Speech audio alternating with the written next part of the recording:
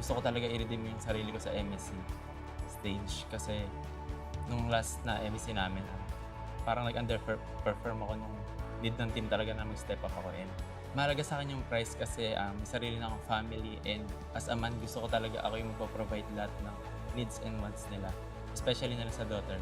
Parang ito po yung missing piece namin as a team and as a player po sa akin. Kasi gusto ko po talaga makuha lahat ng mga international trophies, and lalong-lalo na po parang ito na lang din po yung kulang ng every team na may World Championship po. Para maibigay ko yung needs ng aking pamilya tapos makapagpatayo ng bagong business. Yung last time po, hindi po natuloy yung MSC dahil po sa pandemic. Kaya ngayon pong makapaglaro po ulit ako ngayon sa MSC, gusto po mapag-champion dahil po sa prize pool na rin po nila ngayon. Lahat ng teams dito malalakas, kaya papatunayan namin na sa Pilipinas lang po yung malakas. Nabago ng ML yung buhay ko financially, tapos yun nga po, yung pag lumalabas ako ng bahay or pag mga nagbamalgan, meron ng mga fans na nagpapapicture sa akin. Hindi naman po kami parang sobrang yaman kasi na family, so parang tulong ko na rin po sa kanila yun na ako yung nagpapaaral, ganun. Tumaas yung confidence ko even outside the game. Dahil sa ML, nabibili ko rin yung mga bagay na gusto ko. Marami akong na-meet na bagong kaibigan, and na-inspire ako na ipangalan yung anak ko sa character na ginagamit ko, si Wanwan. Dahil po sa ML, nakabili na po ako ng lupa, and nakatulong po talaga siya sa pagpapagamot ng tatay ko.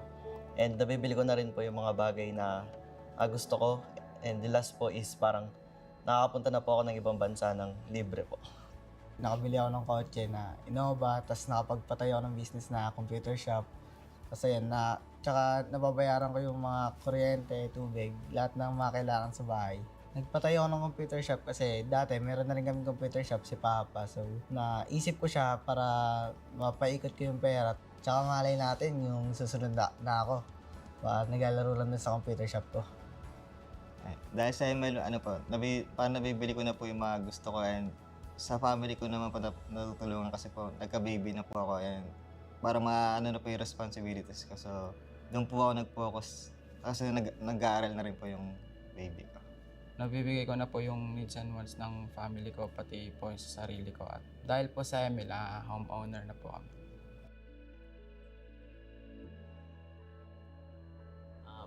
Para sa amin po, or para sa akin po, sobrang laking bagay po kasi sobrang nabuboost po yung confidence namin kapag sinusupport kami ng mga fans. Sila yung nagre-remind na hindi na lang basta yung pangalan ko yung dinadala ko, hindi yung pangalan din talaga ng bansa. Isa rin po talaga sila sa mga nagpapaboost ng moral namin, and sobrang laki motivation po talaga namin. Parang gusto po talaga namin manalo para sa kanila po. Tsaka sobrang sarap maglaro pag nakikita mong maraming sumusuporta. Yung sinisigaw po ulit pangalan mo, parang gusto mo ipanalo yung game lalo. Even dun sa mga nagbabash, parang gusto ko lang i-show sa kanila yung result pag nag-champion kami. Mas ginagana po kami maglaro kasi para sa kanila. Thank you po sa mga fans na sumusuporta sa amin simula ng umpisa hanggang ngayon po. Sana suportahan at panoorin niyo po kami ng Falcons AP brand sa paparating na MSC. Kukunin namin ulit yung championship, babuyin namin sa Indonesia. Try namin best namin. Kaya yung magiging tagumpay namin doon, magiging tagumpay natin lahat. Kaya Pinas, tara sa taas.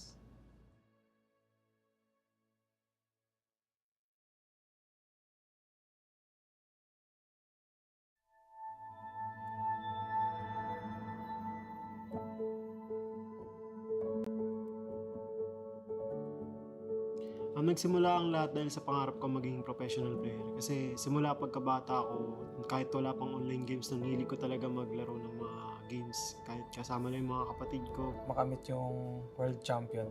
So ngayon nakamit ko na yung world champion. Ngayon naman gusto ko makamit yung MSC. Dati ay nanonood lang ng tournament, pero ngayon ay world champion na ako. At hinihintay na lang namin makuha ang MSC. Gabi-gabi ko iniisip na magcha-champion ako ganun. Tapos napapanaginipan ko na sinasabitan ako ng medal sa stage. Hanggang sa natupad. Feeling ko nga nung nag-champion kami, yung moment na yun parang parang nananaginip lang ako eh. Kasi nagsimula kaming 5 magpinsan naglalaro ng ML na ayaan lang. Tapos ngayon, nandito na ako ngayon para ituloy yung pangarap naming 5. Gusto ko makasali sa mga barangay tournaments ganun, kasi ang lalaki ng mga prize niya. Tapos nung nalaman ko na may pro scene yung ML, yun, nangarap na rin ako makapasok.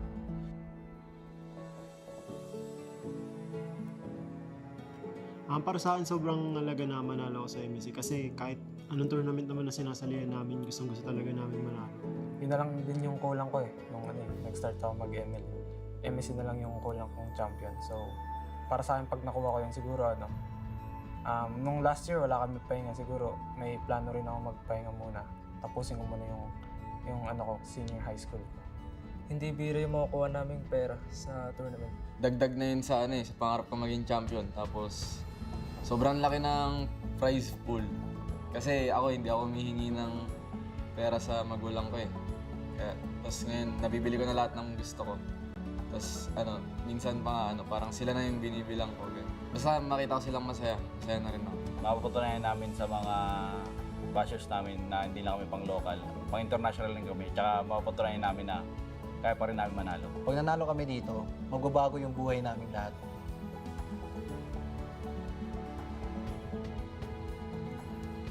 Sobrang laki ng impact ng Mobile Legends sa akin kasi gaya nga nasabi ko, ang tagal ko na naglalaro ng Mobile Legends. Tapos ito rin yung pangarap ko. Yung mga napundar ko sa buhay ko simula nung nag-start ako mag-pro player ay yung family house namin, tumulong na rin ako sa magulang ko, sa family car namin. Lahat ng mga gusto ko nabibili ko na, tsaka yung mga hindi ko nakuha nung bata ako, nabibili ko na rin. Tinutulungan ko yung kapatid ko sa tuition nila dahil hindi na gumastos yung magulang ko para hindi na sila kumayod. Tapos sabihin ko na lang sa kanila na ako na bahala ma. Dahil sa mga prizes na napanalunan namin, napundar ako ng bahay at nakatulong ako sa pag-aaral ng aking mga kapatid. Dati pinapagalitan lang ng mga magulang ko dahil anong oras ako natutulog dahil sa paglalaro ng ML. Pero ngayon, nakatulong na ako sa kanila at di na nila pinapagalitan. Sa ngayon, yung investments ko pa lang is yung mga cats ko Sobrang cute nila. Kung ako sa inyo, bumili na kayo sa akin. Umangat sa kahirapan, tsaka pati na rin sa natulungan ko rin yung mga pinsan ko, lalo na si Pando kasi dalawa kaming tulungan na makapunta dito sa pro scene. Nag-invest ako sa computer shop kasi yun talaga yung nung kabataan ko na parang gustong-gusto kong i-business. Tsaka doon na rin ako magaling doon ako lumaki. Unang-una, nakabili na ako ng mga gadgets ko na gusto dati. Tapos nakabili na rin ng skincare kasi mahilig ako sa ng K-pop So parang gusto ko malinis talaga mukha ko. At ngayon afford ko na makabili ng mamahaling skincare compared dati na saktuhan lang.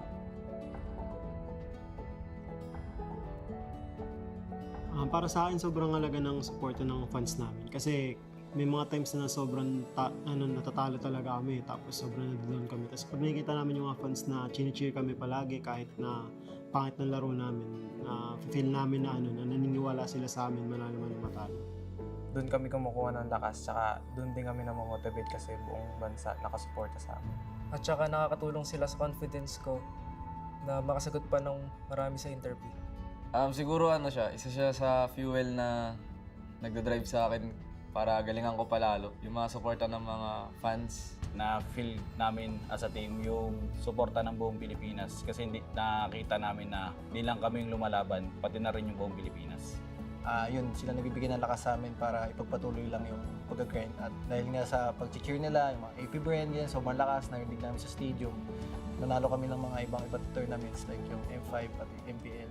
Sa lahat ng MLBB fans dyan na Pinoy, suportahan nyo kami sa paparating na MSC at panoorin nyo kami kung paano namin babawiin ang title na MSC para sa Pilipinas. Sa mga ibang bansa na teams dyan, hintayin nyo kami, dudurugin namin kayo, tapos aurahan ko kayo. Pinas lang malakas.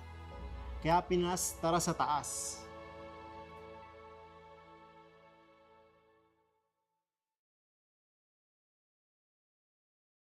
1v1 tayo. Pwede mong gamitin tong phone ko. At gagamitin ko yan sa'yo.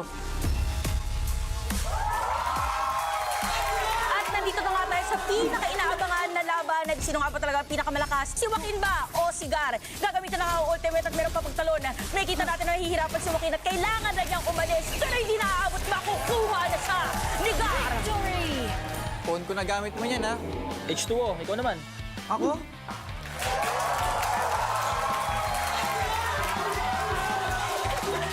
Good luck. Para malaman natin kung may cheat, si H2O yung papanoorin natin sa Wandigan. At tuloy-tuloy pa rin ang pagpapakitang kilos ni Gar dahil ang kanyang makakalaban naman ay ang pro player from Smart Omega, walang iba kundi si H2. Tatangkain ni H2O na mag-dive doon sa ilalim ng tore ni Gar. Pero para mababalik na naman, sabay pa ngang mamamatay. Gar and H2O is down! Nice game, nice game. Idol, salamat po, salamat. Nice game, Gar. Idol mo niya. Tara, subat na tayo. Hi, H2O and Coach Lembot. Anong assessment mo sa skills niya as a player? Naniniwala ako na hindi talaga siya nandaya. Grabe siya mag-maximize ng ultimate. Then, ang galing niya rin sa itemization kasi sobrang na-counter talaga ako sa mga items na nabuo niya. Wow, ibig sabihin talagang magaling si Gar. Maraming salamat H2O and Coach Lembot sa pagpunta din dito sa school. Natalo natin sila Joaquin, nakapasok tayo ng MCC. Grabe, all thanks to you, Gar. Salamat talaga, Besh. Beware of ambush. Di ba malapit na yung exchange program mo sa MD University? Yes? Ano naman ngayon? Wala lang, pinapaalala ko lang na member ng board of directors yung nanay ko. Baka lang di matuloy yung exchange program mo kasi malalaman nilang palaro-laro ka lang pala ng games. Gusto mo pa rin tumuloy sa MD University? Magkita tayo sa ball. Sa tingin mo, darating pa kaya si Isay? Welcome, Warriors, to the grandest stage of them all, the Esports World Cup in Riyadh. Here, legends are made and champions rise from the ashes of battle. Last year, we witnessed the meteoric rise of Fnatic Onyx from Indonesia as they claimed the MSC 2023 championship. Their impeccable strategy and relentless drive crowned them champions, but the story didn't end there.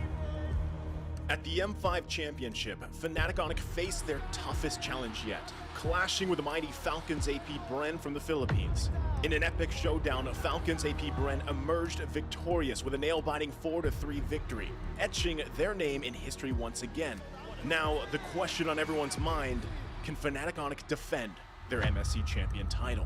Or will the M5 champions, Falcons AP Bren, continue their reign of dominance? This year, the stakes are higher than ever as teams from around the world converge in Riyadh for a chance at glory. 3 weeks, 3 stages, 1 ultimate champion. Let's dive into the battlegrounds. First stage, the wildcard stage. 8 teams, 2 groups, 1 shot at glory. In this high-stakes round robin, every match is a best of 1, where victory and defeat hang by a thread. The top team from each group will face off in an epic best-of-5 decider match. The winner moves on, the loser goes home. Simple, brutal, legendary.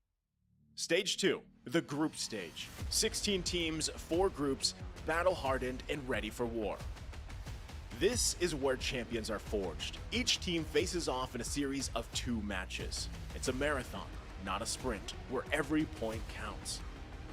If a tie breaks out, a sudden death best of 1 will decide their fate. The top 2 teams of each group advance to the playoffs. Lastly, the knockout stage. 8 teams, single elimination, no second chances. The quarterfinals and semifinals are grueling best-of-5 matches, testing every ounce of skill and strategy. And the grand finale, a legendary best-of-7 showdown where only the strongest will claim the crown. As the dust settles and the final moments draw near, the stakes have never been higher.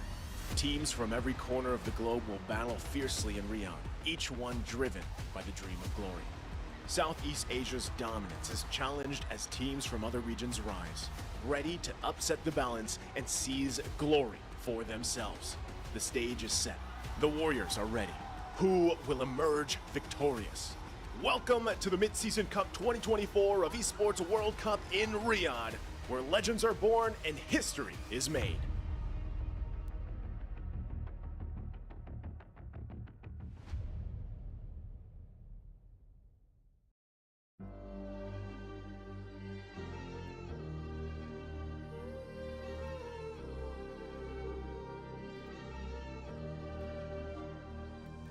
From shadows they emerge, unknown and unseen, forging their path from where they've been. From weakness to strength, they'll rise anew, transform determine their fate, destined to pursue. See the world, their journey unfolds through trials and triumphs. Their story is told. As the dark night falls, they'll defy. For in the depths of darkness, heroes will.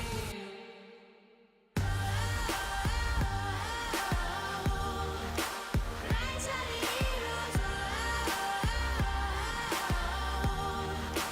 rise of the heroes, rise of the heroes. For in the darkest of nights, heroes will rise. When the world echoes your name with cheers and acclaim, through the land of dawn where chaos reigns, in the face of the storm, they'll answer the call. Through fire, they'll roar. They're never gonna fall.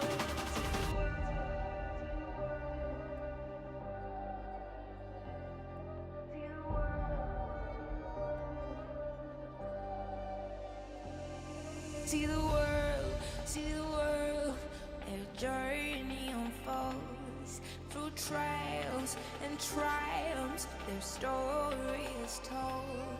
As the dark night falls, they'll defy. For in the depths of darkness, heroes will.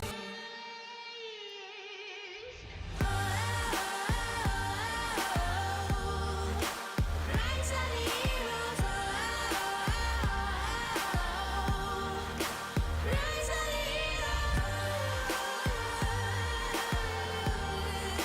rise of the heroes. For in the darkest of nights, heroes will rise. Heroes will rise. Heroes will fight. Heroes will rise. Heroes fight like this in the night. Heroes will rise. Heroes will fight. Heroes will fight like this in the night. Heroes will rise in the heat of the fight. Heroes will rise, shining fears in the night. Heroes will rise with fire in their eyes, breaking through barriers, reaching for the skies.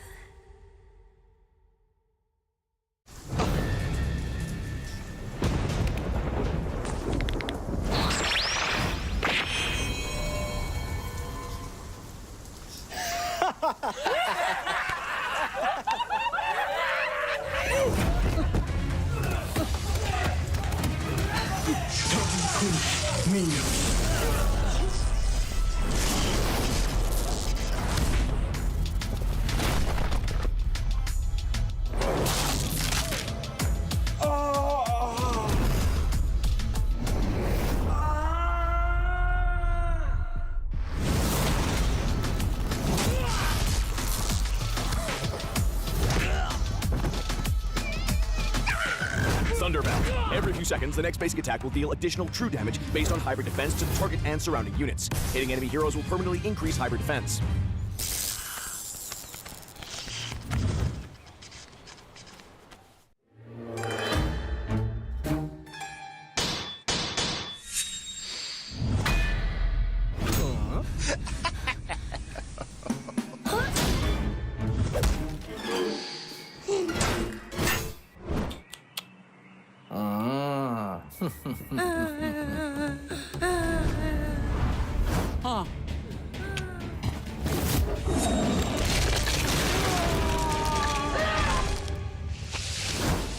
Skypiercer.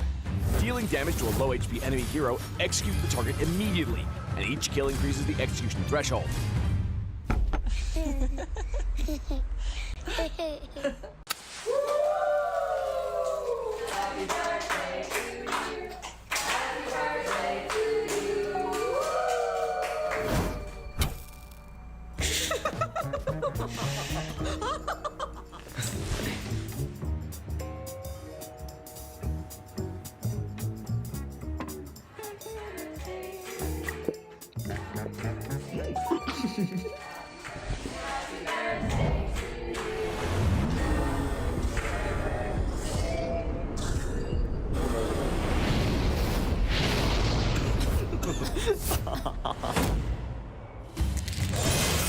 Winter Crown. It now features adaptive attributes that apply to all heroes, and its active skill grants immunity to all damage and effects for a short duration.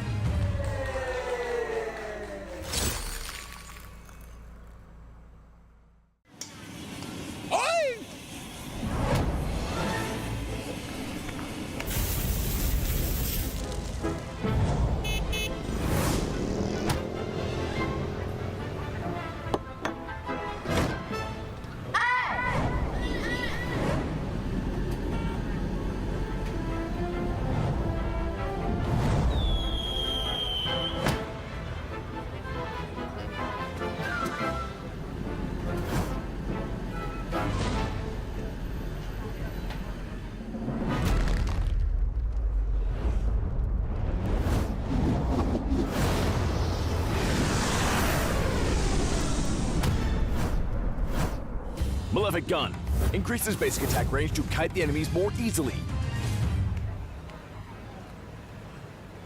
Okay.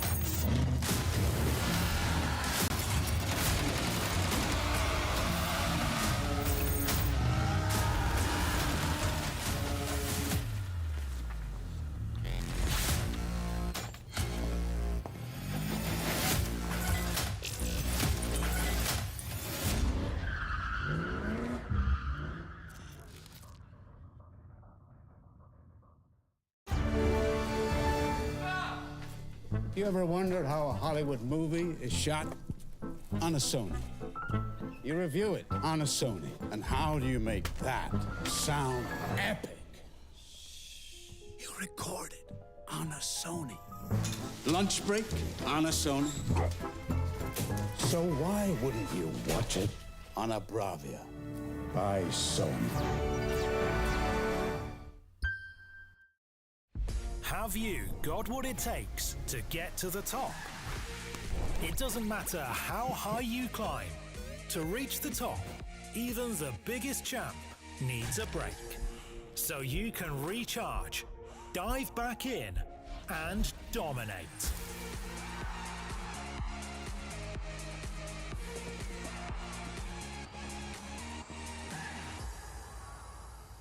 Have a break. Have a Kit Kat.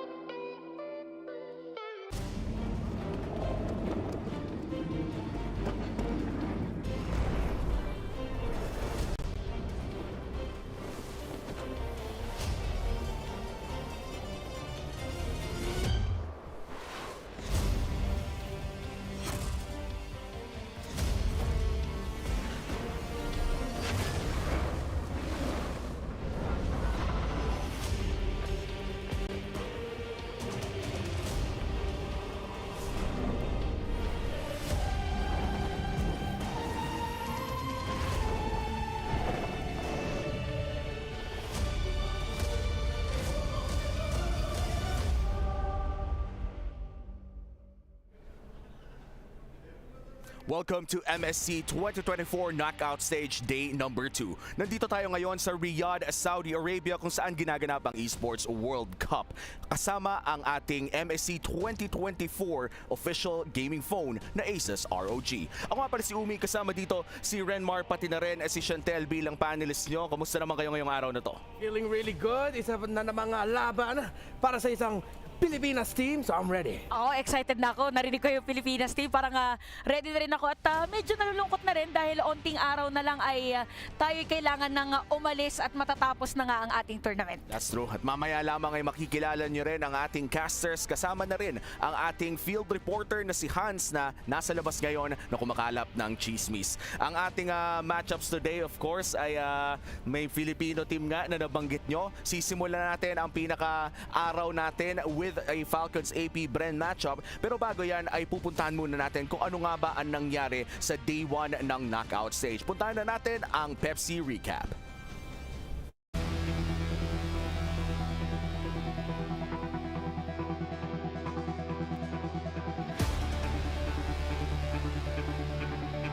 Esports has another opportunity to fight back, but it's looking extremely grim. Here we go, the shortcut coming in. Kinex might get bursted down. Benny Cutie gets the kill served up to him. He says, thanks, 40, thanks. And now the base up next. Carl Easy plants the heavy spin. The base is gonna fall.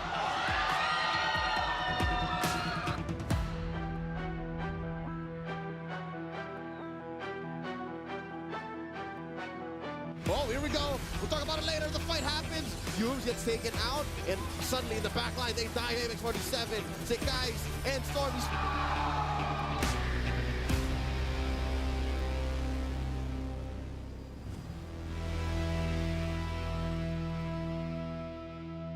That's legendary.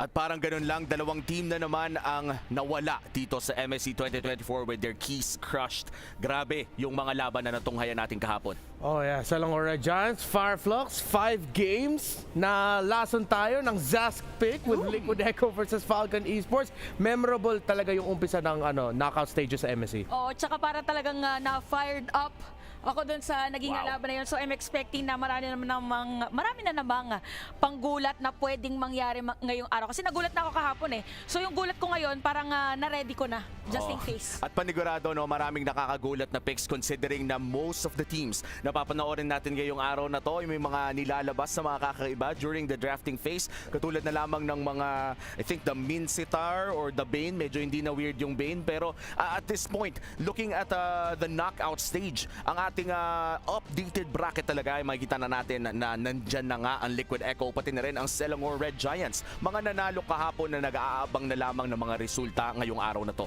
Liquid Echo, hinihintay na lang Falcons AP Bren or CU Soon. Ang dami nagpe-predict dyan, Falcons AP Bren.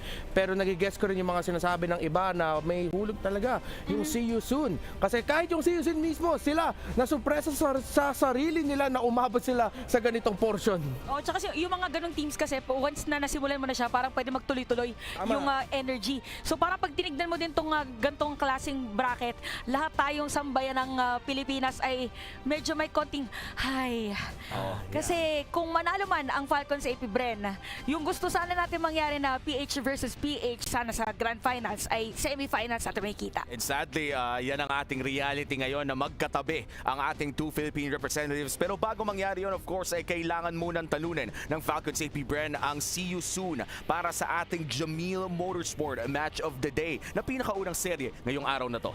Very excited for this. See You Soon. Of course, alam naman natin lahat, it's the MP the Coach era and the power of friendship yung dinadala nila ngayon dito. Wala silang hiya sabihin na minsan talaga, guys, ito na tayo, nandito na tayo. Ganun yung espiritu ngayon ng See You Soon. Oh, tsaka yung parang Soul versus Super Marco na tapatan. Kasi si Soul talaga napansin ko yung performance niya lately eh. And speaking performance, no, mamaya matutunghayan na nga natin kung ano nga ba ang magiging gold lane matchup natin in the Jamil Motorsport Match of the Day. Ang pinakaunang serye natin, Falcons AP Bren kontra See You Soon. Laban ng, correct me if I'm wrong, Cambodia versus Philippines. Yeah. Feeling ko may konting aura dito si Flap TZ sa See You Soon eh. Isipin mo, yung pinakabagong sticker sa MLBB na ginagamit halos lahat ng mga teams yung Yan eh. Si Flap Tizzy yun. So sorry, I'm Felix. Isa na yung GOAT sa Cambodia. You're facing one of the GOATs of the world. That's true.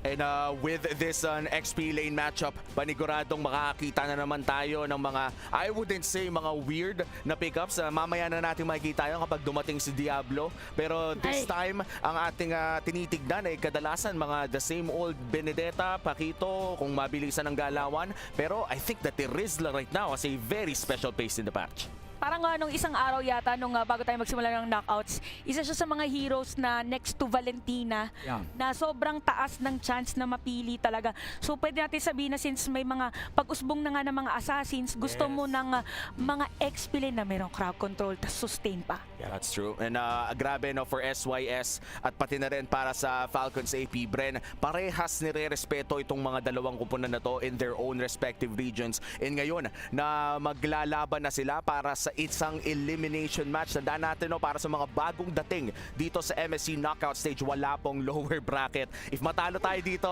that is it, Pansit. Just one chance lang. Dati kasi parang hindi, nasanay tayo na gagapang yan sa lower bracket. Ngayon gagapangin, ngayon pa lang. At ang dami nang ginapang kahapon. Kaya naman babalikan natin yung mga reaksyon ng mga tao gamit ang Pepsi Top Reactions.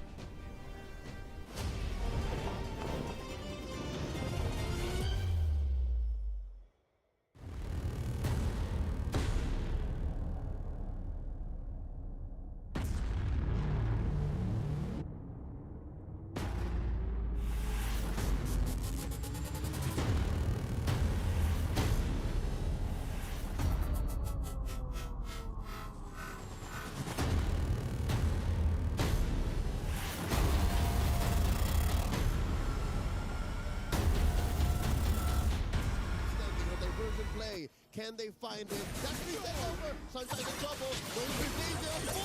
Optic carry. Gets bursted out one more time again. Sunshine takes out Stormy.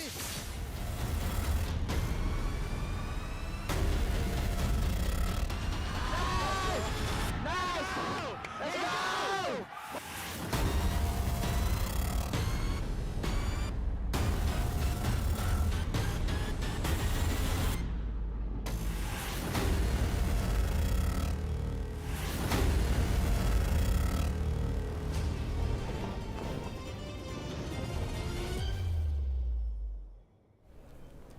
Napaka-intense ng mga moments na mga kaganapan kahapon dahil nga dalawang teams na naman ang nawala. And apart from that, ay yung mga teams na yon ay talagang lumaban para sa kanilang slot. Yeah, they all really fought hard. They fought to keep their keys. Yung sa dulo ng top reactions, yung nakita natin yung key crush, ng Liquid Echo against Falcon Esports, and we're gonna see more of that today. Yeah, we're gonna see more plays as well. Dahil bago mangyari ang mga kaganapan ngayong araw na to, pupuntahan muna natin ang Aramco Top 5 plays.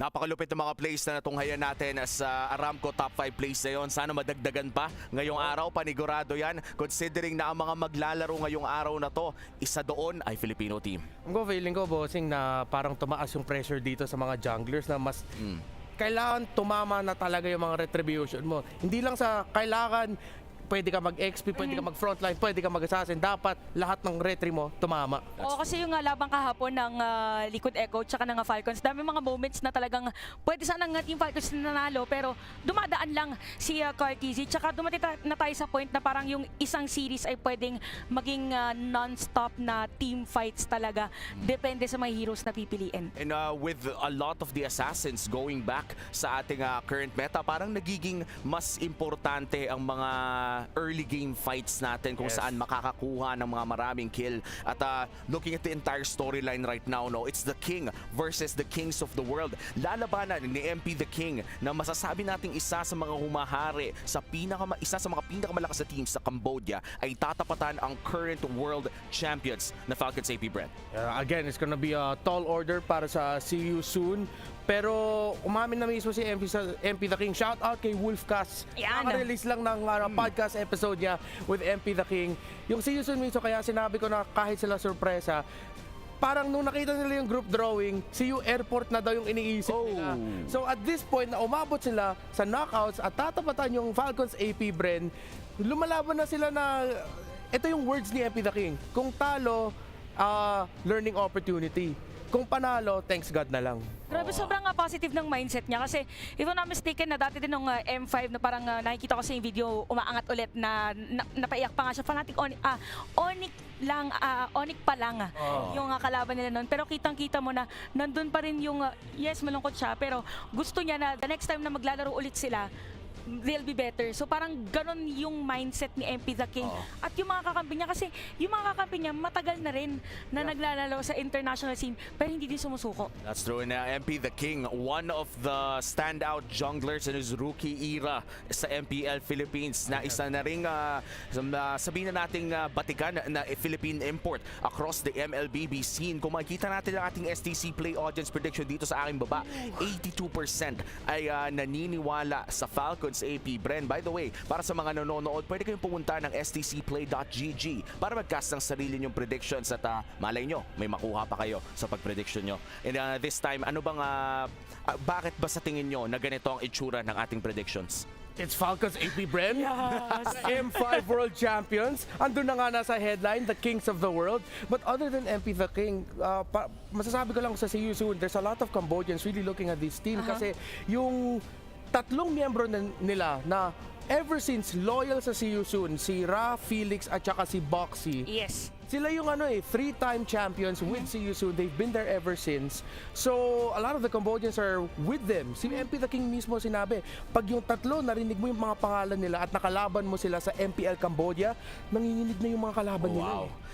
So, yung effect so parang talagang na-build up na nila yung kanilang pangalan doon sa region nila. Kaya ganoon na rin kataas yung tiwala. And kung babalikan din natin nung nag-cast tayo during M3, talagang pansin na pansin din natin yung mga players ng See You Soon during that time na ang ganda ng taas na potensyal to a high level of play. Ngayon, mas tumataas at continuous yung progress nila. That's true. I just want to say as well na parang for Falcons AP Bren, ang layo na ng narating nila compared sa I think 2-3 seasons ago of MPL Philippines na kung matatandaan natin yung nginig factor na sinasabi mo ay sa tingin ko ay nasa kamay pa ng Blacklist International during that time. I think pwede naman nang ikuwento to considering na matagal na at ibang tao na ngayon si Kyle TZ, pero hindi ko makakalimutan yung time na parang natatapatan kasi nila yung Blacklist International for the first time na kailangan pinatigil kasi nanginginig talaga siya during that time. But now, Kyle TZ is such a different beast. Kayang-kaya na niyang tapatan kahit sino ngayon. Yeah, and people are saying that when you think of TZ, you think of Carl. But it got to the point na pwede mo na sabihin, if you think of TZ, you think of Kyle. Oo, parang gumawa siya ng iba niyang pangalan. Kasi nandun yung TZ. Well, same pangalan pala kasi TZ pa rin. Pero iba yung may isip mo pag siya. Parehas na pangalan, ibang damage. Ibang damage sila, iba yung playstyle nila. Parang dati kasi isipin mo, since sinasabi nga din niya na idol niya before si Carl, pwedeng ganon din yung maging playstyle. Pero hindi, gumawa siya ng sarili niyang way para ako si Kyle TZ at ako ang jungler ng Falcons AP Bren. And Falcons AP Bren, one of the favorites to win it all in MSC 2024, the current M5 World Champions. Kung manalo sila against SYS in this matchup, they will be having a rematch against Liquid Echo na tinalo sila sa MPL Philippines Season 13. Pero syempre hindi papayag ang See You Soon na agad-agaran silang ma-eliminate dito. I do have to put stress as well. See You Soon is looking great so far in MSC. Sobra. Kasi yung imagine the fact na they were able to pull off na hindi natin nakikita most of the time sa atin, sa region natin na pinaprioritize yung assassin. Pero pagdating sa kanila, pag ginawa nila yon is grabe yung tiwala nila sa isa't isa. So pwede natin sabihin na yung kanilang playstyle is pulling off strengths sa isa't isa. Wow. Yeah. Na eto gagawin ko, gawin mo yan. Pero dahil yun yung kailangan mo galing sa akin, ibibigay ko sa'yo. Strength and comfort talaga sila ngayon. And I think I saw you watching the Wolfcast podcast no, kasama si MP The King. May nasabi ata siya tungkol sa way that they drafted during this entire time na wala silang coach. Kamusta ba yung sinabi ni MP during that time? Yeah, it was the one, ito yung niremind mo sa akin bago tayo nag-umpisa. Yung dapat kadya na yung iniisip na lahat na magandang pick. Pero si Boxy mismo nagsabi, mas trip ko ngayon yung Tigreal. Mas maganda yung flow ko ngayon with that hero. So, with that pick-up, yun tuloy, nakuha nila yung comfort play style. So yes, their coach not here. The team drafting for themselves. But of course, with the guidance of the coach before all of the matches begin, pero comfort talaga inahabol nila. When you play nothing to lose, pumapasok kayo sa venue na ganyan lang yung vibes, guys. And you know, when I think about SYS right now, it reminds me so much of M3 BTK. Yes. It was just them, 5 boys, 5 lalaking naglalaro ng MLBB na walang coach, walang kahit ano, just trying to win. Oo. Alam mo yung mga ganyang klase ng team, yan yung mas ma-feel mo sa kanila na lahat ng mga kaya nilang ibibigay nila. Kung may 100% sa kanila, 101%. Kailangan talagang odds against honestly, ang dami ng against them at this point. But for Falcons AP Bren, buong Pilipinas ang sumusuporta sa kanila. And with Flap TC going center right now, you could feel the confidence in his stride ramdam sa bawat tapak niya. Yeah, there really needs to be confidence oozing out of Falcons AP Bren. Dapat maaurahan nila yung See You Soon. Sa mga nagsasabi dyan na ano yung aura-aura, talaga yung presensya minsan ng mga players. Kung makita mo lang sila sitting across you in the stage, pag nakita mo sila nag-enter sa venue, nag-iiba na yung pakiramdam mo kasi ay makakalaban ko to. So they need to exude that. Kasi going into this series, yung pressure ay nasa Falcons AP Bren. Yes. See You Soon are playing with nothing to lose. Falcons AP Bren are playing not to lose that reputation that they have as the champions of the world. Saka mapapansin natin, pag meron team na, kasi diba naabutan natin yung Falcons AP Bren na medyo binabago pa nila or tinatry nilang mapunta sa gantong form. Nagbago yung stance nila on how they walk. Parang before, yung makikita mo na parang medyo nahihiya pa si Kyle TZ.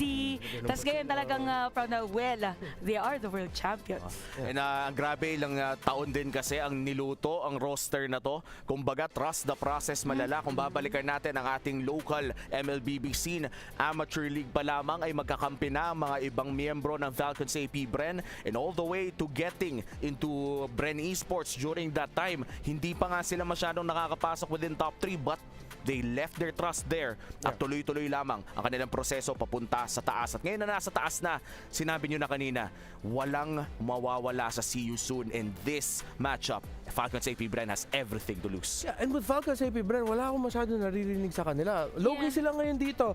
They're going down to the player lounge, they're meeting. Honestly, one of my favorite things to see from Falcons AP Bren is pag bumaba sila bilang buong team at lahat sila naglalaro ng ibang games sa player lounge. Nakita mo talaga yung mga camaraderie nila and how much they enjoy being competitive. At ngayon, malapit na nga magsimula ang pinakaunang laban ng araw na to. Ipapadala namin kayo sa main stage for the opening act.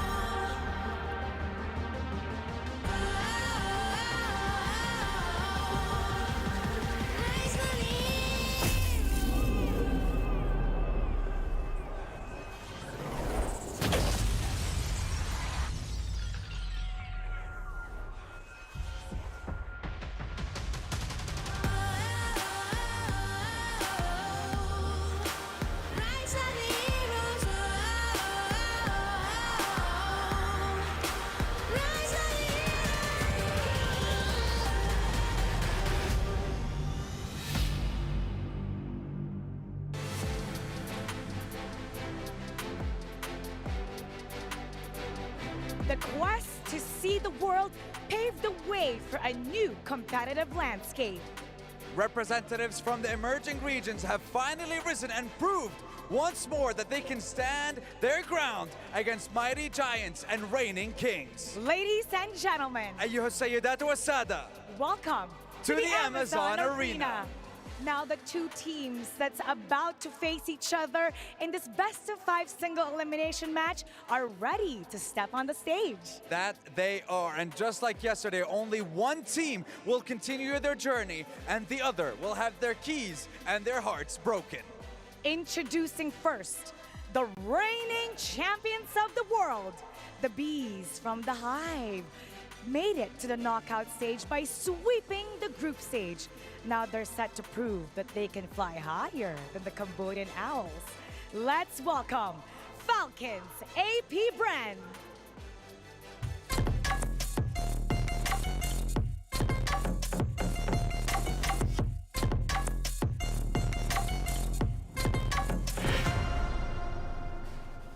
It's Flap Teasy, Kyle Teasy, Few, Ogwen, and Super Marco, guided by two world champion coaches, Coach Ducky and Coach Trev. Now they're showing the world that they can complete their already stacked trophy cabinet. And facing them on the opposing side, the mighty Slayers from the group of death. They made the Sky Kings of Indonesia kneel before them, and now they will open their knockout stage campaign against the reigning world champions and another powerhouse here at the MSC. Ladies and gentlemen, give it up for See You Soon.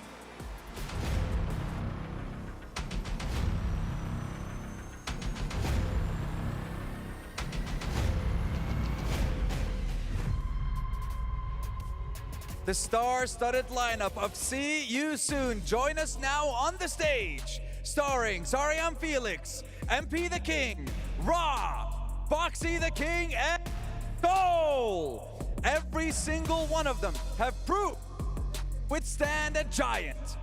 But can they stand with them as well is the question.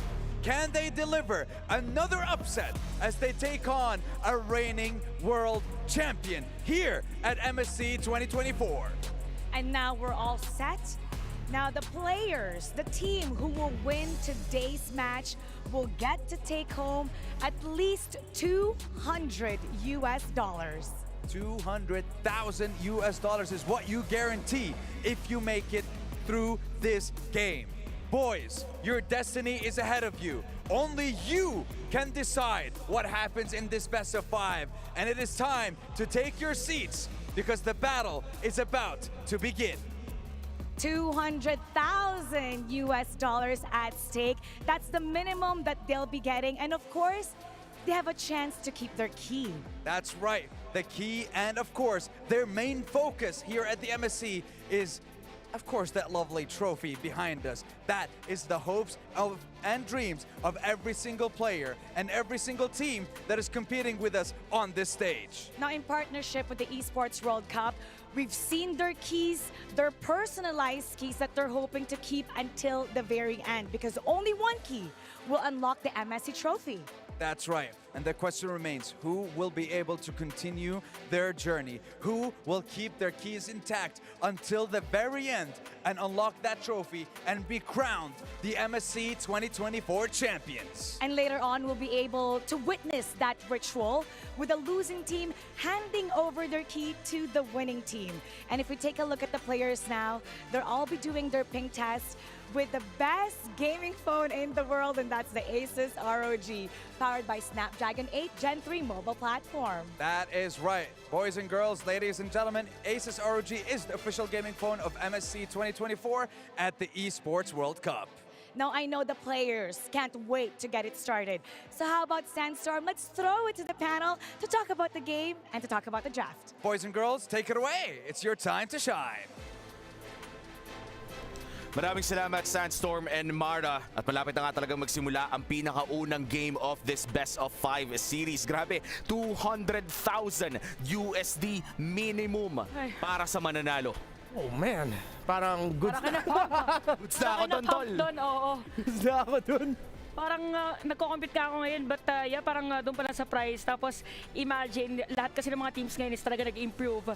To be able to win doon sa mga teams na malalakas talaga, iba na agad yun. Kakaibang premyo na agad yun. Yeah. And for Falcons AP Bren, isa sila sa may mga pinakamalaking chance to secure that 200 USD minimum. Pero sa totoo lang, when we look at these players, parang hindi naman nila masyadong iniisip yung prize pool. Siguro pag-interview sasabihin nila, but the main focus para sa mga players na to ay manalo. Simple lang.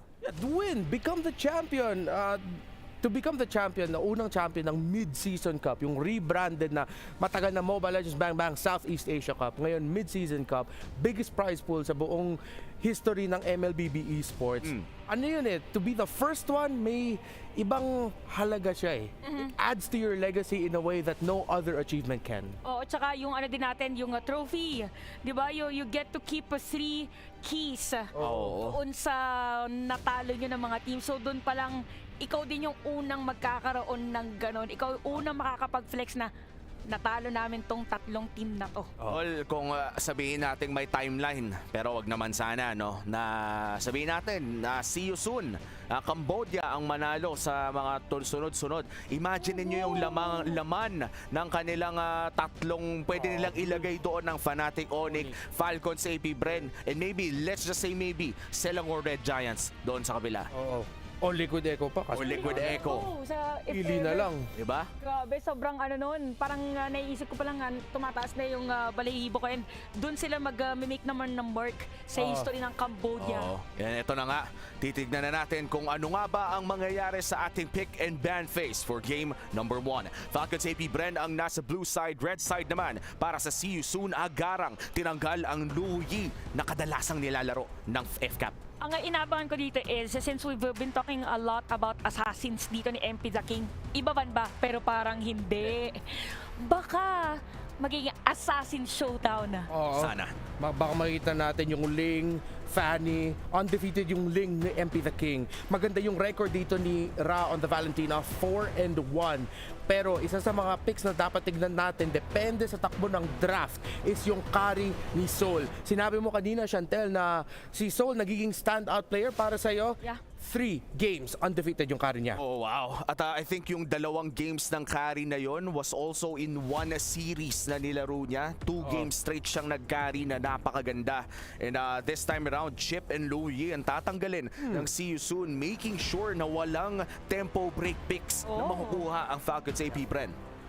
Alam nyo guys, yung Falcons AP Bren, nire-respeto talaga nila yung team fighting ng See You Soon. Lahat ng mga tinanggal nila, yung malakas mag-team fight, the Faramis, the Jella, and of course the Valentina with the initial pokes at saka pagkuha ng ultimate.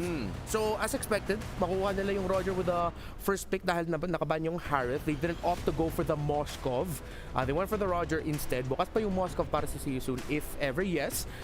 Pero hindi, gusto pa rin nila. I like this. Tas Vexana. A very classic pickup mula sa See You Soon, taking a chunky frontline sa Tirizla na, might I say, one of the best XP laners. At sasabayan na rin ng Vexana. Parang classic lang, playing it safe. Kasi diba parang nga pinag-uusapan din natin kanina, for See You Soon ngayon, ang pinaka-mantra nila is, yes, this is a competition, pero we put no pressure sa isa't isa kung saan tayo mas komportable na gamitin na heroes. And yung synergy ng Terizla and isang Vexana, once na napatama mo perfectly yung kanilang mga skills, ang taas na agad. And sakto sa kanilang high team na, sabi mo na nakafocus sila sa team fight-centric. Yan. Yep. And for See You Soon, dahil maganda yung 2 picks nila na mag-peel para sa isang gold laner, pinili nila. Pinili na agad nila. Si Kari ni Sol, ito yung pinag-usapan natin. The interesting thing about the Julian pickup is may chance na i-flex siya. It can go into the hands of few in the mid lane. It can go into the jungle para kay Kaltizi naman. Pero dahil may Vexana na on the side of See You Soon, laning for the Julian up against the Vexana, baka dun siya mahirapan onte. Depende sa magiging roamer ng See You Soon. So, feeling ko hindi pa sure thing na mid lane as dahil naki-few yung pili ng Julian, baka most likely jungle pa rin yan. Yeah, and I think they do have a history na naglaro na sila ng Julian jungle throughout the group stage. Kaya naman ngayon dito sa knockout stage ay hindi na tayo naninibago na maglalabas sila ng Julian. Patapos na ang banning phase, tatanggalin na rin ang Yuzong, isa sa mga sumisikat na pick para sa mga XP laners natin in the current metagame. And fifth ban, ano kaya ang ina-expect natin dito for See You Soon? Uranus. First time kong nakita yan, mga kapatid. Nagulat din ako sa... Well, may history din naman ng Falcons AP brand na gumagamit ng Uranus. Kaso, for this MSC 2024, we haven't seen Uranus yet. Feeling ko ano ulit to? Post 5? Leo Romer. Kaso, ang dami pang hero kasi ni Baxi the King eh. Kung tatanggalin yung Tigreal, that will essentially lock up so many choices para dito sa kamay ng SYS. Parang wala ng good meta pick bukod sa Grok na matitira. In terms of the meta pick, in terms of comfort pick, nandiyan pa yung pinaka-comfort ni Baxi, which is the Cho. Yeah. So if ever hindi banto on the... Uy, okay. Comfort tinanggal yung Bane. Edith is still open to take for both teams. Edith, Cho, Grok, still so many options. Uy, Haya B. Ito na. So, kung mag-ano ka dito, magja-Julian ka, na mas maganda na siya na ano ngayon, na jungle instead of gawin siyang mid. Para yung bilis din, if ever, ay mapapantayan. Although si Hayabusa kasi, yung kanyang mobility sa pagja-jungle, yun yung medyo nagiging edge talaga. Kaya niya mag-isa eh. And bukod sa kaya niya mag-isa, balita ko, itong Hayabusa ngayon, isa rin sa mga magandang gumagamit ng Sky Piercer kung sakaling makakuha nga ng early kills. But overall, pwede na rin kasing Rumetri yan habang nag-ulti. O nga pala. Pwede mag-Edith back siya. Oh no, they go for the Arlot instead. Wow. So EXP lane Arlot. So, uy! Ayan, sabi ko pa lang sana kailangan nila dito ng super burst. Kasi naka-focus sila mostly sa sa physical damage. And I think this is still a good mix with both physical and magic damage. I do think na sobrang well-balanced itong FCAP. Kumbaga parang Pilipinong breakfast na nando na lahat ang kailangan mo. Tama din. Great balance here. See you soon. Ayan na nga. Real na lang. Pinili. Well, sakto din naman. Yeah. Very team fight centric yung See You Soon. They have a pick off on the Hayabusa. Falcons AP Bren, as you said, balance, multiple approaches. Excited na ako makita kung paano nga ba magsisimula ang serye na to. Sino ang makakauna in this best of 5 elimination series? Ipapadala namin kayo sa aming casters. Casters, kayo na to.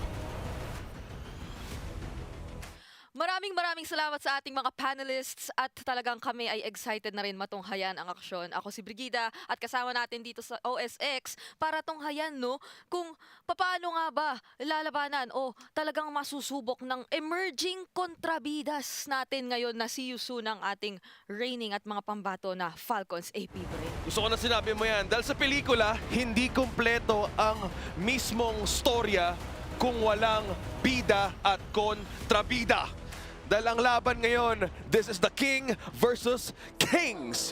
This is Falcons AP Bren, two-time world champion. They remained still stronger sa kanilang group. At ngayon, See You Soon ang handang tumapat sa mismong laban nila papunta sa susunod na araw dito sa MSC. At napakaganda na yung ating unang laban sa King versus Kings ay makakakita tayo ng kumbaga mala assassin versus assassin din na action na level na labanan. Kasi nga formerly under assassin naman si Julian eh. Ngayon kasi nabago na siya na fighter mage. Pero nandun pa rin na yung pakiramdam o yung mga paggamit mo kasi dito sa hero na to ay parang ganun din naman yung kalalabasan. So hindi na ako magugulat lalo na for See You Soon na ira-ramp up nila yung pacing ng laban na ito. Pero for AP Bren, for Falcons AP Bren, na alam mo ring nagiging maingat recently, papayagan ba nila na magiging ganoon ka-aksyon yung ating laban? Aksyon ng pag-uusapan natin, Brigida, kasi since nabanggit mo nga dito na si Julian ay nagkaroon nga ng change about this. Actually, favorite ko si Julian eh. Favorite mo yan? Since nga ngayon si MB the King at si Kyle TZ maglalabanan with an assassin jungler choice, mas mapapabilis. So in terms of early games, sino ba mas mapabor dito? Kasi kung pwede, pag-uusapan, momentum mo pwede bumabor either kay Falcons, AP Bren, or See You Soon eh. Yung tinitingnan ko pinaka sa usapin ng early game talaga dito ay See You Soon. lalo pa at tinitignan natin, of course, ay ay medyo gustuhin mo muna na maging alalay ka pagdating doon sa pwedeng makuha na scaling dito ng mga junglers or nung gold laners mo for Falcons AP Brent. Pero sa usapin pala ng gold lane natin ay Carry versus Roger ang tinitingnan natin. So medyo papabor na ako dito sa Falcons AP Brent, lalo na meron pa sila no Lilia sa kamay nila. Pero speaking of action, tingnan mo naman. Wow. Awi! Sorry, I'm Felix falling down first. Ang ganda naging counter pressure doon ng Falcons AP Bren. 4 ka agad ang sumalubong at naipit at napanganib ang buhay niya. Box the King nag-back away na lang sa turret. Maagang objective ang pwedeng makuha ni Kyle TZ. Wala pwedeng lumapit ngayon from See You Soon. At ang unang objective, mapupunta muna sa Pilipinas. Respeto muna si MP the King.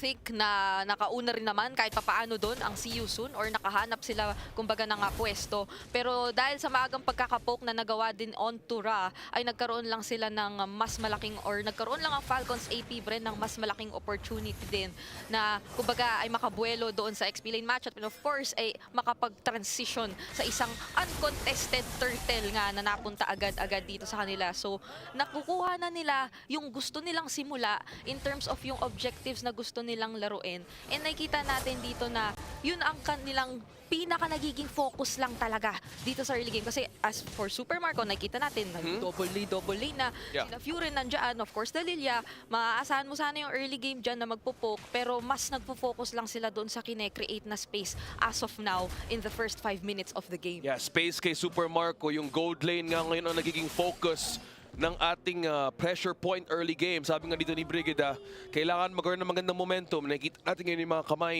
ng ating mga players kung saan sila ay nagpapakita ng mga techniques kung paano gumawa May ano pa pala. ng space at vision. O diba? Pabilisan lang yun ng kamay. Hindi ko alam ang tawag doon. Yung parang kinakrak mo yung knuckles mo. Wow, yung yung parang in-exercise mo, ganon. Oh, parang may mga buwelo-buwelo pa sila na ganun na ginagawa habang in-game. So, may pick up na naman tayo na gagawin. Para lang maramdaman natin kahit paano na pro player. Yup. Kaya mo yan. Kasi kung titignan natin yung in-game, sabi mo kasi medyo maingat talaga yung dalawang kupan na natin dito in terms of early game. Kailangan nila bantayan kung saan sila lulugan. Ang ganda na pa ng final slash na yun! Dalawang kaganda na huli! Flop teasing ang nakuha. 2 ang nakuha ng Falcons AP Bren. Kababanggit mo lang. Parang gusto mo na mag-ingat-ingat. Kaso sabi agad dito ni Flop TZ, anong ingat-ingat, hindi pwede yun. So kung inaakala natin nung una na See You Soon, given nga na yung playstyle nila ay very eager talaga sila maghanap dito ng mga early clashes, hindi yun hinahayaan mangyari ng Felix. Falcons AP Bren. Naku po, napil na naman si Felix. Sinamit na ng penalty zone. Flop TZ, ginamitan siya ng final slash. Pero mukhang hindi ata gagana ng body of Smith. Flop TZ on a killing spree. Falcons AP Bren, magandang harangin sa Turtle. Merong implosion, dalawang nahuli pero may knock-up din naman. Kyle TZ first objective pero ngayon mag-back away ang See You Soon. MP the King, nakuha ni Few. At Falcons AP Bren 5-0.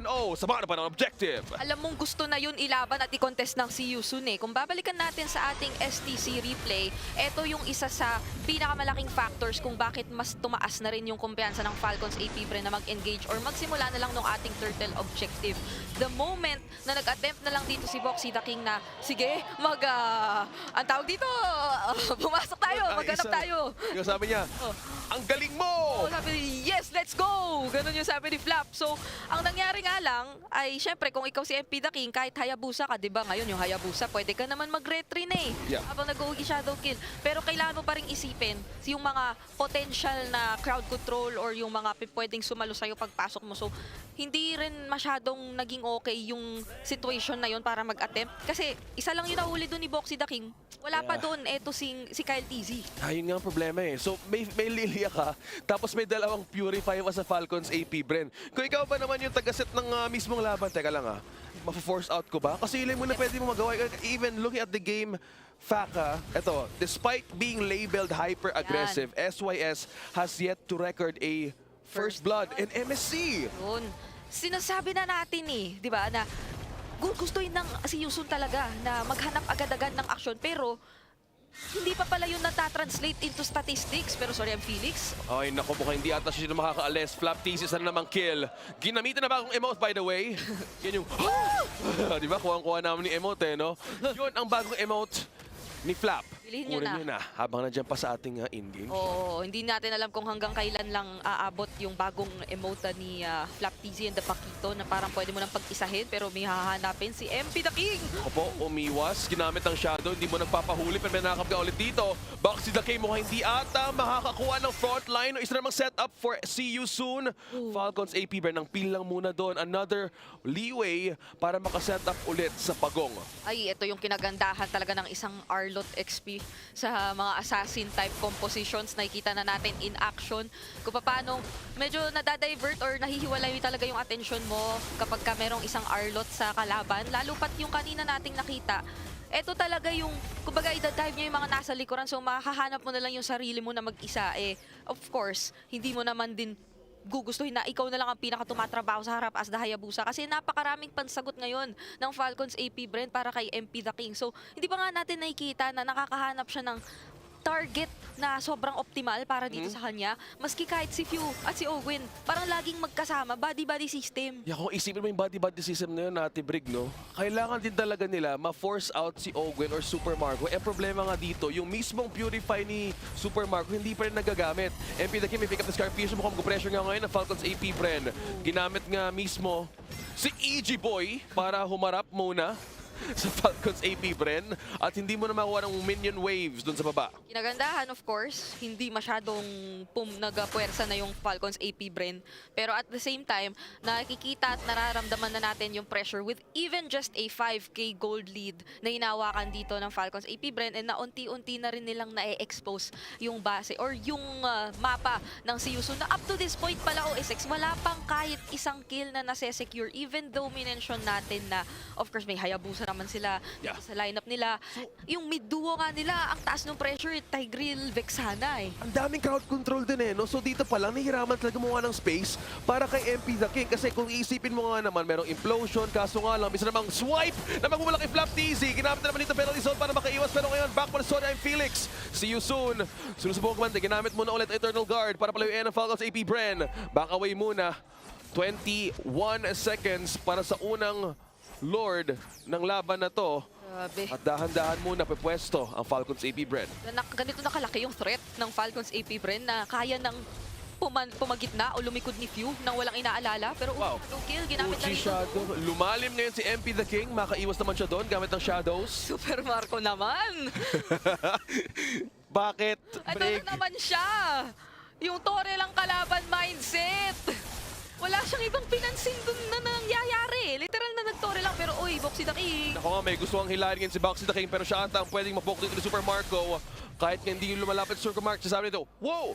Okay na ba yun? Torre na ako, pre. Falcons AP Bren, okay na ba yun? Feeling ko yung pitch niya nga sa pagsabi nung wow ngayon, ano pala yun? Wow, ganun pa lang talaga. Tapos kapag kami nangyaring intense na talagang clash kung clash, wow, gaganon, tataas Hindi ko magandang emote yun no? Munton, baka naman, bigyan mo naman ng emote si Super Marco. Maganda yun, ibang tot no? Inisip ko nga kung kaninong hero Sino ba yung pinaka parang chill na gold laner? Chill na gold laner? Kailangan kasi maging yung personality ng gold lane nagmamatch Bagay kay kay Brody. Kay Brody. Di ba siya yung championship skin? Championship skin, Ano ba? So, ayoko na mag-tongue twister pero tama ka, Brig. So, Brody, Pwede. No? Sticker, no?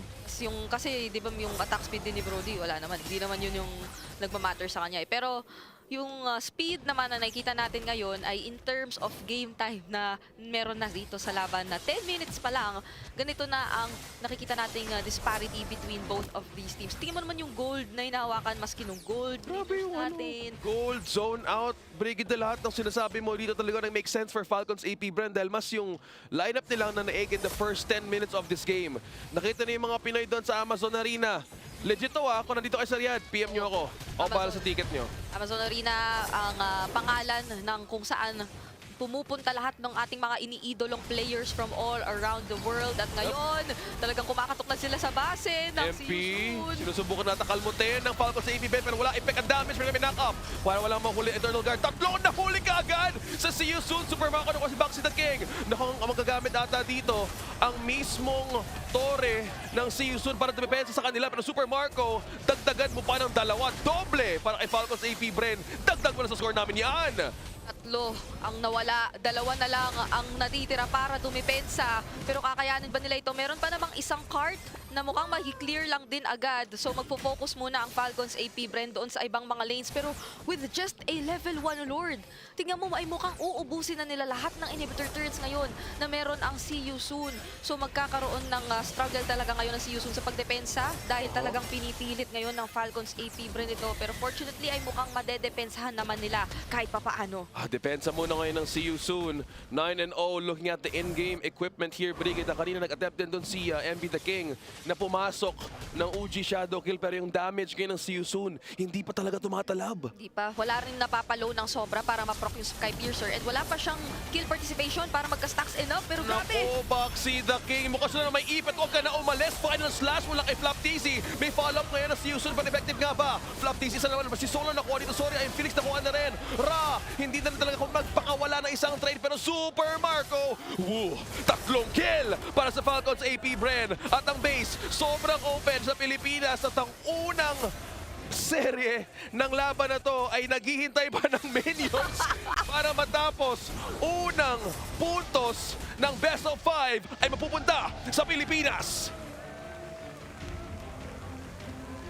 13-1. Nagbigay pa ng piso. Perfect game na sana for Falcons AP Bren. What a dominant victory. Init si Flap ah. Nakita ko sa player cam, grabe, mainit. Silang lahat kahit si Kyle TC nakita rin na parang manifesting ang 13-1. 13 seasons na tayo ng MPL Philippines at isa lang ang nananaig, tayo ang pinakamalakas. Grabe, grabe. What an analysis. Ang galing. Yan ang gusto ko sa'yo, Chantel. Kahit yung mga numero na gagawa ng kwento. And then of course, stats don't lie. Philippines is currently #1 all around the world for MLBB. Umabot na nga sa punto kung saan nagpapadala na rin tayo ng mga manlalaro all around the world. Pero this time around, ang ating Philippine delegates, Falcons AP Bren, papanoorin natin sa highlights kung paano nga ba nila na-achieve ang 13-1 na game in game number 1. That is the perfect highlight to start with. Kitang-kita nyo at rinig na rinig nyo, sinigaw ni Flap TZ, Filipino ako. Ayun. Pero yung mga rotations niya talaga kasi, to be honest, XP-diff. Sorry, I'm Felix, pero XP-diff. Sorry. Na XP-diff, boss. Nakita naman natin. I think, ano nga ulit yung stats doon? Around 8 minutes in? Yeah, around 8 minutes in, 3,300 yung gold gap nila ni Flap. Tsaka masyadong mataas for an 11-minute game yung 3 deaths for an XP laner kasi ang ina-expect nga natin for XP laner sila, lalo na pag Teresla, added sustain, ikaw, ano nga siya yung unang na deads before turtle, dapat nga ikaw yung magsusustain ng damage sa team fight na objectives. At hirap na hirap nga talaga ang See You Soon sa pag-secure ng mga objectives, mainly because ang XP lane nila ay hindi makaharap. At with that, ay nag-snowball talaga ang Falcons AP Bren into this very, very fast game. Alam ko maraming mga games na natapos din around 12 minutes and 10 minutes, pero parang ito mas mabilis. Kasi... Wait lang Wow! Parang, alam mo naman. Alam niyo na? Alam niyo na yun, guys. Alam niyo na yun? Hindi na namin kailangan ikwento pa kung ano ang mga kaganapan doon. Pero men, okay, hinga na konti. Mabilis pa rin naman yung laro, no? Kahit pa paano. Yeah, mabilis yung takbo ng laro, the rotation sa Falcons AP Bren. Parang proactive sila Sobrang reactive lang ng See You Soon. Sa mga panahon na sinusubukan nila mag-umpisa ng bagay, yung Falcons AP Bren mismo na-counter lang talaga Tsaka yung dito sobrang ganda talaga nung pinakita. Tsaka ang dami nating natututunan din dito sa Falcons AP Bren kasi parang from the previous games, pwede natin sabihin na parang may mga moments na nakahabol sila ng kalaban. Dito talagang na-solidify na yung play nila. Yeah. And for Falcons AP Bren with that Game 1 victory, alam naman natin na nagse-celebrate na agad ng mga ibang Pilipino. Pero wag nyo pa rin kakalimutan na tignan ang ating in-game client with their new skins kay Hanabi at pati na rin kay Amon. Everyday may 50% off kayo sa pinakauna nyong draw. Kaya naman wag nyong kakalimutan na everyday mag-draw para makuha ang mga skins na to on a discounted price. Kayo ba, nag-draw na ba kayo dito o inubos nyo na yung diamonds nyo? Wala akong aminin, pero pahingin diamonds. Ako din pahingin diamonds. Please. Yun lang talaga Baka naman. And by the way, no, hindi lang naman yan, of course, meron pa tayong MSC pass na pwede nyo pa rin bilhin. But right now, our MVP of the game, hindi na tayo malalayo pa. It is our Flap TZ with a 92% kill participation na napakataas for an XP laner. 92%. 12 KDA. Kita mo talaga with that first rotation, yung unang highlight, that triple kill, dun mo talaga nakita yung pag-umpisa ng snowball ng Falcons AP Bren. That's a good way to see na ay lamang si Flap sa EXP, siya yung mas nakakaikot, at siya talaga kasama si Ogwen with those two big major setups. Hindi talaga makakapag-ikot yung season na maayos, especially since as you mentioned, unang deads nga dun si Sorry Am Felix. Oh, at saka pagka parang masasabi mo na imbalance na yung game, yung rotation kapag yung mid lane mo tsaka yung jungle ang tinutulungan na is yung XP lane, when in fact dapat medyo early games dead lane pa siya. Yeah. And yung XP lane matchup nga talaga natin ay talaga nag-suffer dito sa ang See You Soon 0-3 in an early part of the game. Looking at our stats, it's a 12-minute game at kitang-kita naman talaga nagdomina ang Falcons AP Bren, considering na yung 1 kill na nakuha ng See You Soon was in the final push. Yeah. Ito yung tipo na nakapiso pa sa pinakadulo na. Yeah, and again, going back to the snowball ng Falcons AP Bren, the fact that by the time na nakapagbuo ng 2 items and a half si Flap TZ, kakabuo pa lang, or nakabuo na ng War Axe yung Trizla, tas on the way pa lang sa second item niya. That in itself is a good way to tell na hindi lang yung Trizla na natalo, yung buong team natatalo na talaga. Pag nag-gap yung EXP laner na ganun, in terms of items, in terms of gold, that means for the rest of the map, hindi maganda yung nangyayari sa team mo. Yeah, and hindi talaga naging maganda ang nangyari sa See You Soon. And what a brutal game. I just have to put it out, no? Napaka-brutal ng ginawa ng Falcons AP Bren ng Game 1 pa lamang. Alala mo? Simple, brutal, legendary. Yan ang ating format para sa MSC 2024 knockout stage. At wag nating kakalimutan, in this best of 5 series ay single elimination lamang ang ating bracket. Kaya naman yung mga ganitong laro ay talagang kailangan ilabas agad. At ilalabas na rin natin si Hans. Ano na bang nangyayari dyan? A more enforced form of coaching ang pinaigting ni Coach Ducky para sa kanya mga manlalaro sa Falcons AP Bren heading into this matchup kontra sa Cambodia's See You Soon. Nabanggit niya nga during the past seasons ng MPL Philippines, especially yung kanilang naging playoff run noong season 13, na medyo naging relaxed siya, medyo naging lax yung kanyang coaching style compared to now dahil merong mga kinakaharap na personal problems and also health concerns ang kanyang mga manlalaro, which is the reason why they were unable to perform at their best. Pero ngayon, asahan ng lahat ng kanilang mga fans and supporters na talagang mas lalo nilang pagagandahin ang kanilang lineup, mas lalo nilang palilinisin ang kanilang execution, lalo na the stakes are higher in MSC 2024. Not only that, hindi mo rin pwedeng basta-bastahin lahat ng mga makakalaban mo heading forward into this matchup because every single team is really good. Gaya nga na nabanggit niya kanina nung nag-usap kami, nasabi niya that he really commends MP the King for what he did para sa kanyang kupunan heading forward into the playoff rounds. The first round of the knockout stage, he knows how to make sure na talagang magiging inline yung kanyang mga kakampi. And in the same way, the draft is gonna be there. Dahil kahit ano nga namang ituro sa'yo ng coaching staff, kung hindi mo ma-execute yon once that you are already on the stage and once you are already in the middle of hundreds of people who are watching you, mas lalo kayo magkakaproblema. Kaya ang tanong, will MP the King take control or will the kings of the world be able to take control of the Solitary King? That's it for me. Back to you guys. Malalaman natin ang sagot dyan, Hans, after ng serye na to. At panigurado, MP the King and See You Soon, reset na naman ang ating makikita sa kanila. Huwag natin kakalimutan na ang See You Soon ang nagpabagsak sa Fnatic Onyx, defending champion ng MSC 2023. At hindi rin biro nakakalabanin nilang FCAP ngayong araw na to. Yan, FCAP look good, man. Akala natin, well, personally, akala ko there would be a portion na baka mahirapan yung Falcons AP Bren with the draft that See You Soon showed up. Pero hindi. Ang linis. Sobrang linis ng Falcons AP Bren ngayon. Oh, parang meron silang playoffs mode. Oo. Na talagang totally bagong Falcons AP Bren. Yun nakikita natin.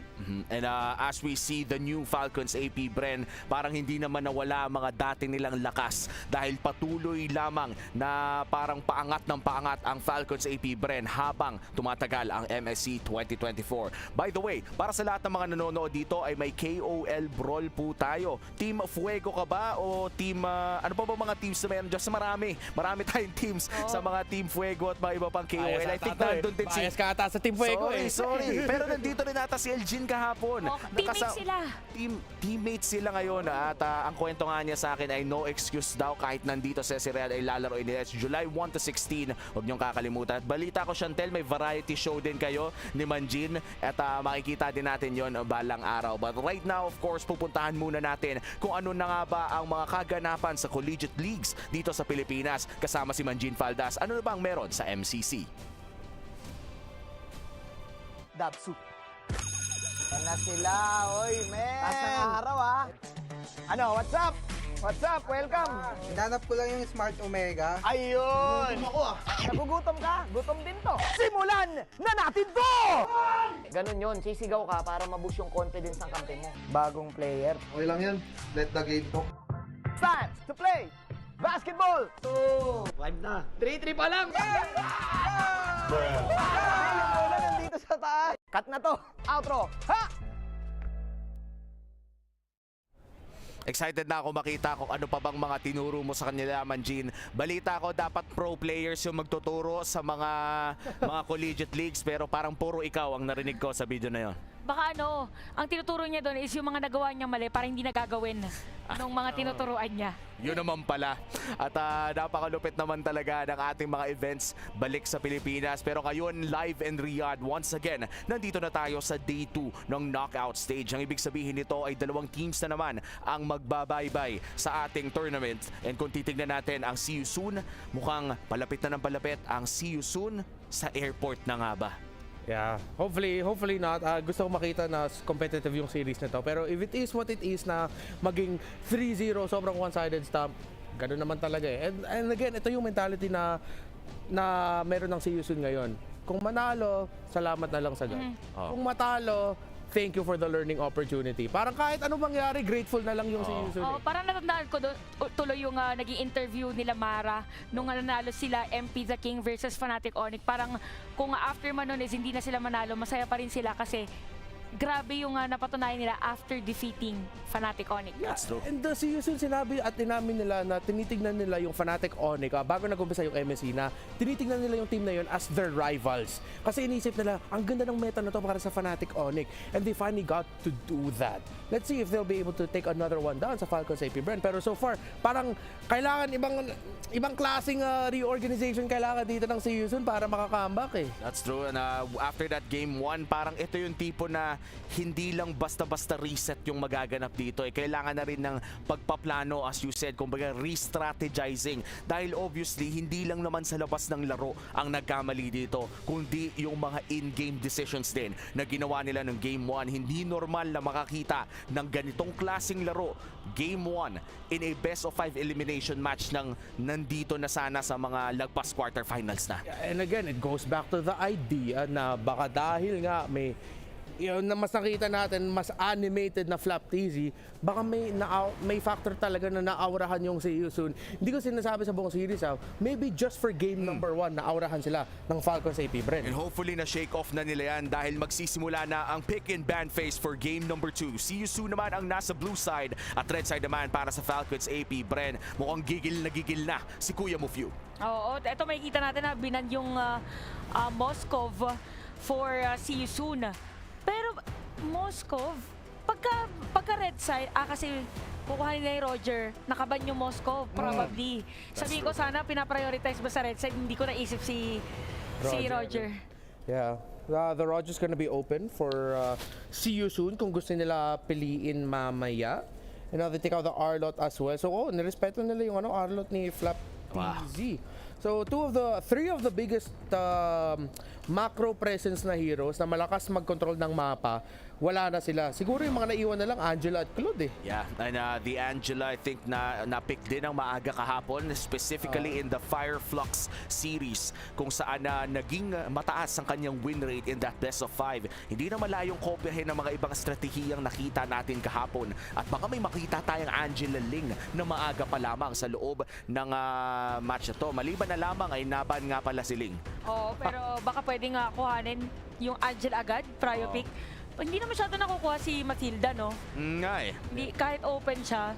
Marami na rin kasing assassins, kumbaga parang kahit may mobility kang dinadala sa Matilda mo, ay nahahabol ka pa rin with the likes of the Ling and the Fanny. Pero ito na nga, the Valentina, at ang response ng Falcons AP Bren, 2 of the most solid side laners in the current meta. Alam mo na, hirap makahanap ng mga matchup dito para sa CU Soon na mananalo sila sa side lanes. Edith is gonna be open for CU Soon, and honestly, again, para sa akin pag may Valentina yung team mo, dapat andyan talaga si Edith. Kailangan mo talaga yung secondary source of magic damage, yung sustained magic damage, hindi yung burst magic damage type na nilalabas ng Valentina. If ever they don't pick it up, it's going to be a big loss for them. Pero that means nagsiset up sila for true damage heroes. Baka mag-carry sila o maybe even possible Angela Alpha later on. Eto na kasi nakita nila kanina nung game number 1 na ban pa nung second phase. And again, kilala si MP the King na Bane user talaga.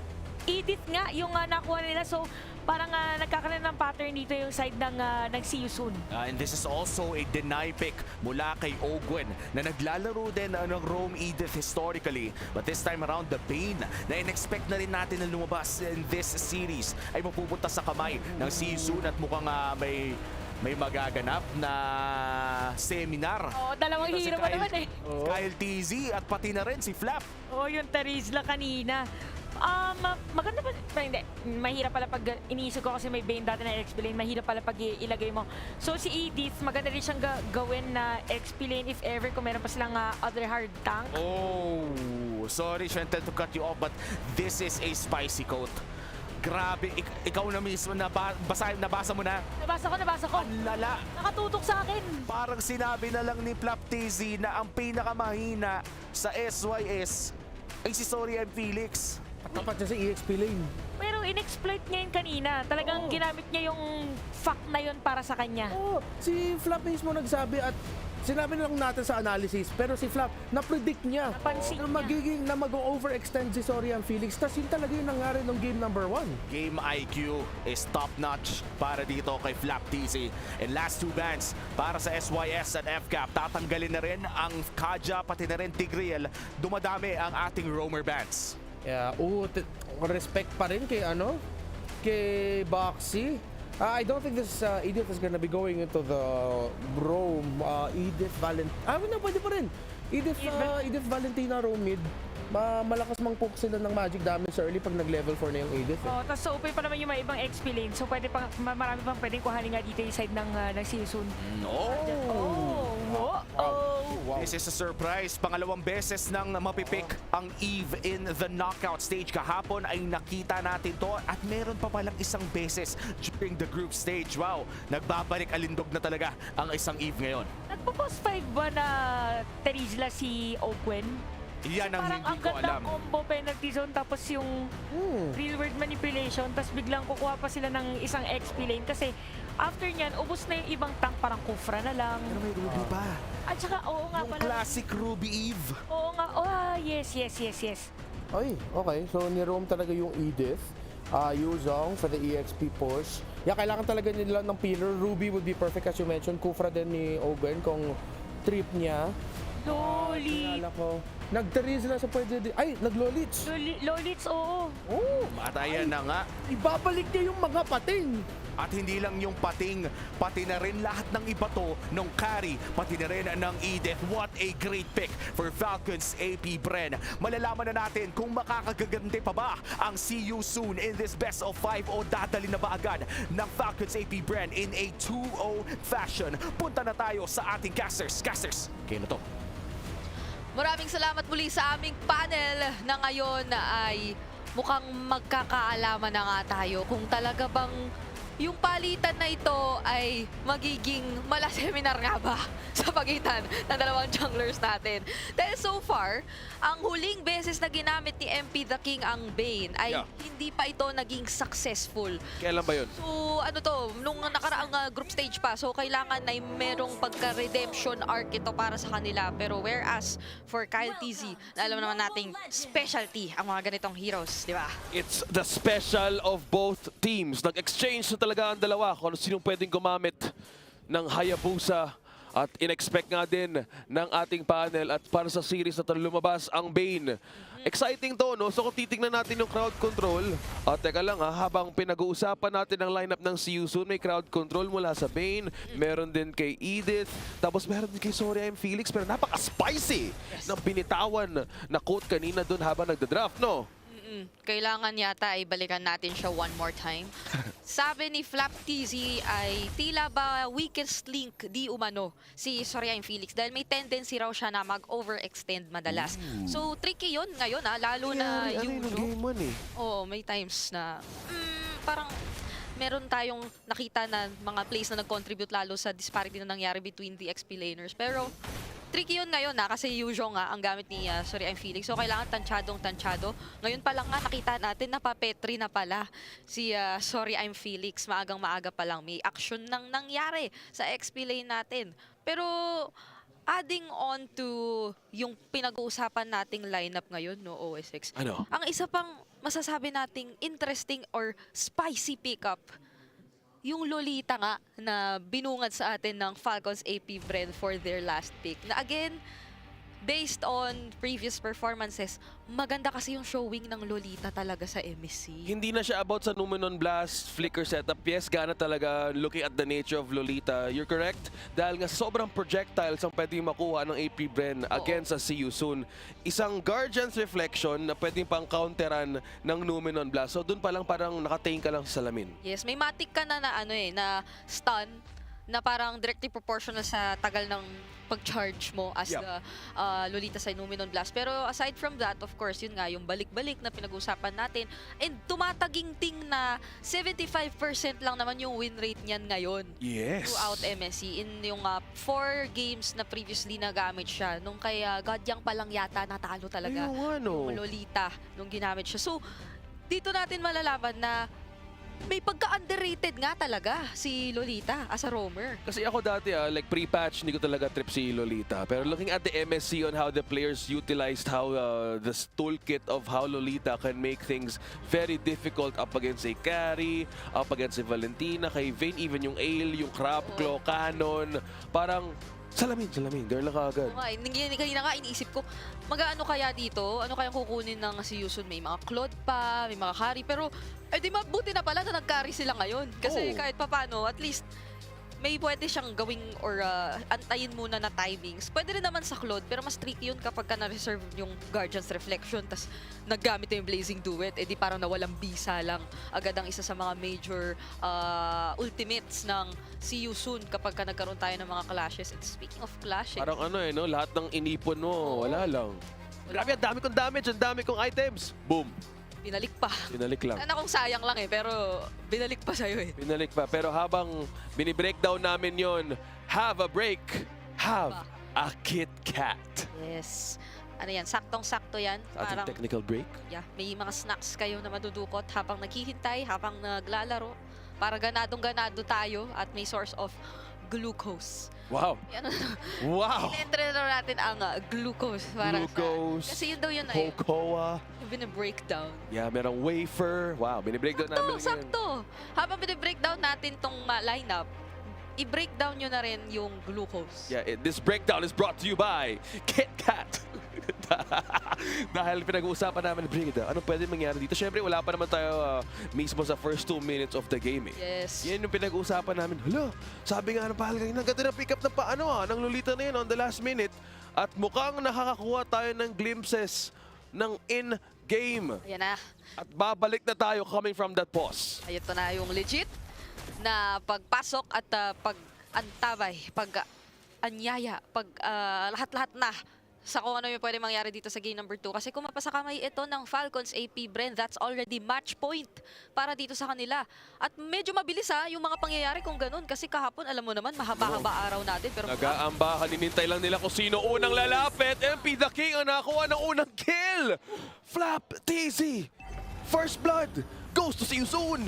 nakabanggit lang natin dun sa quote ni Flap eh. Pero dun sa moment na yun, hindi naman din siya nag-overextend. Parang hindi mo lang din mararamdaman or malalaman kasi na nandoon yung si Yusun na naghihintay para sa'yo. So saktong-sakto free turtle yun para dito sa kanila. At mukhang ini-istorbo na nga nila agad-agad. Wow! And even sa bottom lane, may action! 1v1 sa gold lane, Super Marco and Soul. Wow. See you soon. Mukhang dahan-dahan na ata nagising Ano ba yun? Yung game 1 ba ay parang naging wake-up call sa kanila? Para maging ganito or bumalik na yung... Well, nile-label naman talaga natin ang See You Soon as quote-unquote hyper-aggressive. Yeah. And eto yun. Eto yung nagpapakita sa atin nun. So na-break na nila yung hindi pa sila nakakakuha ng first blood na streak. Nakakuha na sila ngayon doon sa nakita nating pag-take out nila kay Flap sa top lane. Yes, and doon pa lang, mukhang See You Soon ay dahan-dahan nakakakuha ay ginagamit ng momentum. O yun, pinagpapakitaan sila ng sticker. Yung diba? pakita pa yung ginamit. XP lane, nakakaramdam tayo dito pero sabi ni Kaltis, teka lang, Flap, I am here. Uji Shadow Kill, ayan na yung damage. Makakuha pa pero nakubuka pa rin. Siya residue. Pero hindi ata kaya ng mismong lifesteal ni Sorry I'm Felix. Sabi ni Kyle, got you, Flap, got you. Gusto ko yung palitan natin, hindi lang sa laban pati sa sticker. Ay, gusto ko yun. Meron ka na ba? Nung Flap, oo. Talagang kailangan kuhain natin yan kasi super unique yung... Kitang-kita mo si Flap dun sa action eh.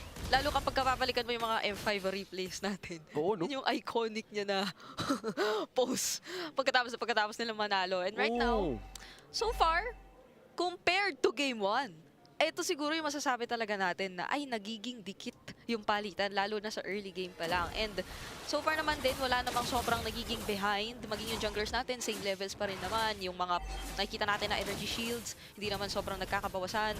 Pero doon sa ating paparating na turtle ano kaya mangyayari kasi may nagkaka-pokes na agad. Boxy the King, may peel na naman na ginawa si Kyle TZ. Okay na pre, nakaramdam na doon ng konti, nag-regen ngayon.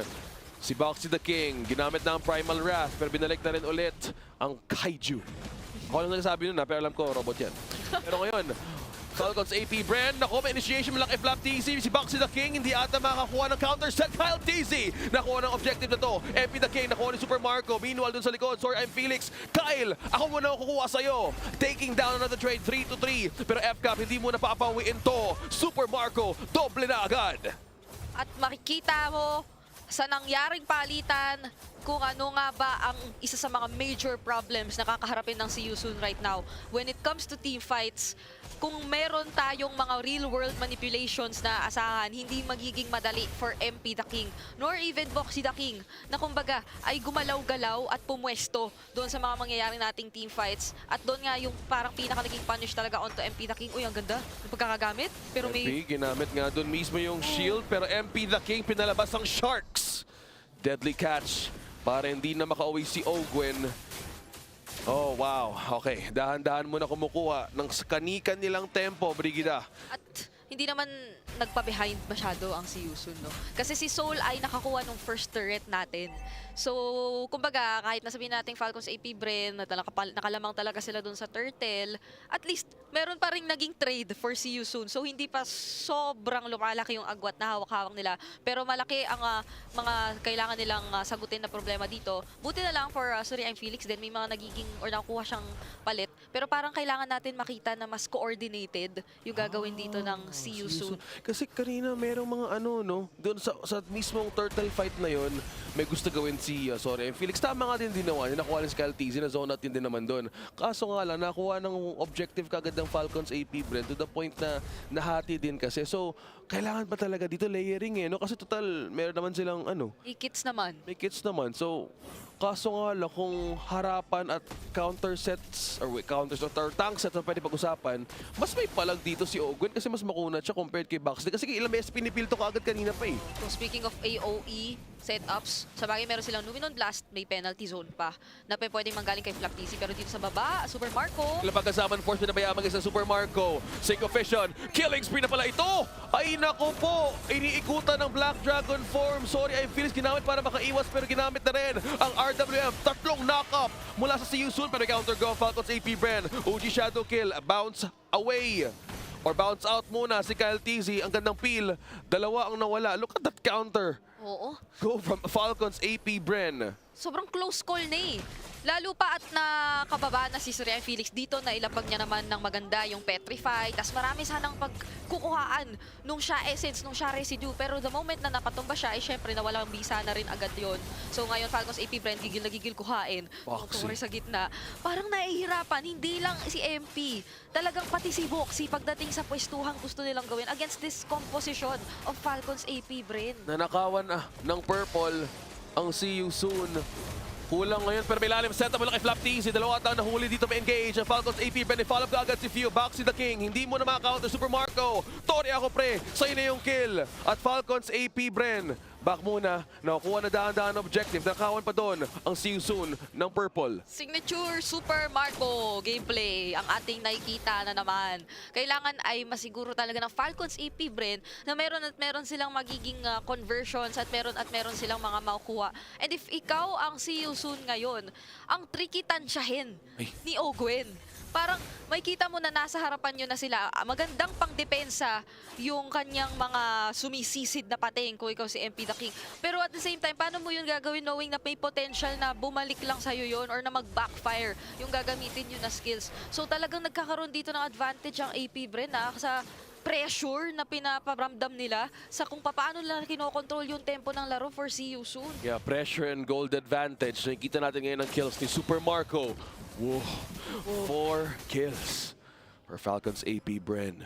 Pero nakita natin mostly yung nagiging sagot ng See You Soon. Ang nagiging advantage kasi, sinabi mo kanina, may dive lang talaga yung Falcons AP Bren at follow-up ka agad. Kaya si Few and si Ogan mabilis lumapit dahil sa ginagawa ni Kyle TZ. Doon pa lang mismong ginagawa ng Falcons AP Bren ay fino-force out lahat ng utilities or even resources kaagad sa See You Soon. Kaya medyo nalulugi sila sa mga teamfight. Kaya mas naaga sila pipil off at pabor sa kanila yon. At nanakawan na naman! Yo! Kyle TZ! Yo! Nakuha na agad yung purple. Bakit naman ganun, yo? Feeling ko kung ako rin si AFP, ganun yung mga sasabihin ko eh. Uy! Naman! Bakit naman hindi na tayo makahawak ng mga buffs natin dyan? So, ito na lang at most yung orange buff, no? Yung kanyang makokontrol at mahahawakan dito. Pero going back doon, even nga yung presence dito ni Few, hindi naman niya basta-basta nilalatag yung real world eh. Parang most of the time kapag may mga na-commit na sila, tapos tumatakbo na papalayo yung See You Soon. So, nagkakaroon lang sila ng additional na parang, kumbaga ano yun, protection or barrier na ito, kontrolado na talaga natin tong area. Tapos sa atin na yung advantage ng mga laban. Kasi tingnan mo, ultimo dito, hindi na makahanap ng way makapasok ang See You Soon. And kakatapak pa lang natin sa 10-minute mark dito sa labang ito. At 10 minutes may Holy Crystal na rin si Super Marco. 4-1-1. The damage is gonna really hit so bad from this Harith. At kung titingnan natin yung zone at potential ng Falcons AP Bren, walang nakalapit doon sa See You Soon. Void Crystal pa lang ni Few. Nakuha man ang ultimate dito ng RWM ni Ra. Ano nga magiging sagot? May lalalim ba sa Falcons AP Bren? Tore lang muna kami! Walang makalapit kahit si Voxy the King na naka-Brave Spite naman na for sure ay nag-invest sa sustain. Nagugulat na lang din dito ang See You Soon sa presence nung not just magic damage. Kasi of course primarily yung mga pokes, di ba? Nung nagbang mula. Ay, tingnan mo, maski yung Crab Claw Cannon nung nag-bounce kay Ogwen, para bang wala siyang nadarama. Diba? Hindi siya kumakanta. Parang ano lang no, nagbumanda lang yung bola. Kahit gaano pa kabago or gaano pa kabigat yung bola, bumalik lang. Black Dragon form ka agad.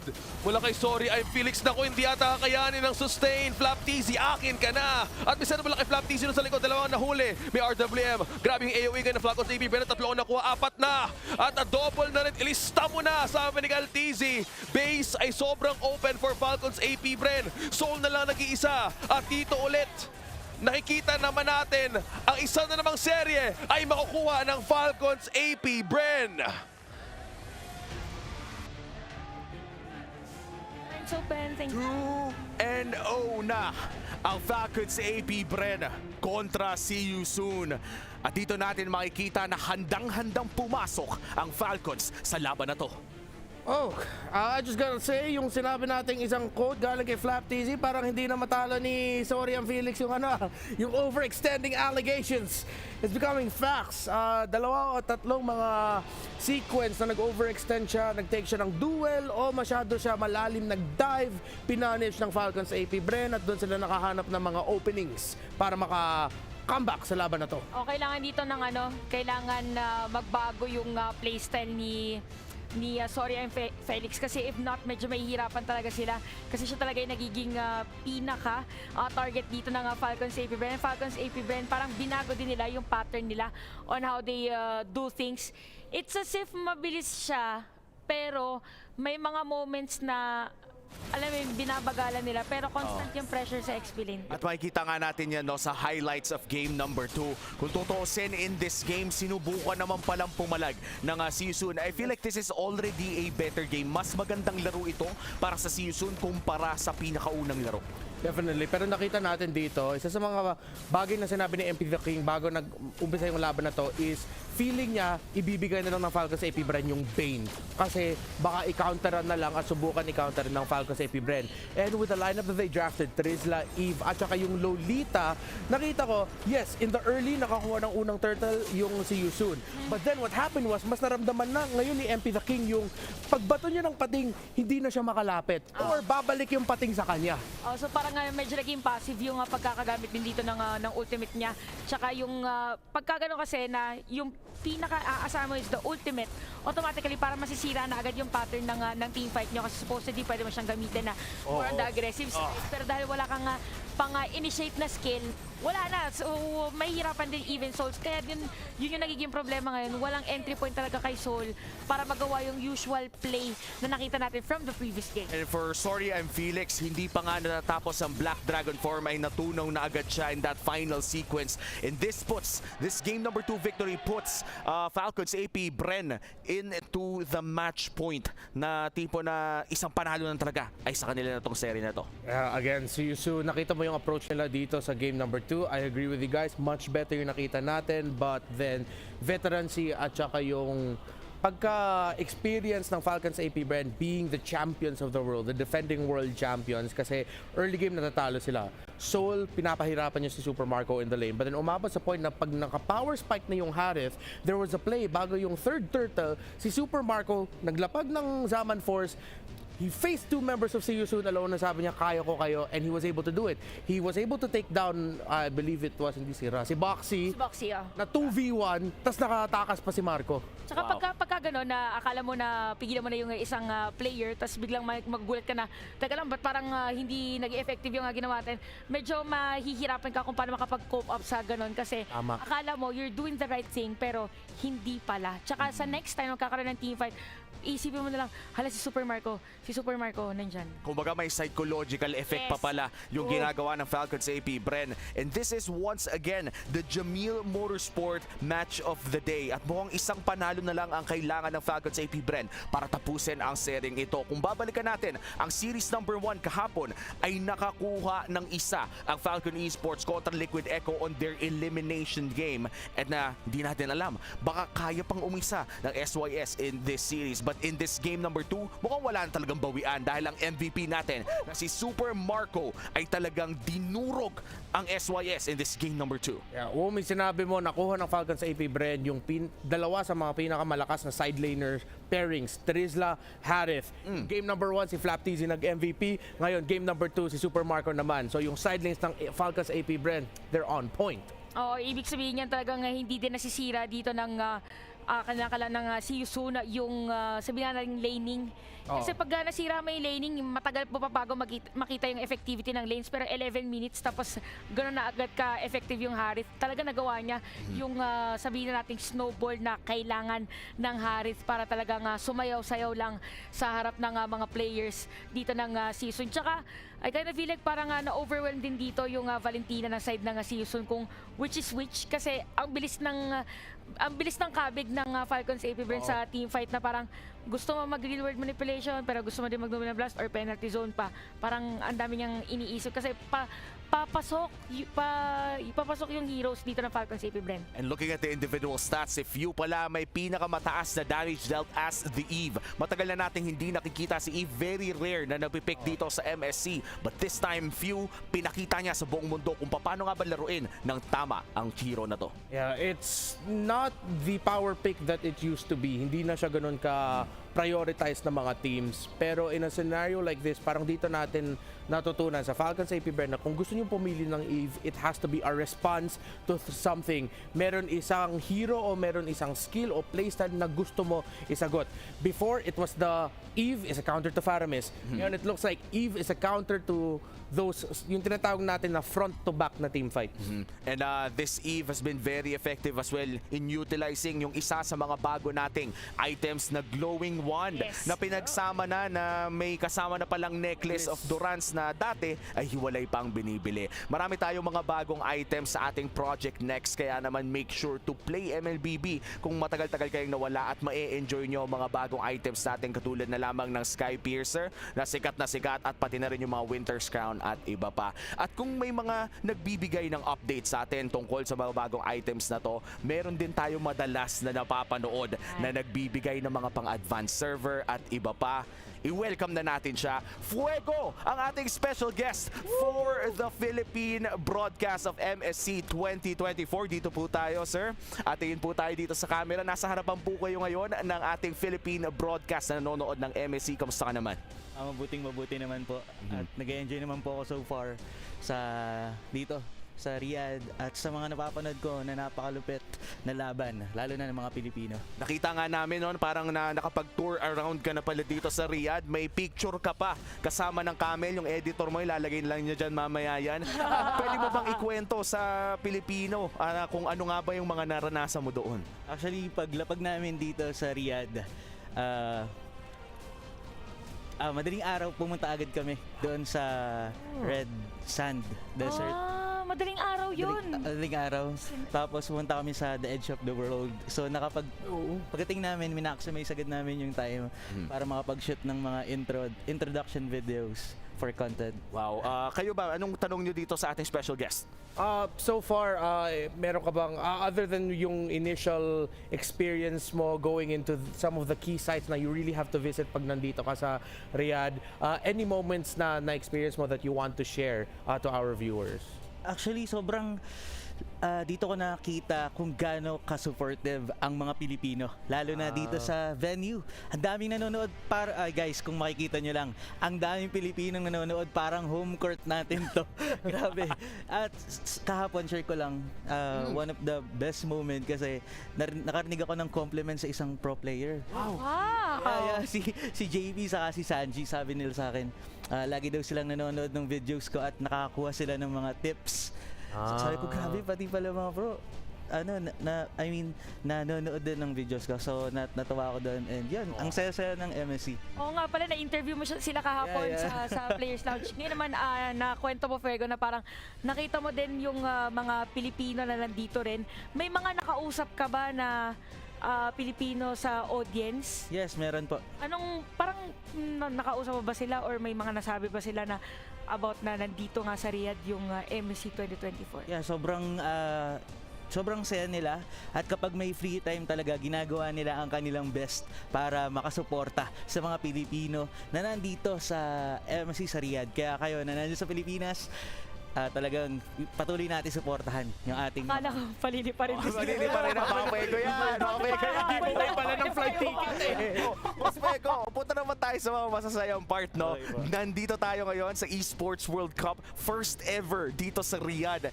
Ano naman yung masasabi mong experience sa loob ng mismong Riyadh na EWC natin? Nakaka-amaze. Kasi ngayon open na sila for gaming and pwede kang gumala-gala dito, marami kang makikita mga booth para sa mga gamers na may enjoy mo talaga. So yun, ang saya na experience dito sa EWC. May isa akong request. Ano yun? Side by side. Side by side po Side by tayo. side, yan. Mga kabayan, kung nakita nyo po ako Ako po si... Mamasidan. Tita Ria. Ako po si Reptar o Renmar. Ito naman, kilala nyo, si Fuego. Ayan. Okay, screenshot. Screenshot. Magkaiba po kami. Yun. Ayan. At habang natatapos na nga ang ating oras na kasama ka dito sa Philippine Broadcast, Fuego, pwede mo bang ikwento sa lahat yung mga ganap mo sa sarili mong content creation at buhay? So yun, patuloy niyo po kaming suportahan. Patuloy niyo pong suportahan ang KOL Brawl na nagaganap sa Pilipinas Tournament. Bagamat nandito kami sa Riyadh ni na Elgin at Gigi, kay tuloy-tuloy pa rin kaming lumalaban. At nanalo kami. Dito, no? Kahit lag. So yun, supportan nyo po KOL Brawl sa Pilipinas Tournament. And also, yung mga contents po na pinaproduce natin, yun po ay bunga ng panonood din sa mga pro. Na nakikita ko yung kung paano nila minamaximize at inaaral yung mga skills at mga heroes, and ina-analyze ko sila para ma-share ko sa mga viewers natin at mas lalo pang maging competitive ang ating ranked game sa Pilipinas. Nako, pinahirapan ni Fuego ang RG sa Pilipinas. Tama yan. Maraming salamat, Fuego. Last request bago ka namin ihatid palabas, pwede bang isang baka naman sa camera? Pero syempre, bagong lahat, kung di ka pa nakafollow sa aking page, baka naman. Ayun na! Let's go! Maraming salamat, Boss Fuego. Pakihatid na po si Boss Fuego doon sa ating Thank you. Pakihatid ng Ginoo. Hatid ng Ginoo natin. Kambal. Ayun na nga ang ating special guest na si Fuego for game number 2. Tapos na yung segue. Ay, tapos na pala. Tapos na yung Fuego. Nakaisa ka sa akin, ha? Walang ganti. Bukas pa ang gantin. Ito na nga, diretso na tayo sa drafting phase of game number 3. Falcons AP Bren naman ang nasa blue side, red side para sa See You Soon. Agad na tinanggal ang Luo Yi para sa SYS, and for FCAP, mukhang Valentina ang kanilang magiging focus this time around. Parehas na bans na prioritize dito sa Falcons AP Bren with game number 1, Faramis Valentina. At so far, Chip Loyi din yung bans ng Siyusu nung nandito sila sa side na ito. Parang na muna sila, ganun na muna ulit yung pattern. Pero siguro ang magbago is yung 2 picks ng side ng season. Okay. So, feeling ko magkakataris na pa rin dito sa game natin. Kasi parang, di ba, pinag-aagawan lang nila eh. Parang may the best Terizla user win na lang. But so far, talagang effective sa side ng Falcons AP Bren. Kaja, very consistent yung pagkuha nila dito, or pag-ban nila rather, ng Kaja. Hindi na malayo, no? Hindi na malayong makakita na naman tayo ng Terizla. Pero as you said, Chantel, napaka-consistent ng pagtanggal sa Kaja ni Boxy. Parang isa ba to sa mga kinakatakutan na pick ni Boxy? Yeah, pick off man siya eh. Kung hindi Cho, Kaja, yung mga iconic heroes niya dito. But with the removal of the Kaja, maisip yung si Yusun, ano ba tatanggalin natin? Moskov, Roger, the Harith. Kasi wala na yung isang pang pick off na suppress dito. The funny thing is, may naisip ako na, in the back of my head, Flap, isang game nga kontra sa Yusun, kontra kay Felix, magpakita ko nga dito. No? Pakita mo yung pakita mo. And with the Kaja gone, maganda. May option talaga sila magpakita mamaya kung bukas para sa kanila. That's true. And yung picking phase natin ay magsisimula na nga, priority ay nasa kamay ng Falcons AP Bren. Ano kaya ang kanilang first pick dito? Correct me if I'm wrong, the Ling is... No! Kabisado, alam mo, para dito sa side ng season, mapaisip ko na ng next mong kukuha. Kaya din kinuha na nila agad yung Angela, sinigurado kasi na. nga naman pagka binigay dito yung Angeling, at least yung Roger, pwede niya agad mapunta agad, or yung laning nila is yung typical na nakapwesto lang dun sa may gold lane. If i-gold lane, kasi nagro-Roger din pala si MP The King. So this is actually a great flex pick. Pero muli na namang nabigay ang Harith sa kamay ni Super Marco, and this is not good para sa SYS. Dalawang best side laners na naman ang nakuha ng Falcons AP Bren. Mukhang maganda ang drafting phase so far para sa ating Philippine delegates. It's the strongest power picks na nakita natin. The Link first pick, yung double, the 2 of the best side laners in the game right now. Power picks yung hinabol dito ng Falcons sa AP Bren. See you soon. Dapat next level yung adjustments nila with the last 2 picks. Buti nga pumasok sila sa next phase na merong flex sila. Meron silang dalawang flex. They have the flex on the Jello, they have the flex on the Arlot as well. Pero kung di ako nagkakamali, medyo hindi na nga natin masyado nakikita yung Rome Jella, mas mini-mid. Oo. If I'm not mistaken, Kasi they have sayang yung damage din niya if ever. Tapos pwede ka maglagay ng hard tank para masakit habang nakasakay dun sa pupuntahan. That's true. And yung Angela mid na nabanggit mo, 2 beses natin to nakita kahapon. Ay, tama. I think within the Fireflux series against Selangor Red Giants, 1 beses nilaro ng Selangor at 2 beses nilaro ng Fireflux Esports. Sadly, for Fireflux, ang pangalawang beses nilang nilaro ito ay nagresulta ng kanilang elimination. But overall, healthy pa rin ang win rate ng isang Angela mid in MSC 2024. Ito naman, napakaganda din dito nung ginagawa ng side ng Falcons AP na nag-ban sila ng possible marksman din ng Season kasi again, yung Roger pwede pang gamitin ni MP the King. Tapos, binan din nila dito yung Yuzhong. So, kung ikaw yung Season dito, ang pinaka magiging struggle mo na is, meron kang mahirap hulihin na players from Falcons AP Bren. Ano yung pangtapat mo dito sa Ling and even Harris? Kasi, di ba parang malikot na yung Harris, mahirap din hulihin yung Ling. So kahit isa lang doon, ma-pin down mo agad before a team fight para ma-minusan na agad yung iisipin mo. May tanong din lang ako sa inyong dalawa. No? Ayan na nga, tatanong ko pa lang sana, between the Cho, Grok at pati na rin ang Franco, ano na lang ba ang mas maganda? Mukhang bago ko pa masagot, sinagot na ni Felix. Predicted na niya. Ni Boxy. Well, comfort for comfort. Kailangan mo yung -1, kailangan nyo yung lockdown. Hindi naman makakapag-purify yung Ling na to. So siguro dyan na lang nakafocus yung Cho pick up ni Boxy. But then at the same time, tignan natin kung ano pa pwede. Hindi, andyan na yung XP mid. So, susubukan na lang ng Seiyusu na guluhin yung rotation. Pero ang ganda ng response ng Falcons AP Bren. Yung pag-choka, gusto mo pumasok sa jungle ng kalaban mo. Pag tarizla kalaban mo, medyo ingat-ingat ka kung choka sa pag-invade. At Vexana pa, hindi makakapag-invade yung Chontang hirap. Babalikan natin yung Vexana ni Few. Pa nung MPL Season 13, pina-first pick pa yung Vexana niya. So, alam na natin kung paano magiging play dito na side ng Falcons AP Bren. Talaga magiging pang zone dito yung EG Boy niya. At kitang-kita natin sa mata nila MP the King at ng buong Seiyusu na kahit anong mangyari sa laban na to ay uuwi sila ng may natutunan at lalaban sila ng masaya. Tignan natin kung tutultukan na ba ng FCAP ang kwento ng SYS o hahaba pa ng isang game. Ipapatunan namin kayo sa aming casters. Casters, kayo na to. Point para sa Falcons AP Bren.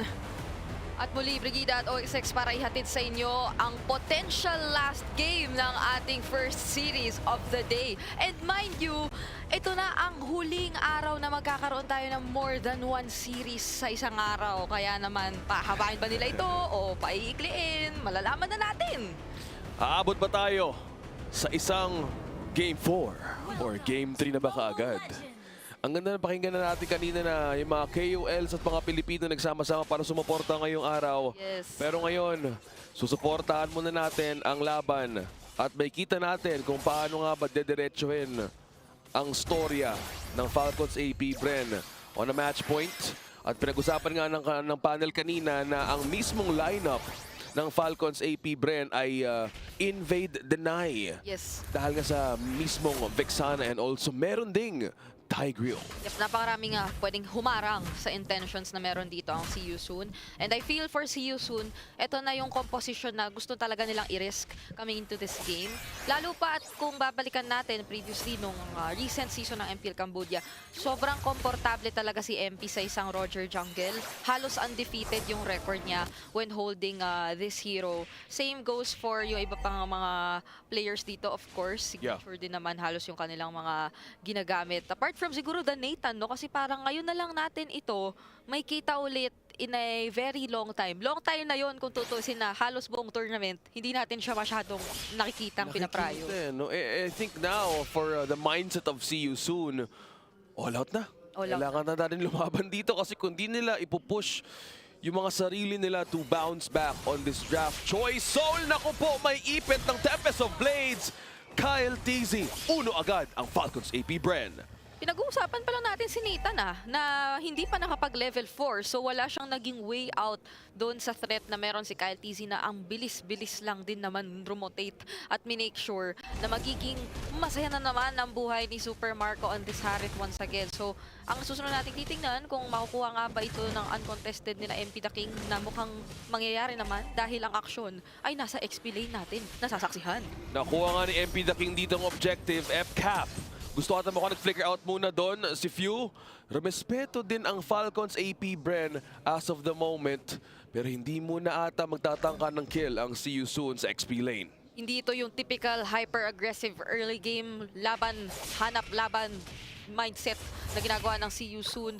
May respetong namumuo at kumbaga ay na-build up na from the previous 2 games dito para kay sa See You Soon kontra sa Falcons AP Bren. And I feel na kailangan mo rin talaga yung gawin considering na kahit napakarami nyo nga namang mga pwedeng gamiting pang-agro na heroes. Again, there's the Cho, there's the Angela, na parang early game, di ba sila yung mga ayaw mong kaharapin kasi sobrang paguguluhin yung buhay mo.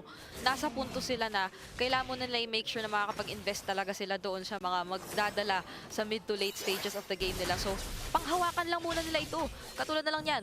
Sorry, Felix, parang na-take note na niya, kailangan ko rin mag-ingat muna sa lane ko. Kasi kung titignan mo din, Brig, no, ang kalaban na dito si Terizla, si Flap TZ, at you said kailangan ng mid to late game power spike ang See You Soon dahil nga meron silang Angela. Kung global presence pag-uusapan naman dito, meron ng mga heart guard na pwedeng mag-respond all the time. Kaso nga lang dito, they will rely on solely maybe 1 or 2 damage dealers for SYS. May final slash na mangyayari doon, pero flicker out muna. Okay, bumalakpak ka doon, Brig. Ano nangyari doon? Pinalakpakan ko yung death regrasp ni Kapitan. Kasi walang naging follow-up whatsoever. At yung, kumbaga, yung deathly grasp niya, tinransition ko into a palakpak. Kasi naging successful. Yeah. Successful talaga yung pagkakagamit. On point para dito sa captain or sa Few sa pagkakagamit niya ng Vexana. So, merong, kumbaga, ay na-waste na rin in a sense na flicker engage doon from, sorry, I'm Felix, using the Arlot. Na malaking advantage once again for Falcons AP Bren, by the way. Lalo pa at meron na namang isang objective na po posibleng mangyari. Pero ngayon ay tingnan mo mukhang si Boxy ang medyo naaalanganin. Uy, nice shoot po, sabi. Gandang iwas. Pero F-Cap ngayon ang babantay sa objective na to. May initiation mula kay Boxy the King, pero yung peel, naku, may nahigang ata dito si Owen at hindi na makakalis yung mismong Cho ng See You Soon. Owen, gawin na pang 2 kill. Hardcard activate na nga dito, but Kyle TZ secures the objective. MP the King meanwhile lumayo muna dahil kailangan niyang respeto sa naging frontline setup ng Falcons AP Bren. Yung timing ng implosion ay parang yun na yung statement na hindi na kayo pwedeng magpatuloy. No entry para rito sa Falcons AP Bren, and napakaganda talaga noon for Ogwen. Siya pa nga yung nakakuha nun 2 kills. Kung titignan natin ngayon, nasa sa kamay niya. Pero uy!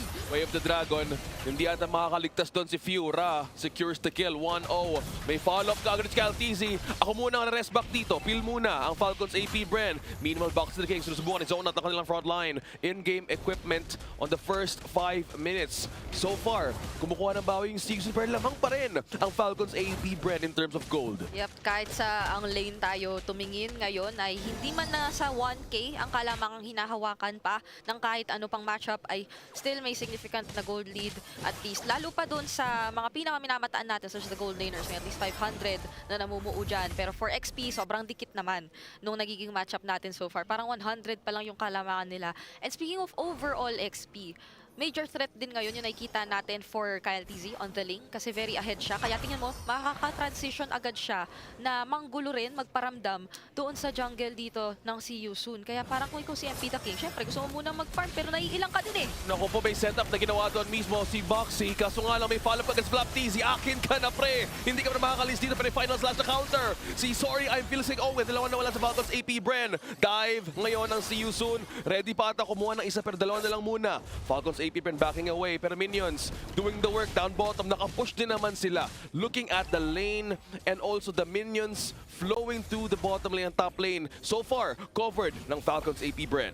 Wala silang hinayaan na major advantage na mapupunta sa See You Soon kahit na yung nakita nating teamfight ay in a sense, pumabor doon sa CU Soon, lalo pa at nakakuha sila ng dalawa doon. Na-punish yung mga engage na ginamit or yung mga setups na ginamit ng Falcons AP Brent, primarily yung implosion and penalty zone. And now, ay mukhang ang susunod na turtle naman ang pwede nating abangan kung ano ang mangyayaring kaganapan. Ganda na pwesto ni Super Marco.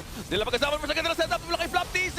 Synchro Vision agad. Sorry, Felix is down. Ginamit na entropy pero naumalis mo na si Soul dito. But Cal TC secures the objective. Slowly, akin na to. Hindi na nakalapit ang CU Soon. Ang ganda naman ang setup doon ni Flap. Turtle slain for Falcons AP Bren. Pero ang ganda na naging counter doon. Zoned out ang CU Soon. Ang ganda rin nung pagkakapili sa pwesto ng Falcons AP Bren. Na kumbaga, sige dito natin sa iskinita ilalaban. Kaya naman sobrang napaganda yung mga AOE spells na meron sila. At Nanakawan ate. kakala natin nakakabuelo na dito si MP the King eh. Nakita natin kanina mataas yung threat ng sustain na meron ng CU Soon kapag hindi agad-agad nasasagot o nababurst down din ng Falcons AP Bren. Pero in these kinds of situations na nagpaparamdam na, tingnan mo si Super Marco na yung humaharap. Ang tapang. Ang tapang at alam mong na-establish na ng Falcons AP Bren yung dominance in this early game. Huwag kang haharap sa Harith. Kung kulang ka din sa counter for this kind of a player, Super Marco. Wow. Doon pa lang, zone out pa lang. Nakikita pa natin ang setup na naman. Ang nangyari dito, ang ginagawa ng Falcons AP Bren. Soul hindi na ulit na buhay. That's the second kill. May Tori pa. Ang ganda! Two-man. Higop mula kay Ogwen. May follow dito ang hard guard. Pero masustain mo ito si You Soon. Ginagamitan ni Sorry, I'm Felix ang sustain. Pero back away. Tatlong bumabalik. Super Marco. Akay ka na MP. Ang ganda nung pagkakasabay na ginawa doon. Balikan natin sa ating STC replay. Penalty zone flicker. Sabayan mo na nung pagbaba ni Kyle TZ mula doon sa pader na talaga namang nakapag-burst down na agad kay Soul. So nawala na yung primary damage dito na meron ang CU Soon. And to think na meron pang sumunod na 3-man implosion na talagang napalo na rin dito ng sobra yung mga members ng CU Soon. Kasi tawa-tawa na lang si Flap dito. Ang ganda kasi nung kumbaga, pagkakasundo-sundo doon ng Falcons AP Bren. And the follow-up damage, not just from Super Marco, even from Few, nagko-complement talaga, nagpo-fall into place lahat ngayon para sa Falcons AP Bren. So malaking pagsubok para sa CU Soon kung papaano na sila aangat this time, knowing na usapin nga ng global presence, ang daming pwedeng gumulat at sumunod na lang bigla from Falcons AP Bren. Talagang pinapasunod lang ng Falcons ang mismong objective. Taking dito against CU Soon. Makakapwesto mo sila dito. May conceal, may call si Ogwen. Dahan-dahan naghahanap. Mukhang si Soul ata pwede maging target. Si Boxy na spot out siya dito. Denied muna ang conceal. Wala muna maging follow-up yung call na yon for Falcons AP Bren. Kailangan muna ngayon talagang kumuha-kuha muna ng impormasyon ang mga players natin from both teams. Nandito na tayo sa point na pwedeng hindi na nga rin talaga sumama si Ra kasi makakapag-hard guard na lang din siya immediately. So, eto na yung kumbaga pa unti-unting pag-manage din ng waves ng CU Soon considering yung pressure and yung management na mas nakakaangat na pinapakita sa atin ngayon ng side ng Falcons AP Bren. Pero kung ikaw ang CU Soon din, talagang mahirap ito kapag mag-a-attempt na mauna si Boxy the King kasi tulad na lang yan, mapapunish agad. Nahila na kaagad si Boxy the King. Wala nang setup and pick up ang CU Soon ngayon. Half HP.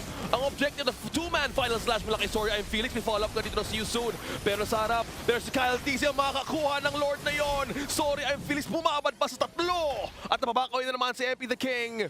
At dahan-dahan din sila kukuha ng minion waves so hindi muna nila i-risk. Dalawa ang nawala sa pang objective for Falcons AP Bren. Si Super Marco na nga halos yung nag-zone dun kay MP eh. Yung ibang mga miyembro plus Super Marco ang pumigil doon kay MP the King na makapasok at makapag-attempt ng contest doon sa nakita nating turtle. And gaya nung na-mention natin, mahirap ito for CU Soon kung pinaka magre-rely na lang sila kay Boxy the King for an engage. Kasi kapag magkakasama lang ang Falcons AP Bren, meron silang immediate ways para i-answer doon yung attempts, yung mga Jeet Kundo na meron si Boxy the King. Hindi na rin siya pagagalawin ng Falcons AP Bren. And that's exactly what happened doon sa ating nakita na Lord fight actually para dito sa dalawang teams. So, pinaka magmamatter na ngayon, papaano na naman nila dedepensahan at poprotektahan si Soul as yung pinaka magsaserve as wave clear and defense ngayon ng CU Soon for this incoming Lord. Kailangan nila ng defense. This is just the first Lord. Pwede pa itong matunaw ng see you soon. Pero ang problema dito, yung mga setup na ginagawa ni Ogwen, pwede talaga maging deadly. May call na naman si Ogan galing sa conceal. Naghahanap ng pwesto. Hindi mo nakalapit pero yung damage. May setup si Boxy the King. Nahuli na dito si Few. May follow-up pa dito ang mismong see you soon pero wala ata. Ang laban na to ay para sa Torre. Run ako si Flaptista. Flow na wala sa Falcons AP Bren. At mukhang may counter going na see you soon yung habol Super Marco. Tinan mo yan. Hindi ata pinagpal si MP the King. Kalmot pa! At yung MP the King, a shutdown onto Super Marco. Si Few mag-back away. Ginagawin nila lahat para ma-slow down ang mismong si Yusun pero hindi na ata papalampasin. Nira, 5 ang nawala sa Falcons AP Bren. A successful defense mula sa See You Soon at parang na-turn around natin ang mga pangyayari dahil dito na nagwawala si MP the King on this Roger at naisalbat na depensahan pa nga nila yung kamuntikang attempt from Falcons AP Bren to nearly end that game. Masasabi ko na talagang maganda ang naging paghanap doon or pag-engage this time from Boxy the King. Na tila ba nagsabay na naghahanap na rin kasi si Ogwen na mga pwede niyang gamitan ng implosion or ng mga pwede niyang hatakin. Pero at the same time, na-isolate ni Boxy the King kahit hindi accurate under the turret yung angle, it was already enough to at least separate two crucial members, two crucial damage dealers from Falcons AP Bren. Kasi nakuha talaga niya yung atensyon ni Super Marco at maging ni Few. So nawalan or nakulangan na rin ng mga magsusuporta doon ang Falcons AP Bren and in turn, nagka-advantage ang si Yusu, nagka-advantage si Soul. Doon na nila na-dish out lahat ng damage. At doon natin nakita, Brigida, na yung gold ng si Yusu na pantay na ulit. 400 ang naging kalamangan pero kailangan mag-igat ng Falcons AP. Pinag-uusapan natin kanina doon, matutunan talaga ng si Yusun yung Lord na yun. Kaso nga lang, ang naging advantage lang ni Boxy the King na ano niya, na zone natin si Few. So tama ka doon. So kailangan nilang iwasan talaga dito yung extra unit ng EG Boy. Dahil doon talaga masuslow down yung si Yusun. Kuha mo lang ng pag-uusapan. Roger Tol yan, pre. Roger yan Huwag kang makipag-agbalan sa Roger. Mukhang nahuli natin si Boxy the King. Final slash! Wala kay Soraya and Felix. Dalawa ang pwedeng mahuli dito from Falcons AP Bren. Temos of Blades ginamit dito. Soul going down. Another follow-up naman. Soraya and Felix. Hindi pa rin nawawala. At habang nasa likod na lahat, Winter Crown muna si Flap TC. At dalawa ang nakuha MP the King. Dagdag mo pa triple kill for Kyle TC. Per tatlo din na nawala sa See You Soon. MP the King an exchange of 3 to 3. At hinahabol pa rin, hindi na talaga papakawala ni MP the King si Few. See you soon. Strikes again. 4 na naman ang wala against 3. Sariling triple kill para sa ating mga junglers. Balikan natin ang mga nangyari doon sa ating STC replay. Nagkaroon ng magandang sagot sa pagitan ng mga final slash, ng mga implosion, ng mga naganap. Pero etong paghiwalay na to, yung ideal na naging situation for both of our junglers. Pero I feel na parang for Kyle TZ, dumating na rin sa point na kinailangan niya na rin respetuhin yung potential dito ni MP the King na makapang-outplay. Pero sino makakakuha ng Lord? Kasi maganda yung naging Way of the Dragon! Ang ganda na naging huli doon ni Boxy the King. Soul taking down Kyle TZ. Hindi ata makuha yung objective din from See You Soon. Naging malapit ang labanan ngayon, Ate Brig.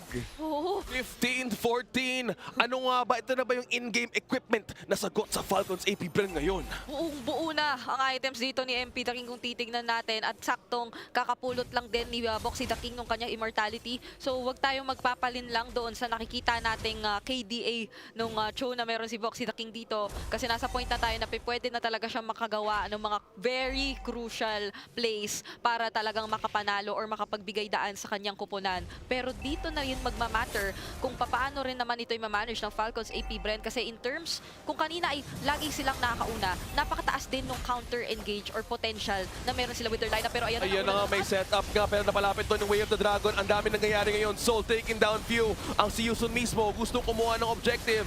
Ang Lord, hindi na alam kung sino uunahin but Falcons AP Bren, dalawang nawala. Few and Boxy the King. Implosion, tatlong nahuli. May follow-up si Flap TC pero mismo sa Torre ginagamit ng depensa ngayon ng Falcons AP Bren. Temos of Blades, isa na kuha, siraan na wala. At dito na ata habol ni Sorry. At dito ata magsusorry din ang See You Soon. Kyle TZ, hinabol. Sorry, I'm Felix. Pasensya ka na. Mas pogi si Super Marco. Tatlo, ilista mo na sa Falcons AP Bren. At Naubusan na ng mga miyembro para sa See You Soon. Ang Falcons AP Bren ay nagmamarcha na sa gitna at unti-unti na nilang nagiging abot kamay ang seryeng ito, OSX. Ito na nga ba ang huling depensa ng See You Soon? May minions. Isa na lang na iyon para dumepensa. Kyle TZ, minawatan na rin ng base.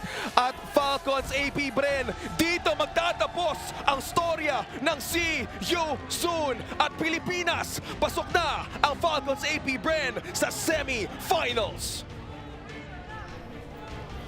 Akala natin ay may Game 4 na.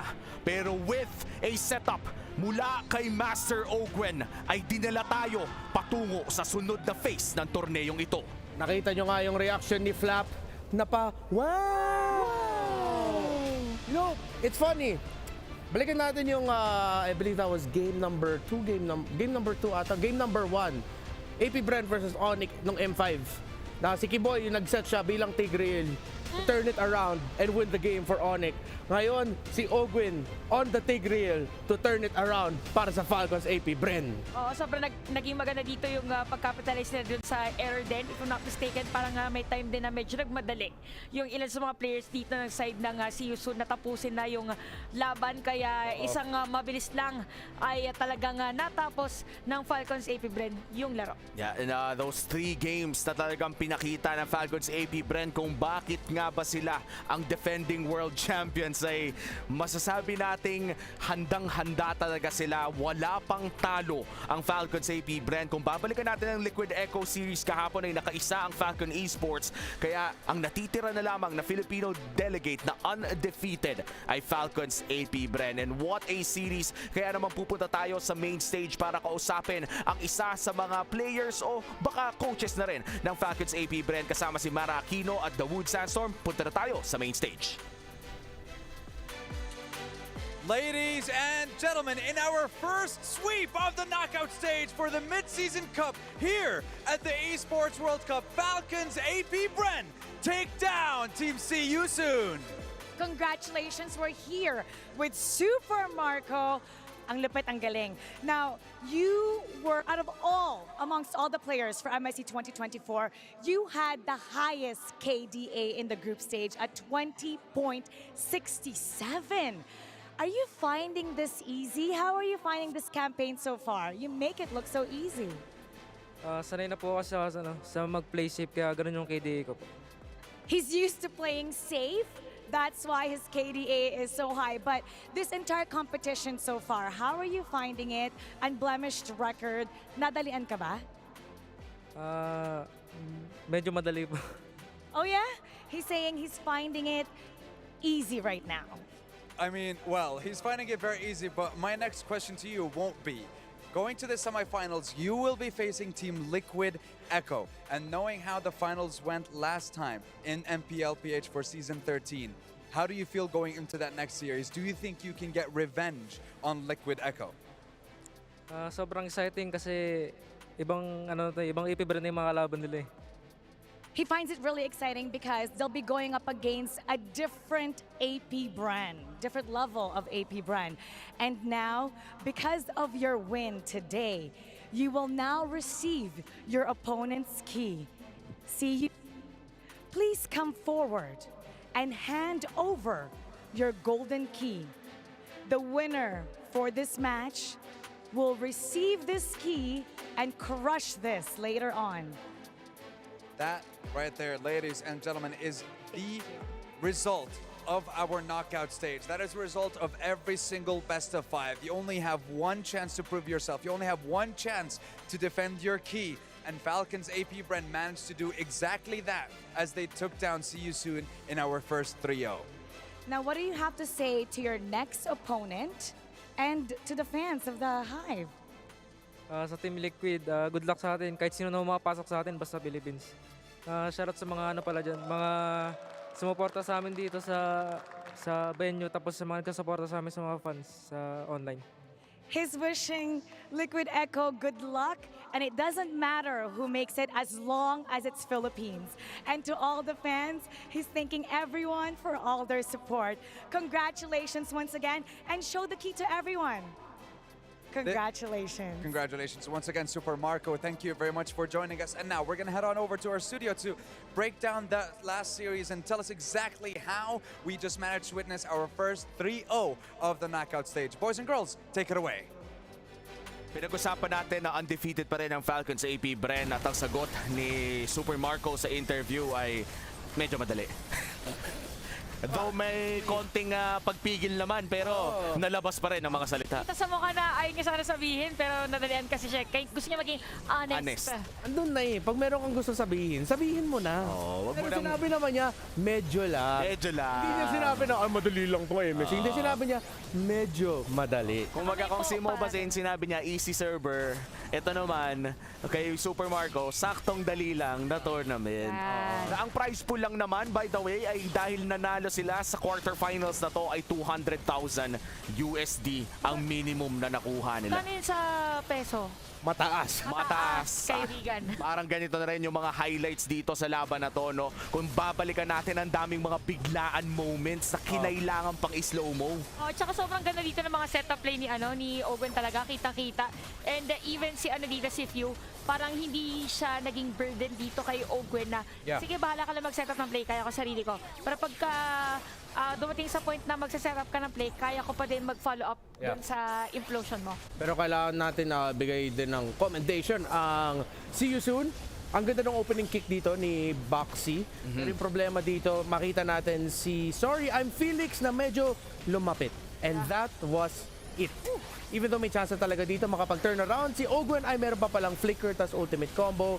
Sorry, ang Felix got a little bit of damage. That little bit of damage meant na nakita mo, nagpaisip siya na ay lalapit ba ako dito, lalaban ba ako dito. Dahil doon, nahinto ng Falcons AP Bren yung takbo ng momentum ng See You Soon dahil mga back-to-back nakapag-triple kill si MP the King. Wow. And yung mga reactions na nakita natin kanina doon, talagang masasabi natin na ramdam ni Soul yung pressure na pagbagsak doon. At for the side of Kyle TZ ay kitang-kita din ang kanyang saya. By the way, kung gusto nyong pagandahin ang ating MLBB Esports na magkasama, agad nyo lang iscan ang QR code dito sa baba para naman mapakita ay masabi sa amin kung ano nga ba ang mga pwede namin gawin para mas maganda ang MLBB Esports experience ninyo. Going back in this matchup, grabe, first series pa lamang ay 3-0 na ang ating natunghayan. Parang ako niready ko sana yung sarili ko para sa mahabang games. Ako rin. Pero kung excited naman na ang rematch ng Filipino Grand Finals, rematch ng MPL natin, okay lang din naman na mabilis ang araw natin. Oo nga naman, at least more time to prepare para sa ating mga Filipino delegates. Malapit na nga mangyari ang rematch ng MPL PH Season 13 Finals. At syempre, ang Game 3 victory na yan ay MVP na naman si Super Marco with a 75% KP. Harith na naman, nakalusot na naman para sa game number 3. Yeah, Harith talaga power pick ng meta for hindi lang sa current meta but even the previous bago lumapag yung patch. And with the lineup that Falcons AP Brand drafted, you have the Terizla, meron kayong Tigreal, you have the Vexana. That's a lineup to set up the Harith for success. Nakita naman natin kasi the conditions were the main damage dealers or the main combinations. Doon sa See You Soon, it was the Jella plus the Roger. Hindi nakapaglaro masyado dito si Soul kasi na-shutdown siya ng Falcons AP Bren. But on the side of Falcons AP Bren, it really had to come from Super Marco if it wasn't Cal TZ. O tsaka yung lineup din dito ng See You Soon, parang if ever na hindi masecure yung kill against Harith after ng Wave the Dragon, parang wala nang follow-up damage kasi Angela nga yung mid nila. So anong nangyayari, pag na-dodge niya yon or hindi siya na-burst agad, ano lang siya, Zaman Force lang siya, tapos sasayaw-sayaw, tapos babalik na ulit yung buhay niya. So walang potential instant pick-off dito yung side ng See You Soon, kaya naging madali para dito sa lineup ng Falcons AP Bren. Hence, ang taas din ng gold per minute ni Kyle TZ kasi inantay pa dito ng See You Soon na talagang mag-spike din yung damage ni MP the King. And looking at the individual stats na si Flap TZ with 14 assists, hindi ko in-expect na makakita ako ng XP laner sa usual spot na napupunta ang mga roamers natin, pati na rin ng mga mid laners. Grabe pala yung naging influence ni Flap TZ all around the fights na nilabas ng Falcons AP Bren. And wow, we're finally in this moment na yung Team Liquid Echo ay sure naman nang lalabanan muli ang Falcons AP Bren. I'm excited to see it. Si Super Marco mismo nagsabi na iba na yung Falcons AP Bren makikita ng Liquid Echo. In what form will that take? We'll have to wait, but I'm excited. Oh, kasi sabi nga nila parang pagdating sa mga competition, although sa beauty contest sinasabi parang learn when to pick. Parang ganun yung performance ngayon ng Falcons AP Bren kasi slowly nilalabas nila kung ano yung naging preparation nila kasi diba mga first days natin is parang nakikita natin na meron mga teams na nakakalapit sa kanila pero dito nakikita yung difference talaga in terms of level of play. At malapit na nga mangyari ang Clash of the Titans na yan soon. Pero meron pa tayong isang serye mamaya na mapapanood. And it will be a battle between NIP Flash and Homeboys. That's Singapore versus Malaysia na mamaya mapapanood natin. Pero syempre, meron din tayo mga pinapamigay na libreng skin. Katulad na lamang ang bagong skin ni Silvana na pwede nyo makuha sa Youth Fair na nangyayari ngayong July 12 all the way to the 31st of next month. Medyo naisip ako, ano ba yung pang-8 na month ng taon na to? August 31 hanggang August 31 po. Sorry, hindi rin ako magaling magbilang. At total, hindi nyo na rin kailangan galingan magbilang dahil madali lang naman bawasan ng kalahati ang pag-draw nyo sa ating Soul Vessels sa skin line. For Hanabi and Amon, every first draw of the day nyo ay may 50% off. Kaya naman kung gusto nyo ma-secure ang Soul Vessels skin line ng mas mura, ay araw-araw lang kayong mag-draw with a 50% discount. Live na yan sa ating MLBB in-game client, kaya naman pwede nyo nang puntahan ang event na yan. Right now, may special guest na naman tayo para sa ating Philippine Broadcast exclusive interview. Wala nang iba, wala nang pagtumpik-tumpik pa. It is one of the best coaches in the world, Coach Ducky. Pasok na tayo dyan. Congrats, Coach. Congratulations, Coach. Dito po tayo, Coach Ducky. Fresh from a win, Coach Ducky. How are you feeling with the team as well? Masaya na panalo, but at the same time medyo nakakalungkot kasi echo na yung mga tapat namin. That's true. And for our producers, so gusto nga nila malaman kung sakaling manalo kayo sa Echo, sabihin na natin, assume nating nanalo kayo sa Echo bukas, Coach. Sino ba yung gusto nyong malabanan sa kabilang side ng bracket? Sa finals? SRG. SRG. Kasi di pa daw natatalo yun eh. Hindi pa nga daw eh. Ilang days nga ulit yun, Coach? Isang daan. Lampas na. Kasi nung nanalo sila nung last na laban nila before knockouts, 100 na. pang 99th day na nila. Tapos kinabukasan walang laban, 100. So nakailang araw na nakalipas. Ako 105, 103, 2-1, bahala na. Basta 100 plus. Basta 100 plus. Ikaw, Ranmar, may tanong ka ba dito para kay Coach Ducky? Para sa'yo, Coach, ano ngayon yung best quality ng team mo? Does it have something to do with how they're approaching the game, their mentality? Sobrang nagpabatak ba sila leading up to MSC? What's the best quality right now ng Falcons AP Bren? If I'm gonna... pag kung bibigyan ko ng isa lang talaga... isa lang. Siguro yung hindi kami talaga takot matalo eh. So wala sa inyo yung isip na pressure na World Champions tayo. Manalo, ganun. So it's just really just, if we lose, let's just go out with a bang. Yeah, but ang sinasabi ko lagi sa kanila, or gaya kanina, sinabi ko sa kanila kanina, is kung matatalo tayo, make sure that you guys play as a unit. So there are no what-ifs. Kung paano hindi na ginawa, yung mga ganun. Yung walang regret na. Walang regret, yeah. Coach Ducky, question ko, kasi kanina sa interview kay Super Marco, sinabi niya na ibang Team Falcons sa AP Bren yung makikita nila sa laban bukas. Bakit nasabi ni Super Marco yun? Ano na ba ang Falcons AP Bren ngayon? Siguro, nabanggit ni Super Marco yun kasi gusto talaga nilang bumawi. I mean, hindi kasi maganda yung naging performance namin nung Grand Finals MPL Season 13, Grand Finals. So, ramdam na ramdam ko naman na gusto nilang bumawi. So, I think yun yung reason yung bakit sinabi ni Super Marco na iba yung makikita yung Falcons AP Bren. Yeah, and with that, Coach Ducky, gusto rin naming malaman na ano ba ang mindset ng Falcons AP Bren kontra Liquid Echo pag magtatapat na sila? Ayun, siguro mas gutom kaming bumawi sa Liquid kasi yun nga, pakit ng performance namin nung Grand Finals ng Season 13. And at the same time, this is gonna be life-changing money. Malaking pera siya. So, alam ko naman na yung mga bata is highly motivated dun sa pera na yan. Kasi maraming pangangailangan.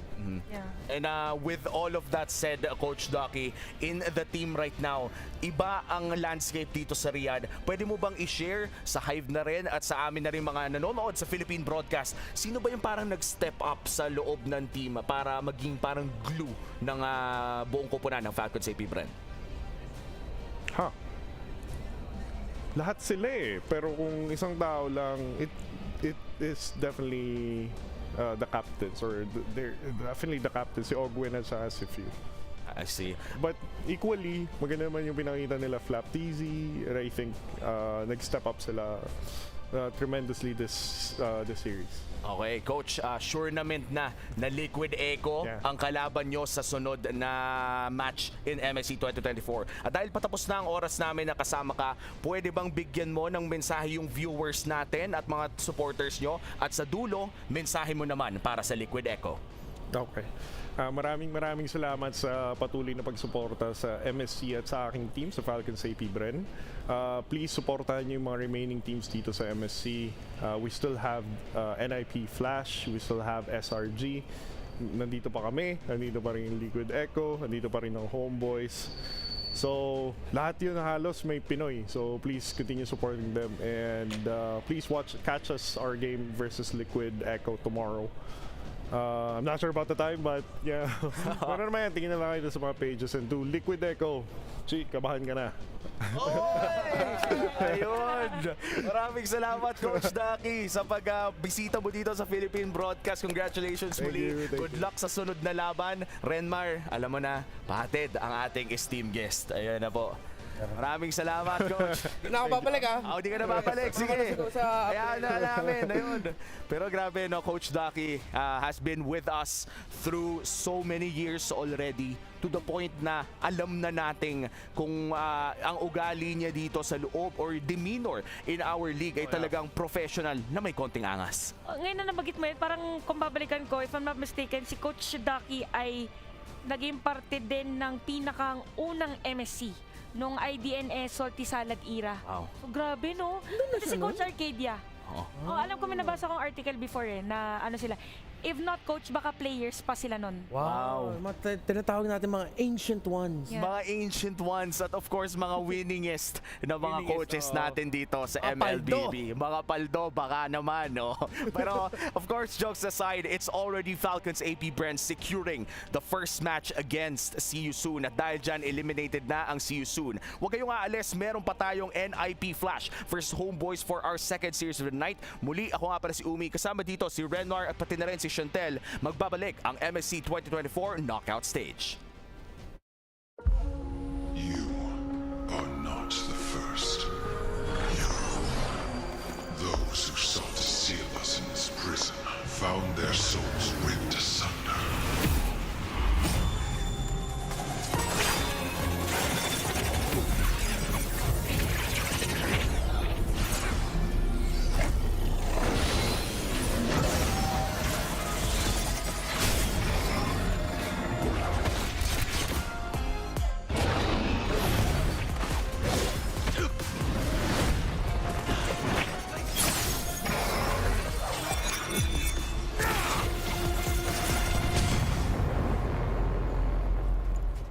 So eager to share their fate.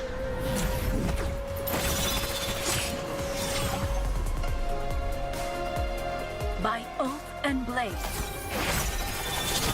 your reign ends here.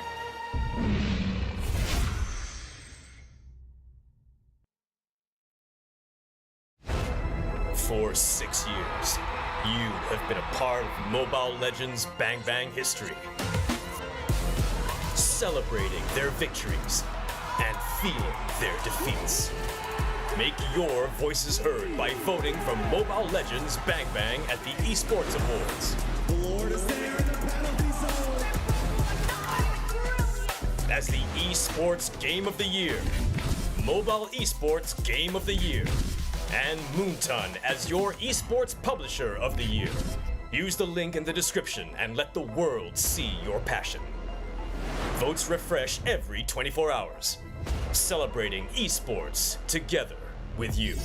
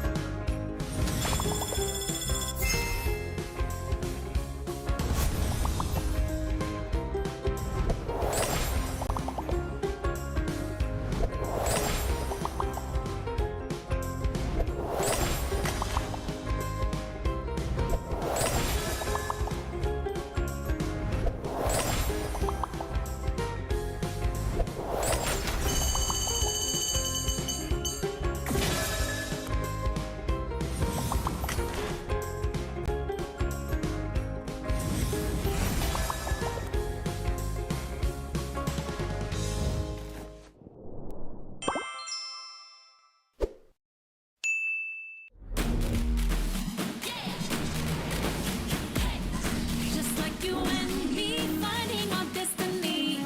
Though they may not see, I'll prove what I can be.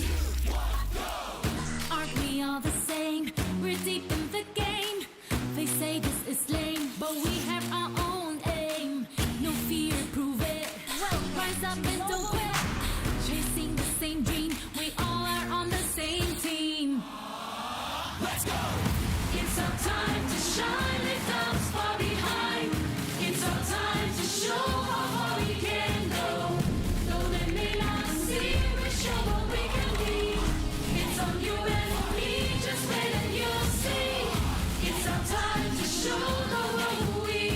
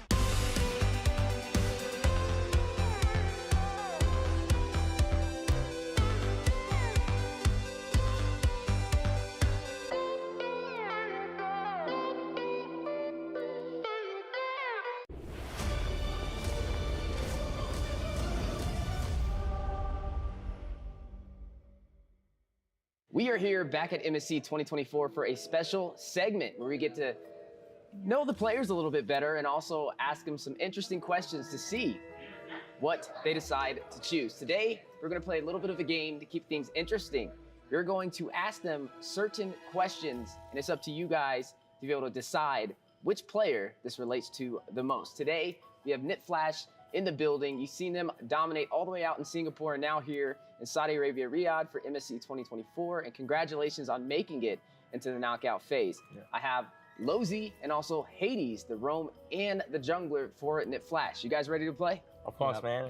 Anytime. All right, it's gonna get intense. It's gonna get intense. So the first question on the board is, who on your team would go a week without showering?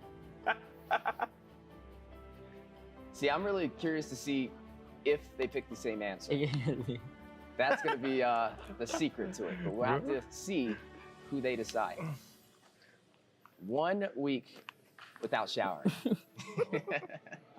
Be really tough out here in Saudi Arabia, Riyadh. It's very, very hot. All right, guys, so they have their answers. You guys, I'm gonna count to 3, and you'll show it. I wonder if it's gonna be the same answer. 1, 2, 3. Let's go ahead and see. Oh! So you picked Hades. Hades, yeah, man. See, he picked Curtizi. So Hades, is that true? No. Oh, not true. That's why he's lying. I'm writing the truth, man. He doesn't want to admit. Okay, question number 2. You guys ready? Yep.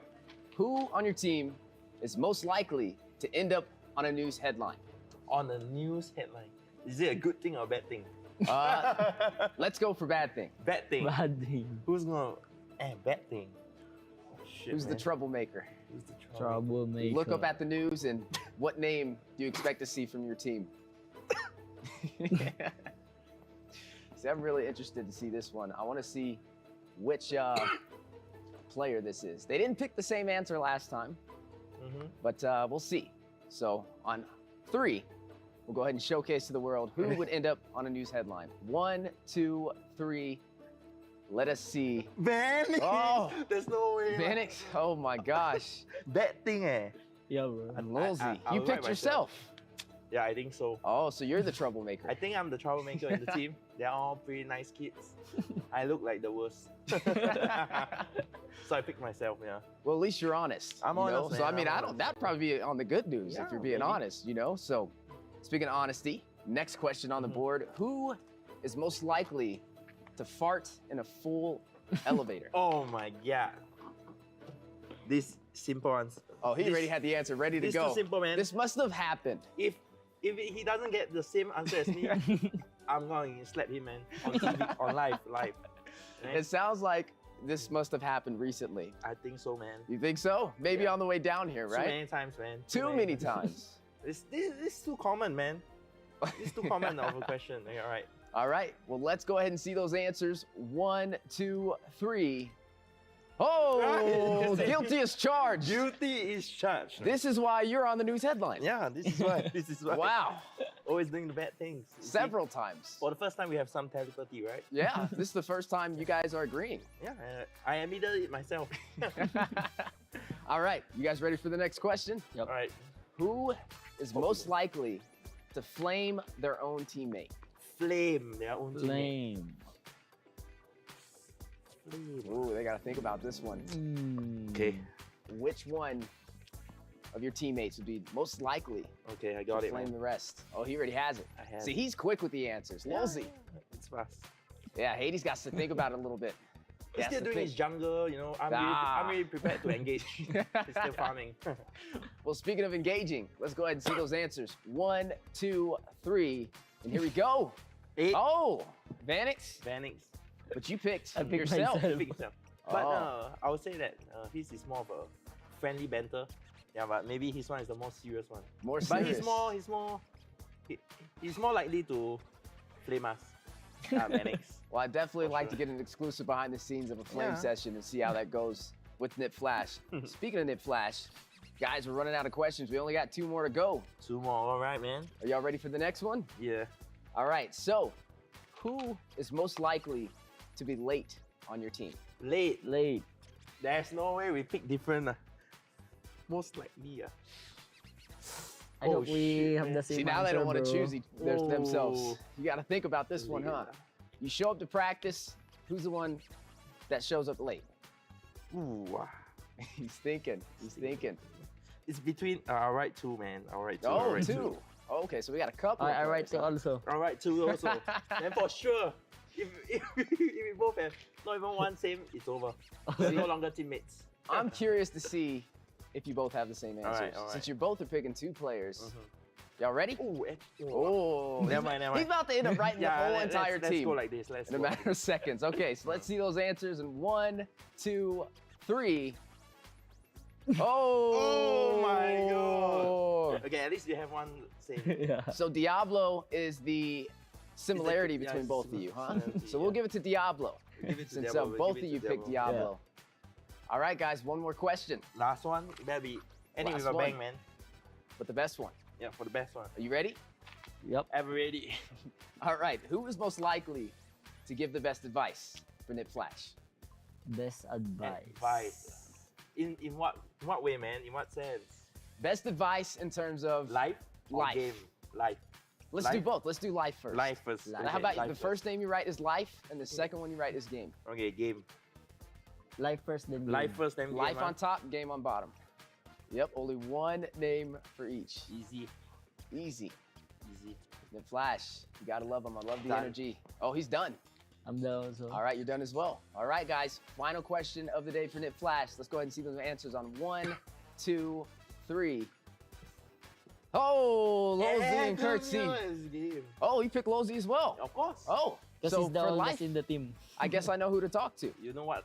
Yeah, man. But weren't you the one on the headlines for the bad news? Bad news, good news, everything, man. Everything. Oh, okay. Jack of all trades. Jack of all trades, master of none. Master of none. Well, there you have it. Yeah. Ladies and gentlemen, Nip Flash, guys, thank you so much for Thank you taking so your much. time today to answer these questions, and good luck in the knockout phase. Thank you.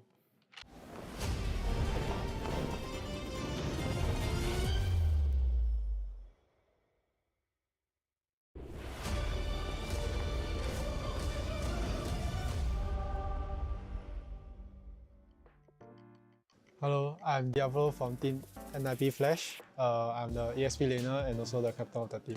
As the Singapore All-Star team is definitely within expectations to secure top 8 because as you say, it's an All-Star team, so if you can't even get top 8 with All-Star, then Singapore really is quite hopeless, I would say. So it's within our expectations, but the games are just like what I expected. I expected the enemy to be on this caliber, and they did put up a fight, and they just within my grasp, I would say, yeah. Technically, we'll be facing Homeboys. From what I see from their performance, they are looking quite solid this season, but we too are looking solid as well. So we'll see who is the better brawler, I would say, because I think Homeboys like to fight, so we also like to fight. Technically, I've been taunted by my own Singaporean friends before, so it doesn't really matter if Homeboys taunt me. We'll just use our skills to prove that whoever lasts the longest is the true winner. Back to MPL, SG and MY, where both of us are always fighting with each other for the top spot. Technically, I haven't played before in MPL, SG, MY, so I'll just treat it as MPL, SG, MY, and I would say it's a 50-50. Sometimes Malaysia win, sometimes Singapore win, but this time around I'm quite confident to come out on top. Technically, at the group stage, we are also regarded as one of the weakest, but here we are, and then we'll just show them again.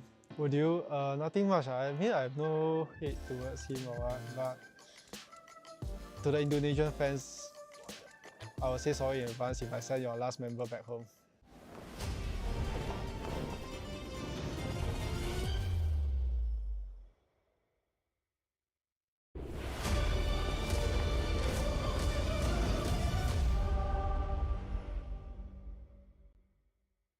Oke guys, so banyak orang yang sadar kalau misalkan setiap Homeboys bertanding melawan tim lawannya itu kami selalu gunakan recall tas-tas depan dorang. Kami senang sebab mendapatkan yang terbaik dari yang terburuk. Sebagai satu-satunya orang yang lolos di playoff ini, maksudnya Indonesia guys, aku rasa bangga sebab banyak sekali komentar membenci, khususnya ketika aku ada di Malaysia, yang mana aku puji seberapa bagus Malaysia, dan banyak dari orang-orang menggiring opini itu untuk membenci aku, mengakibatkan terkesannya aku tidak suka dengan Indonesia. Cuman pada nyatanya takdir menjawab berbeza. Semua kebencian itu langsung dibuktikan di depan mata dorang, guys. Aku membawa nama Indonesia di kaca internasional. Kalian bisa lihat sendiri, di samping namaku itu ada bendera Indonesia. So, action louder than the word, I guess. Yes. Dari match Liquid melawan Homeboys itu memang membuat Homeboys sangat kurang banget di mata penonton. Dan semestinya NIP pun belajar dari situ. Cuman kami pun mesti belajar dari game itu. So, it's like improve against improvement. So, yeah. Semestinya matchnya akan seru karena akan ada pertandingan yang beza. To Hades, you got my respect. I mean, we know each other, right? So yeah, you have my respect for Hades, aka Jana Cutie, and for Diablo. I have no idea what's wrong with you. I mean, put like there's a lot, you know, nama yang lebih bagus dibandingin Diablo. Kenapa kau macam devil ke iblis ke apa?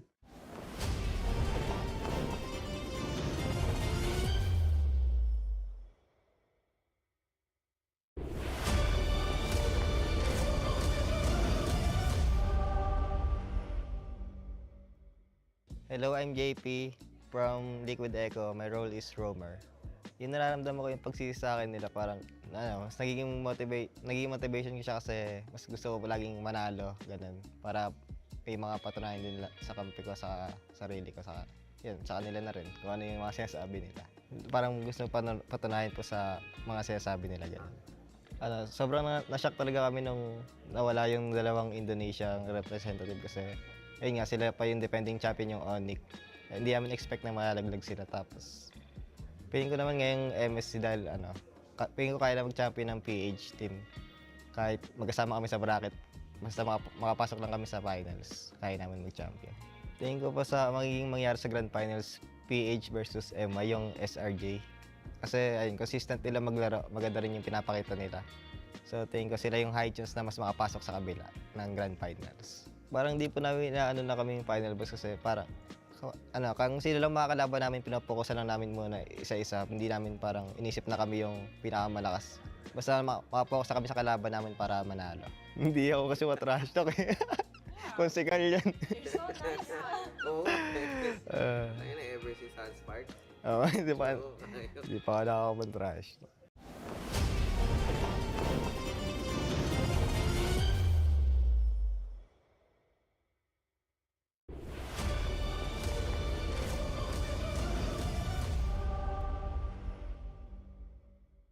Hello semua, nama saya Yums daripada pasukan Selangor Red Giant, role Roma. Pada pendapat saya, sumbangan tu kita orang semua kasih sumbangan. Kita orang semua work hard and train hard together. Faktor kita orang undefeated selama 100 hari sebab kita orang semua train hard, work hard, no sleep, no gain, no pain. It's a good thing for us sebab kita orang ambil benda tu sebagai motivasi kita orang dan kita orang akan bekerja lagi keras untuk membuktikan yang kita orang boleh. It's a good thing for us that peminat SRG dan Malaysia mengharapkan kita orang menang dan kita orang akan bekerja lebih keras dan mengambil trofi MSC. Berbanding dengan tahun lepas, saya rasa inilah new era saya. Saya rasa confident sangat dan saya rasa saya boleh ambil trofi itu dengan teammate saya. Kami SRG prepare untuk semua orang. Kami tak kisah siapa yang kami dapat tiba. Coaching staff kami telah mempersiapkan kami untuk melawan semua orang. Kami SRG fear no one.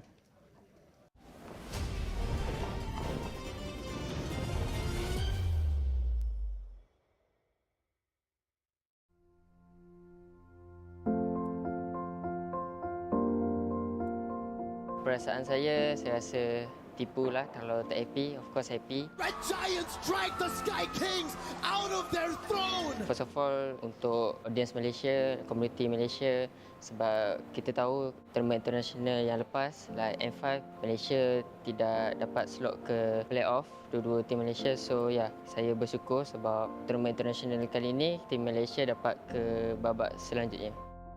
Kita tahu yang tim Oni adalah one of most strongest team in the world. So saya rasa diorang maybe ada problem dekat sini, like tak biasa ke dengan weather kat sini, ataupun diorang kekurangan preparation, ataupun kita orang more prepare daripada diorang. So saya rasa macam tu, sebab diorang cakap anything pun diorang still the best team lah. So for Kerry, actually he is my jungler idol. So even though I defeat him, but I still respect him, and actually I'm very proud because I can defeat him. Also, this is my first international tournament and I make good run. I like Onyx very much because we know the Kerry is like the most good jungler, or we can say assassin user. I also love to play assassin and I idol him so much, so that's why I love Onyx. Untuk fans Malaysia, terima kasih kerana support kita orang dengan Homeboys, kerana tanpa korang kita orang tak dapat jejak ke sini or dapat ke babak selanjutnya. So teruskan support kita orang.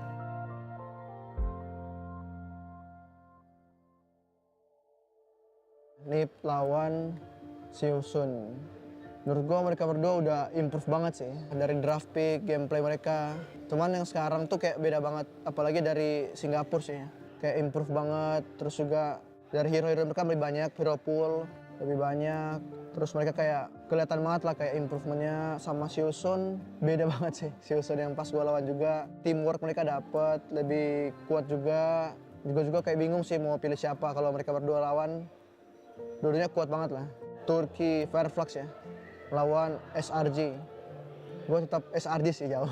Gue udah sering lawan mereka juga di Scrim. Baru udah lihat turnamen mereka. Baru lawan mereka juga lah. Terus SRG tuh kayak potensi buat juara turnamennya tinggi banget lah. Seiki, Stormy sama Yoms ya. Trio mid mereka lah.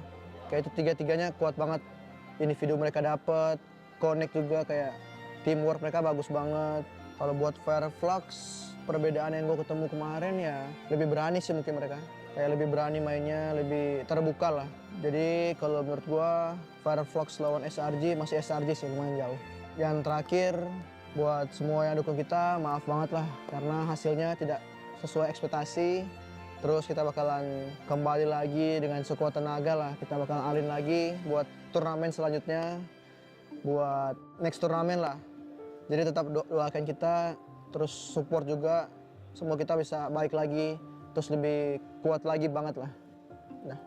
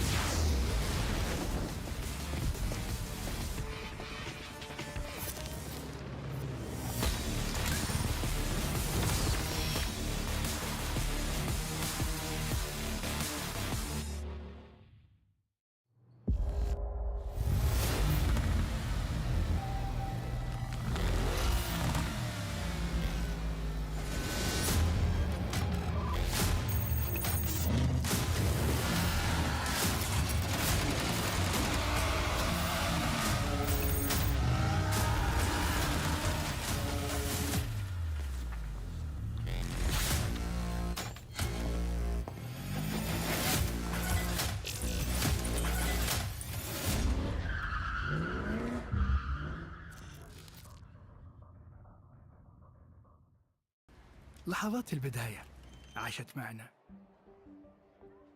كنا نحسبها وقت للتسلية بس. نحسبها بس ذكريات. عبود أعطي أختك اليد يا ولد. ابتكرنا فيها ابتكارات، وإذا بغينا قلبناها خرافات. كنا نحسبها بس لمة وصحبة وسهرات. انتبه نوب ترى نوب. لكن كنا نشوف عالم ما حد يشوفه. ليته يشغل وقته بشيء يفيده. عالم كبر وعاش فينا، عالم الحماس فيه يوصلك كل مرة لحلم أصعب، بس ما يصعب عليك.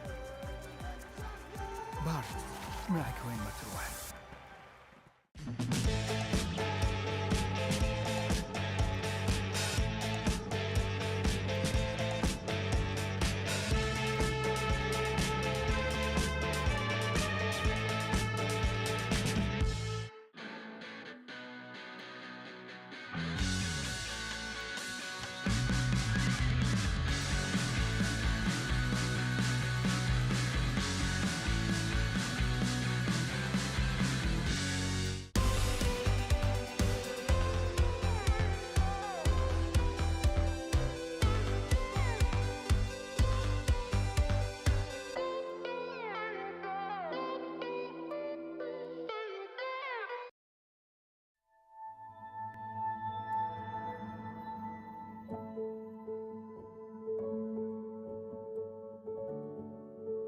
Nagsimula ang lahat dahil sa pangarap ko maging professional player. Kasi simula pagkabata ko, kahit wala pang online games, nanghili ko talaga maglaro ng mga games. Kahit kasama na yung mga kapatid ko. Makamit yung world champion.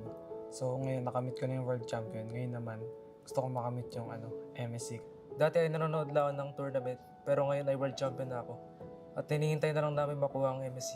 Gabi-gabi ko iniisip na magcha-champion ako ganun. Tapos napapanaginipan ko na sinasabitan na ng medal sa stage. Hanggang sa natupad. Feeling ko nga nung nag-champion kami, yung moment na yun parang nananaginip lang ako eh. Kasi nagsimula kaming 5 magpinsan naglalaro ng ML na ayaan lang. Tapos ngayon, nandito na ako ngayon para ituloy yung pangarap naming 5. Gusto ko makasali sa mga barangay tournaments kasi ang lalaki ng mga prize niya. Tapos nung nalaman ko na may may pro scene yung ML, yun, nangarap na rin ako makapasok.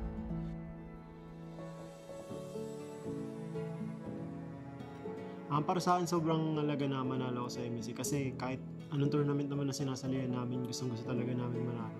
Yun na lang din yung kulang ko nung nag-start ako mag-ML.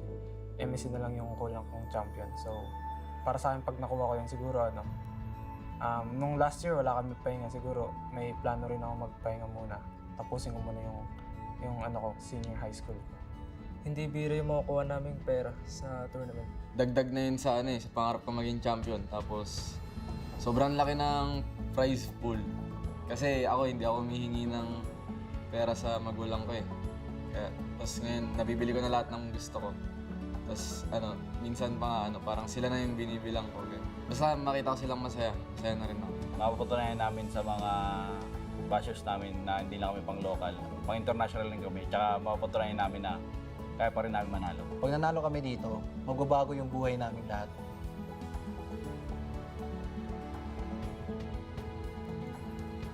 Sobrang laki ng impact ng Mobile Legends sa akin kasi gaya nga nasabi ko, ang tagal ko na naglalaro ng Mobile Legends. Tapos ito rin yung pangarap ko.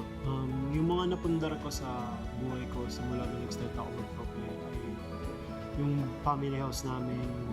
Tumulong na rin ako sa magulang ko sa family car namin. Lahat ng mga gusto ko nabibili ko na. Tsaka yung mga hindi ko nakuha nung bata ako, nabibili ko na rin. Tinutulungan ko yung kapatid ko sa tuition nila dahil hindi na gumastos yung magulang ko para hindi na sila kumayod. Tapos sabihin ko na lang sa kanila na ako na bahala ma. Dahil sa mga prizes na napanalunan namin, napundar ako ng bahay at nakatulong ako sa pag-aaral ng aking mga kapatid. Dati pinapagalitan lang ng mga magulang ko dahil anong oras ako natutulog dahil sa paglalaro ng ML. Pero ngayon, nakatulong na ako sa kanila at di na nila pinapagalitan. Sa ngayon, yung investments ko pa lang is yung mga cats ko eh. Sobrang cute nila. Kung ako sa inyo, bumili na kayo sa akin. Umangat sa kahirapan. Tsaka pati na rin sa natulungan ko rin yung mga pinsan ko, lalo na si Pando kasi dalawa kaming tulungan na makapunta dito sa pro scene. Nag-invest ako sa computer shop kasi yun talaga yung nung kabataan ko na parang gustong-gusto kong i-business. Tsaka doon na rin ako magaling eh. Doon ako lumaki. Unang-una, nakabili na ako ng mga gadgets ko na gusto dati. Tapos nakabili na rin ng skincare kasi mahilig ako sa ng K-pop eh.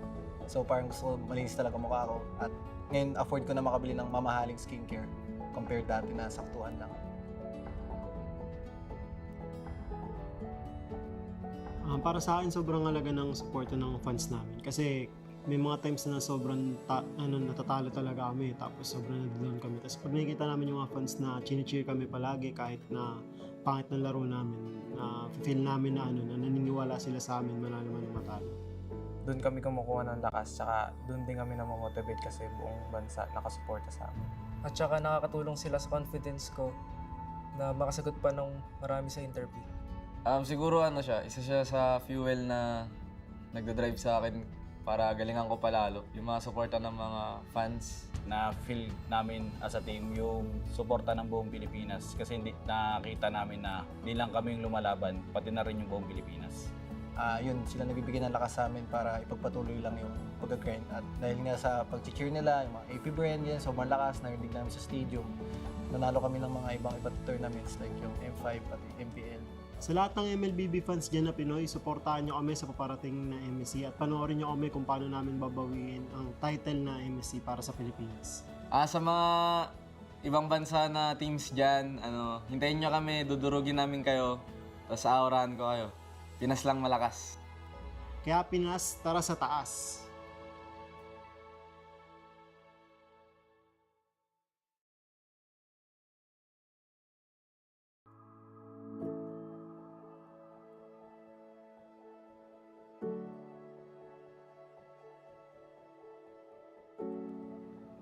Nagsimula lahat sa pangarap. Yung pangarap na sa balang araw ako naman yung papanoorin na hindi naman ako nanonood. Try po kami mag-qualifier sa MPL tapos ayun po, nakapasok tapos tuloy-tuloy na. Nung season 8 po, na-recruit po ako ni Boss D sa team na Next Play Evos. And katapos po nun, nakapag-tryout po ako and nakuha po ako sa Team Eco. And season 10 po, kinapusman po kami sa pagiging champion pero nakapasok po kami ng M4 World Championship and luckily nakuha po namin yung kampeonato. And then, katapos po noon, nung season 11, parang nakuha po ulit namin yung title sa MPL, tapos kinapos po ulit kami sa MSC. And currently, kami po yung may hawak ng title ng MPL. Nag-grind ako para makapasok sa isang amateur team. At dahil doon, na-scout ako ng isang pro team na Eco. Tapos, naging world champion kami. Nung nakapasok ako ng MPL PH, tapos doon na po nag-start yung career ko hanggang sa maging world champion na rin po ako. Nakapasok po ako ng MPL season 10, tapos nag-MDL po kami. Dalawang beses po kami nag-champion doon, tapos nakabalik po ulit ako sa MPL S13 na nag-champion po ulit kami.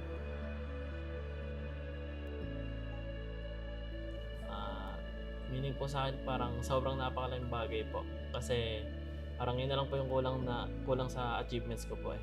Parang lahat po kasi ng major tournaments na napanalo ko na po. Tapos parang yun talaga yung pinaka-nahihirapan na kukunin. Parang minamalas ganun or natatalo talaga. Unang-una is gusto ko talaga i-redeem yung sarili ko sa MSC stage kasi nung last na MSC namin, parang underperform ako nung need ng team talaga na mag-step up ako in. Mahalaga sa akin yung prize kasi may sarili na akong family and as a man gusto ko talaga ako yung magpo-provide lahat ng needs and wants nila, especially na sa daughter. Parang ito po yung missing piece namin as a team and as a player po sa akin. Kasi gusto ko po talaga makuha lahat ng mga international trophies and lalong-lalo na po parang ito na lang din po yung kulang ng every team na may world championship po. Para maibigay ko yung needs ng aking pamilya tapos makapagpatayo ng bagong business. Yung last time po, hindi po natuloy yung MSC dahil po sa pandemic. Kaya ngayon pong makapaglaro po ulit ako ngayon sa MSC, gusto po mapag-champion dahil po sa prize pool na rin po nila ngayon. Lahat ng teams dito malalakas kaya papatunayan namin na sa Pilipinas lang po yung malakas. Nabago ng ML yung buhay ko financially tapos yun nga po, yung pag lumalabas ako ng bahay or pag mga nagbamalgan, meron ng mga fans na nagpapapicture sa akin. Di naman po kami parang sobrang yaman kasi na family so parang tulong ko na rin po sa kanila yun na ako yung nagpapaaral ganun. Tumas yung confidence ko even outside the game. Dahil sa ML, nabibili ko rin yung mga bagay na gusto ko. Marami akong na-meet na bagong kaibigan and na-inspire ako na ipangalan yung anak ko sa character na ginagamit ko, si Wanwan. Dahil po sa ML, nakabili na po ako ng lupa and nakatulong po talaga siya sa pagpapagamot ng tatay ko. And nabibili ko na rin po yung mga bagay na gusto ko. And the last po is parang nakakapunta na po ako ng ibang bansa ng libre po. Nakabili ako ng kotse na Innova, tapos nakapagpatayo ako ng business na computer shop. Kasi yan, tsaka nababayaran ko yung mga kuryente, tubig, lahat ng mga kailangan sa bahay. Nagpatayo ako ng computer shop kasi dati meron na rin kami computer shop si Papa. So, naisip ko siya para mapaikot ko yung pera. Tsaka malay natin yung susunod na ako. Naglalaro lang din sa computer shop ko. Dahil sa ML, parang nabibili ko na po yung mga gusto ko, and sa family ko naman po natutulungan kasi po nagka-baby na po ako, and para na po yung responsibilities ko. So, doon po ako nag-focus kasi nag-aaral na rin po yung baby ko. Nabibigay ko na po yung needs and wants ng family ko, pati po sa sarili ko. At dahil po sa ML, homeowner na po kami.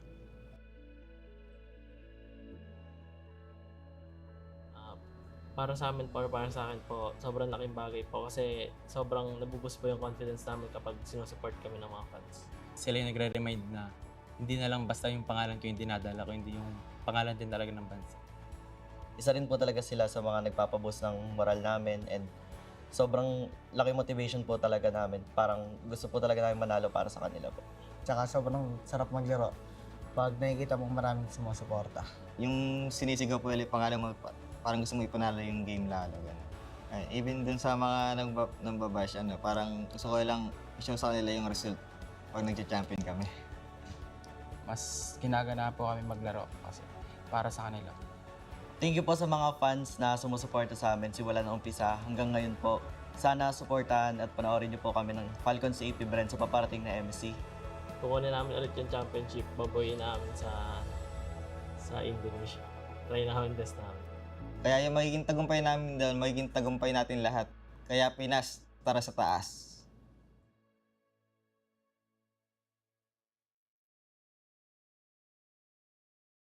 1v1 tayo. Pwede mong gamitin tong phone ko. At gagamitin ko yan sa'yo. At nandito na nga tayo sa pinaka-inaabangan na laban. Sino nga pa talaga pinakamalakas? Si Joaquin ba o si Gar? Gagamitin na nga ang ultimate at meron pa pagtalon. May kita natin na nahihirapan si Joaquin at kailangan na niyang umalis. Pero hindi naaabot, makukuha na siya ni Gar. Victory! Phone ko na gamit mo yan, ha? H2O, ikaw naman. Ako?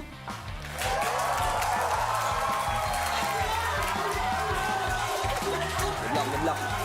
Para malaman natin kung may cheat, si H2O yung papanoorin natin sa Wandigan.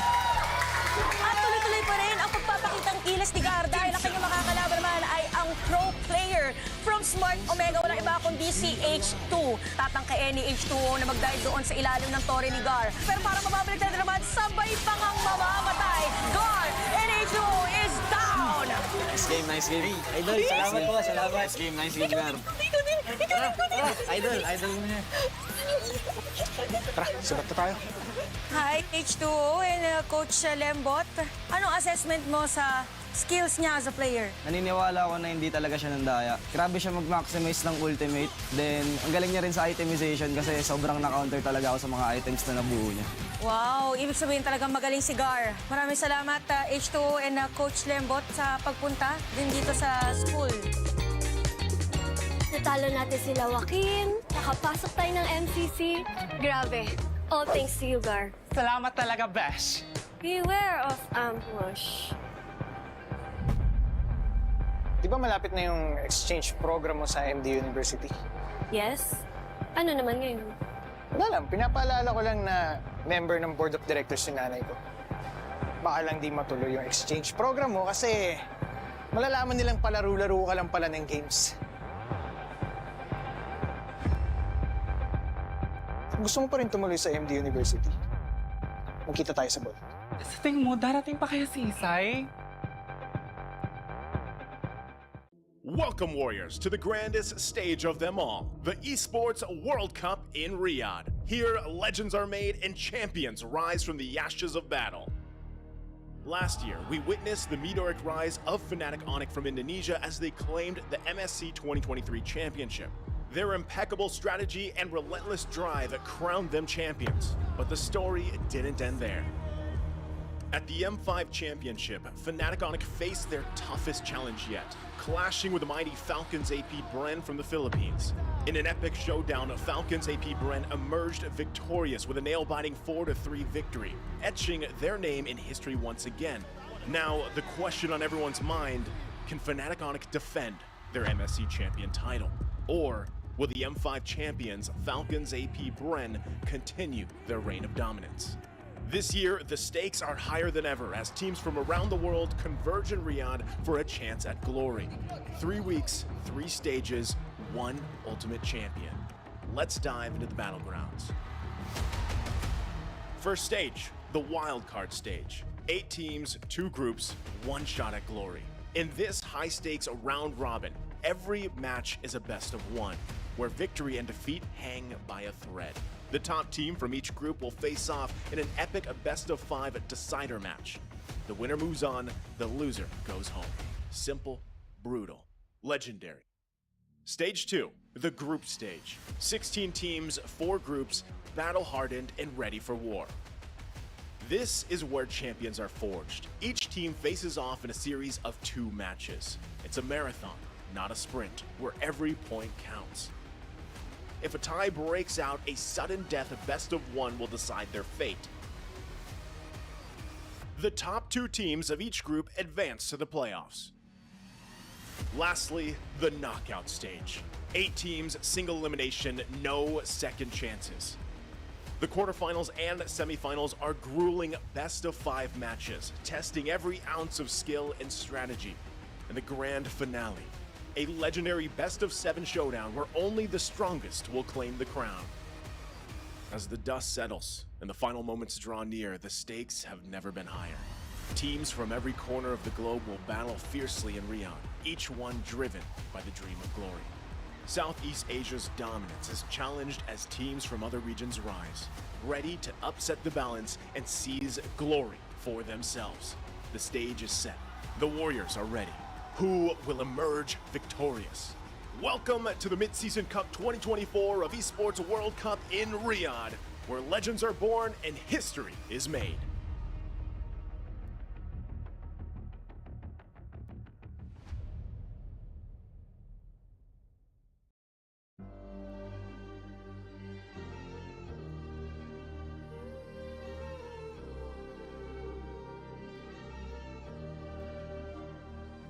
From shadows they emerge, unknown and unseen, forging their path from where they've been.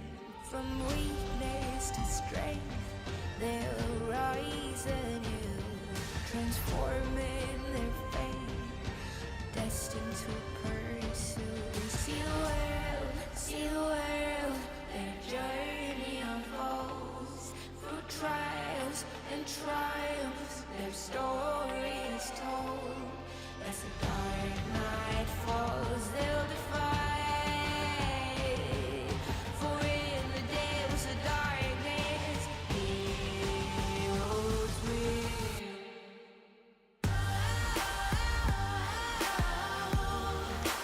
Rise of the heroes,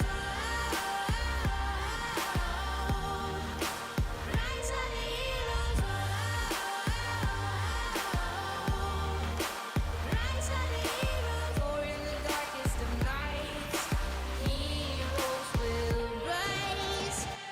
When the world echoes your name with cheers and acclaim, through the land of dawn where chaos reigns. In the face of the storm, they'll answer the call. Through fire, they'll roar. They're never gonna fall.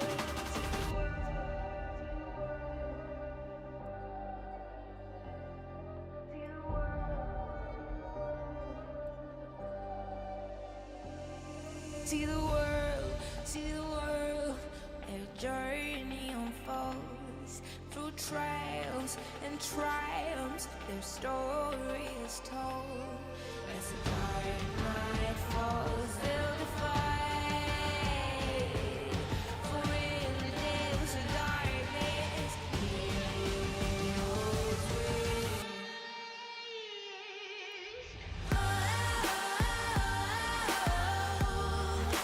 Rise of the heroes.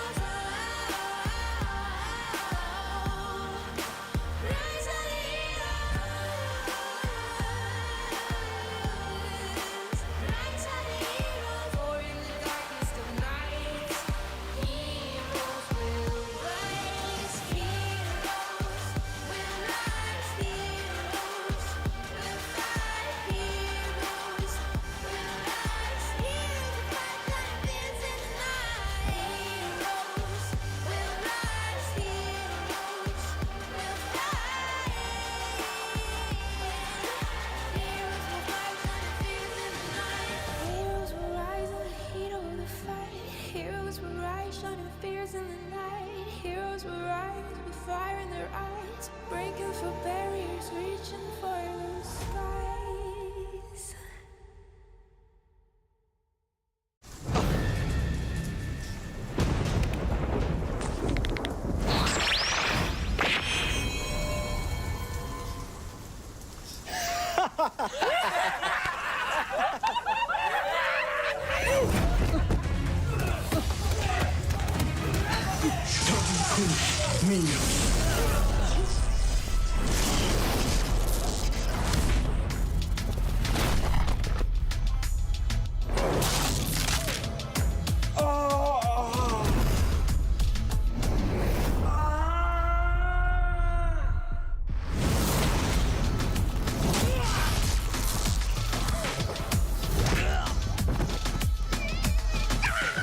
Thunderbolt. Every few seconds, the next basic attack will deal additional true damage based on hybrid defense to the target and surrounding units. Hitting enemy heroes will permanently increase hybrid defense.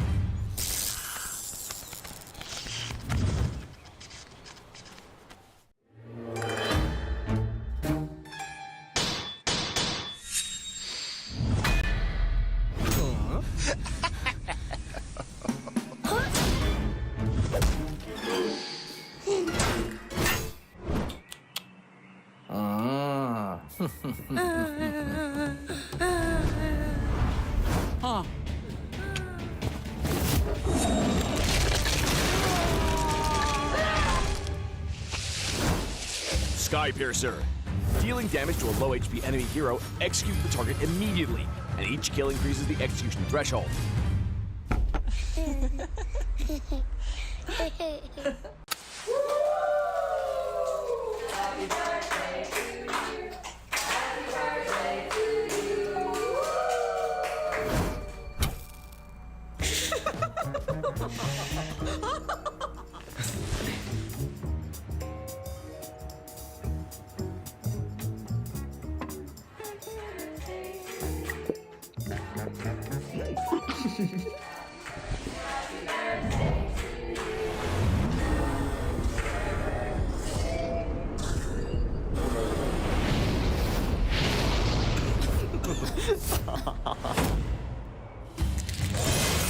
Winter Crown. It now features adaptive attributes that apply to all heroes, and its active skill grants immunity to all damage and effects for a short duration.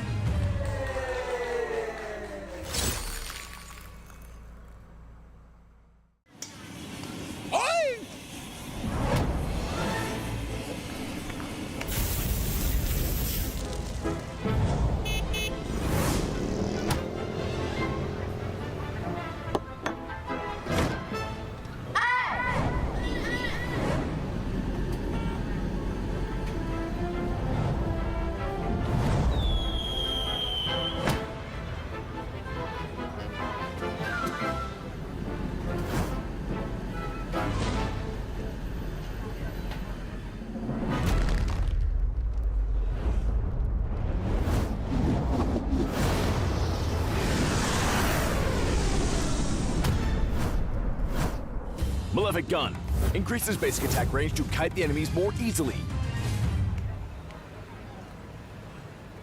Okay.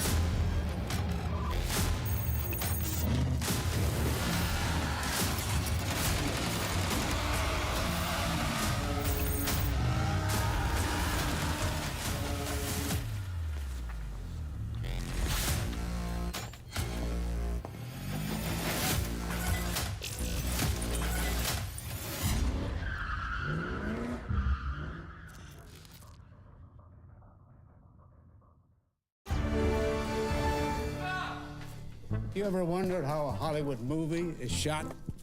on a Sony. You review it on a Sony. And how do you make that sound epic? You record it on a Sony. Lunch break on a Sony. So why wouldn't you watch it on a Bravia by Sony? Have you got what it takes to get to the top?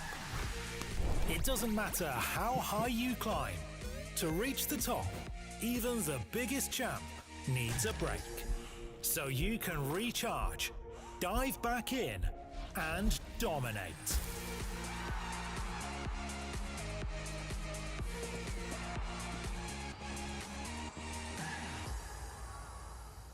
Have a break. Have a Kit Kat.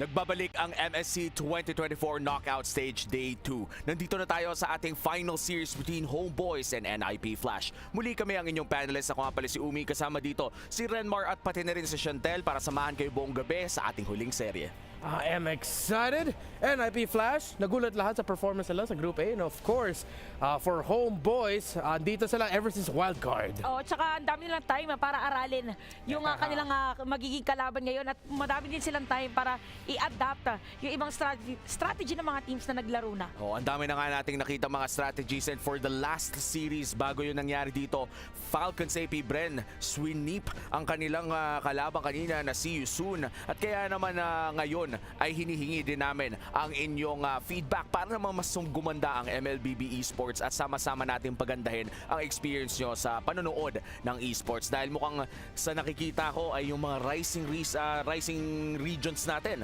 ay mas lalo pang lumalakas. Yes, definitely a new era, but new era with very familiar region names. Malaysia nandito pa, Philippines nandito pa. But personally, sobrang saya ako for the Singapore region.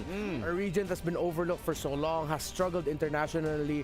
Sobrang tagal na nila sa kahirapan. Ang saya na nakita natin sila dito umabot sa paabot, maybe, who knows, sa semifinals ng knockouts. Oh, so napakagandang story talaga na parang every time na nagkakaroon na nga tayo or maabot na tayo sa international tournaments, parang yung progress ng mga teams natin is talagang continuous. Yeah. Even for Fireflux na nagulat din tayo, parang alam na natin na malakas si Fireflux pero kakaibang lakas and the consistency yung pinakita nila kahapon. And this time around, as you said, ang NIP Flash, the all-star team of Singapore, mamaya ay makikita natin silang labanan ng Homeboys na simula pa ngang wildcard nag-iinit. Pero sa ngayon, titignan natin dahil isa ng team ang nawala ngayong araw na to, ang Key Crush video for earlier series.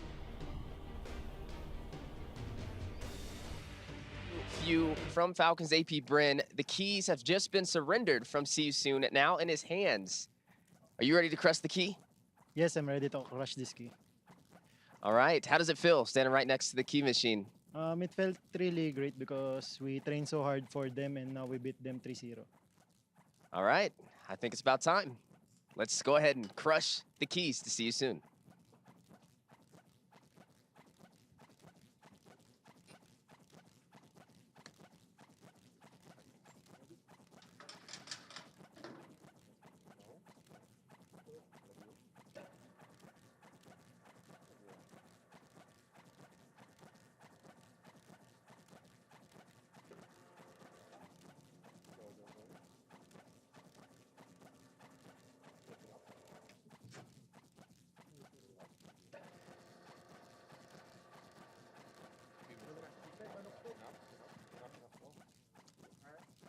Question 2. Next question. Okay. All right, Few, the key has been crushed. How does it feel? It felt great because just like what we did to them. Any message out there to See You Soon? Thank you for the great match. See you soon, but I hope we meet again on other tournaments. All right, and do you have any matches coming up here soon that you're looking forward to facing? We're looking forward to face Liquid Echo. We're match up against them in semis and we will have our revenge. Ooh, spicy. Well, I look forward to it. Key crusher for MSC 2024. Tensions are rising. Who will be next? Men, yung ngiti ni Few kakaiba eh. Ito yung tipo na sinasabi, dinurog namin. Pero yung ngiti niya parang tropa pa rin. Ganito eh. Ganito yung ngiti niya. Simple lang. Pero yung mga sinasabi niya, Malaman eh. Malaman eh. Kung depende lang kung paano i-take nung depende sa magta-translate nung sinabi niya. Oo, at ito na nga ang ating last match of the day. It's Nip Flash versus Homeboys Ninjas laban sa mga Kage. At umabot na nga tayo sa punto na pati si Naruto ay nadamay na sa broadcast. Let's be honest, guys. I am a certified NIP Flasher. Definitely. Certified. I support them. Nakita ko sila sa SG. Nakita ko sila sa Group A. Sabi ko, I am a fan. Hades, Curtizy, I am your fan. All-star team from Singapore. Lalaban na naman ang Homeboys. Chantel, ilang beses na nating sinabi na parang ito yung wild card team na for some reason ay parang never silang nabilong sa wild card to begin with. Parang bago pa nag-start, parang automatic, or nung nakita yung pangalan nila, sinasabi na Homeboys na yan, probably because ay malalim na rin yung kanilang international scene na, or international appearances, and at the same time, pagdating din sa mga tournaments na kasali din sila, is talagang kilala na sila. Tsaka yung pag maangas ka kasi na team, tas nanalo ka pa, iba talaga yung makukuha sa'yo. Ayan na nga. Papasok na ang ating mga players. At NIP Flash ang nunguna. Nakasakay pa sa mga golf cart. Siguradong nanggaling sa player lounge at mukhang naging masarap ang kanilang lunch. And the same could be said for Homeboys na kitang-kita talaga yung angas factor. Kahit naka-t-shirt lang, rock pa rin. Hindi lang yung t-shirt, pre. Yan na yung jersey nila eh. Kita mo yung mga pangalan. You see the black, you see the gold.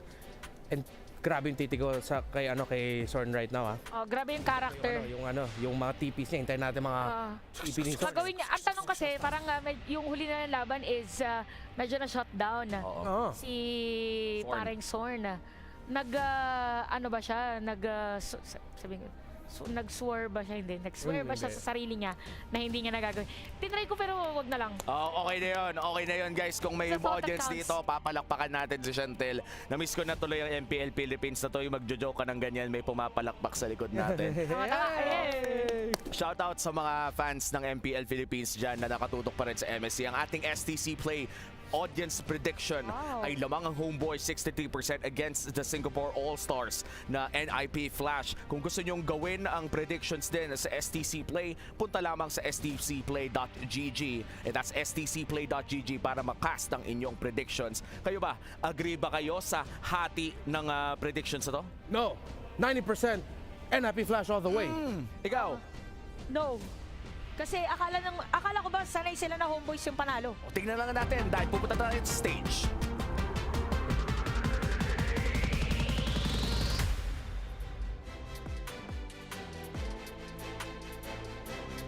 Welcome back to the Amazon Arena.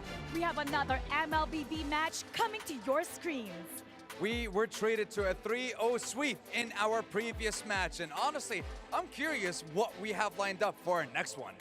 Now, it's not just a regular day today. We're moments away from determining the last team who will join the Final Four at the MSC 2024, the Esports World Cup. That's right, and it has been a while since we've seen a delegate from Singapore walk up on an international stage to face a Malaysian representative. And you know, Sandstorm, this is not just any other teams we're talking about.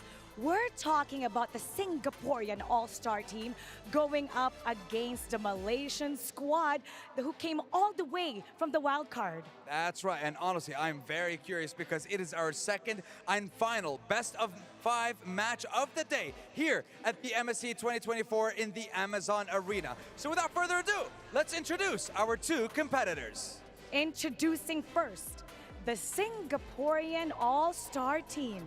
Don't blink or you'll miss them. This is NIP Flash.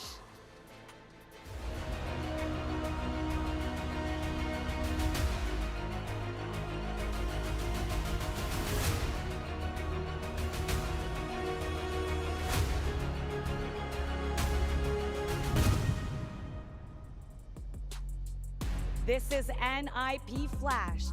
It's Diablo, Hades, Kurt, JPL, and Vanix, guided by Coach Adamir, all locked and loaded to make sure Singapore is on track to secure their best result in MSC history. And on the opposing side, coming up against them, it is none other than the baddest boys from Malaysia. They came out guns blazing through the wild card onto the group stage, and now they are here at the knockout stage. Ladies and gentlemen, presenting to you, it is Homeboys!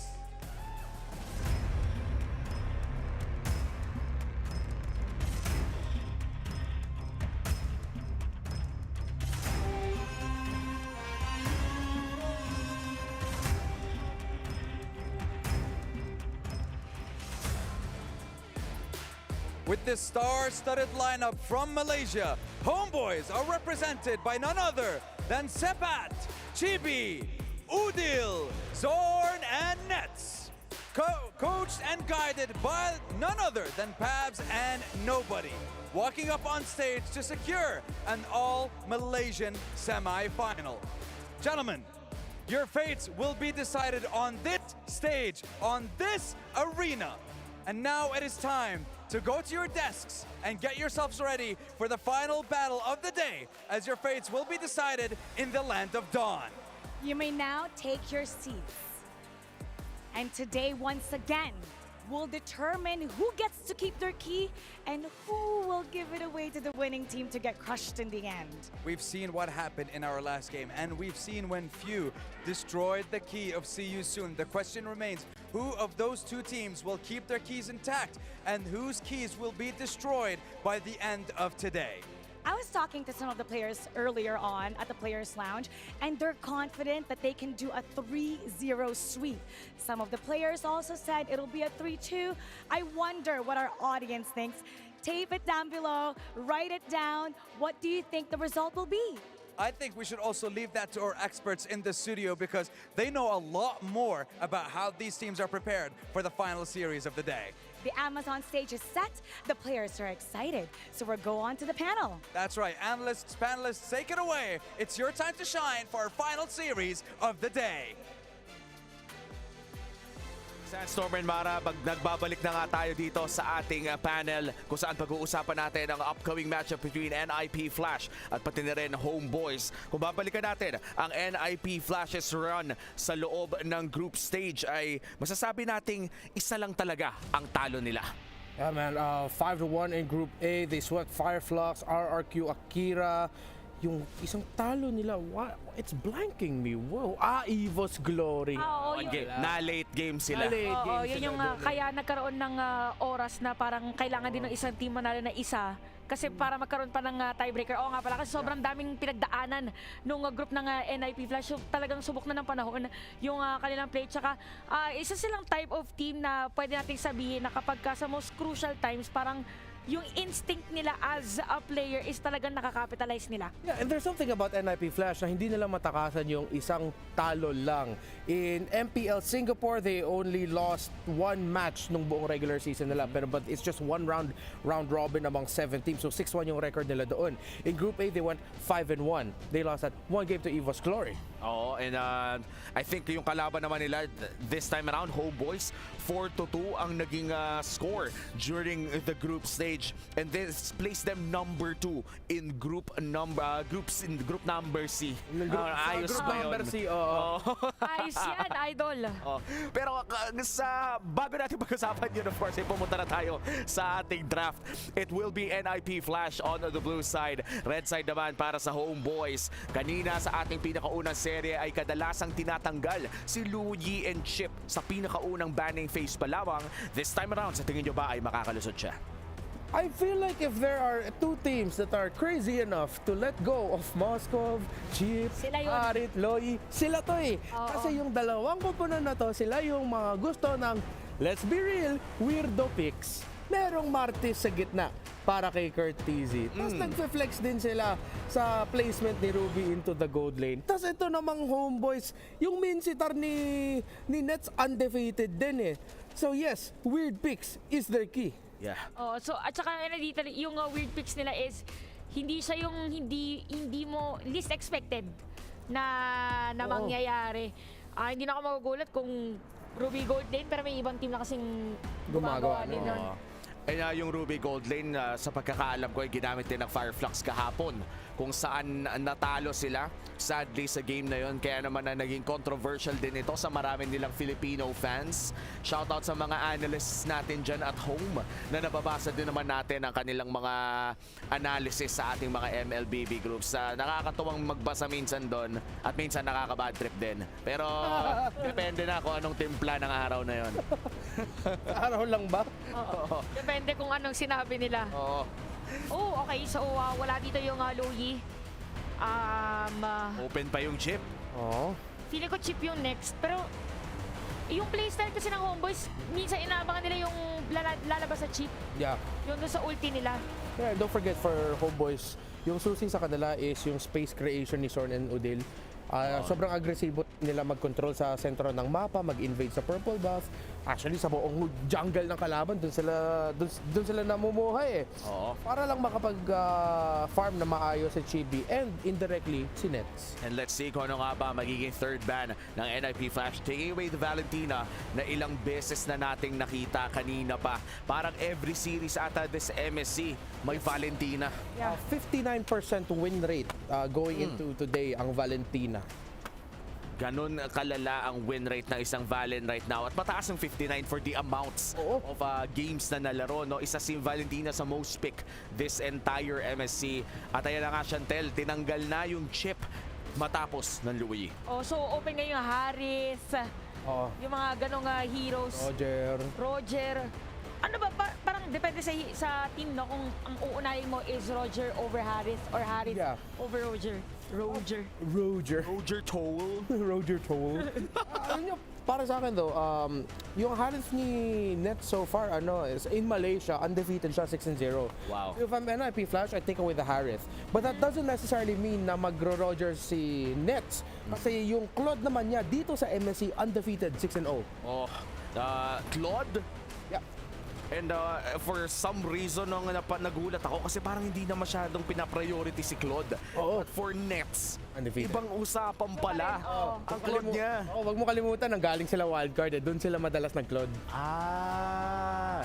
Okay. At habang pinag-uusapan natin yan, na-lock-in na nga ang Harith sa kamay ng NIP Flash. Isa sa mga pinakamalakas na gold laner na nakita natin na 2 beses nag-MVP sa kamay ni Super Marco in our first series of the day.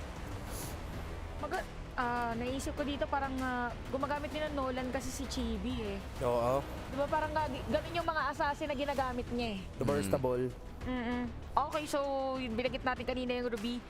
Now the Roger.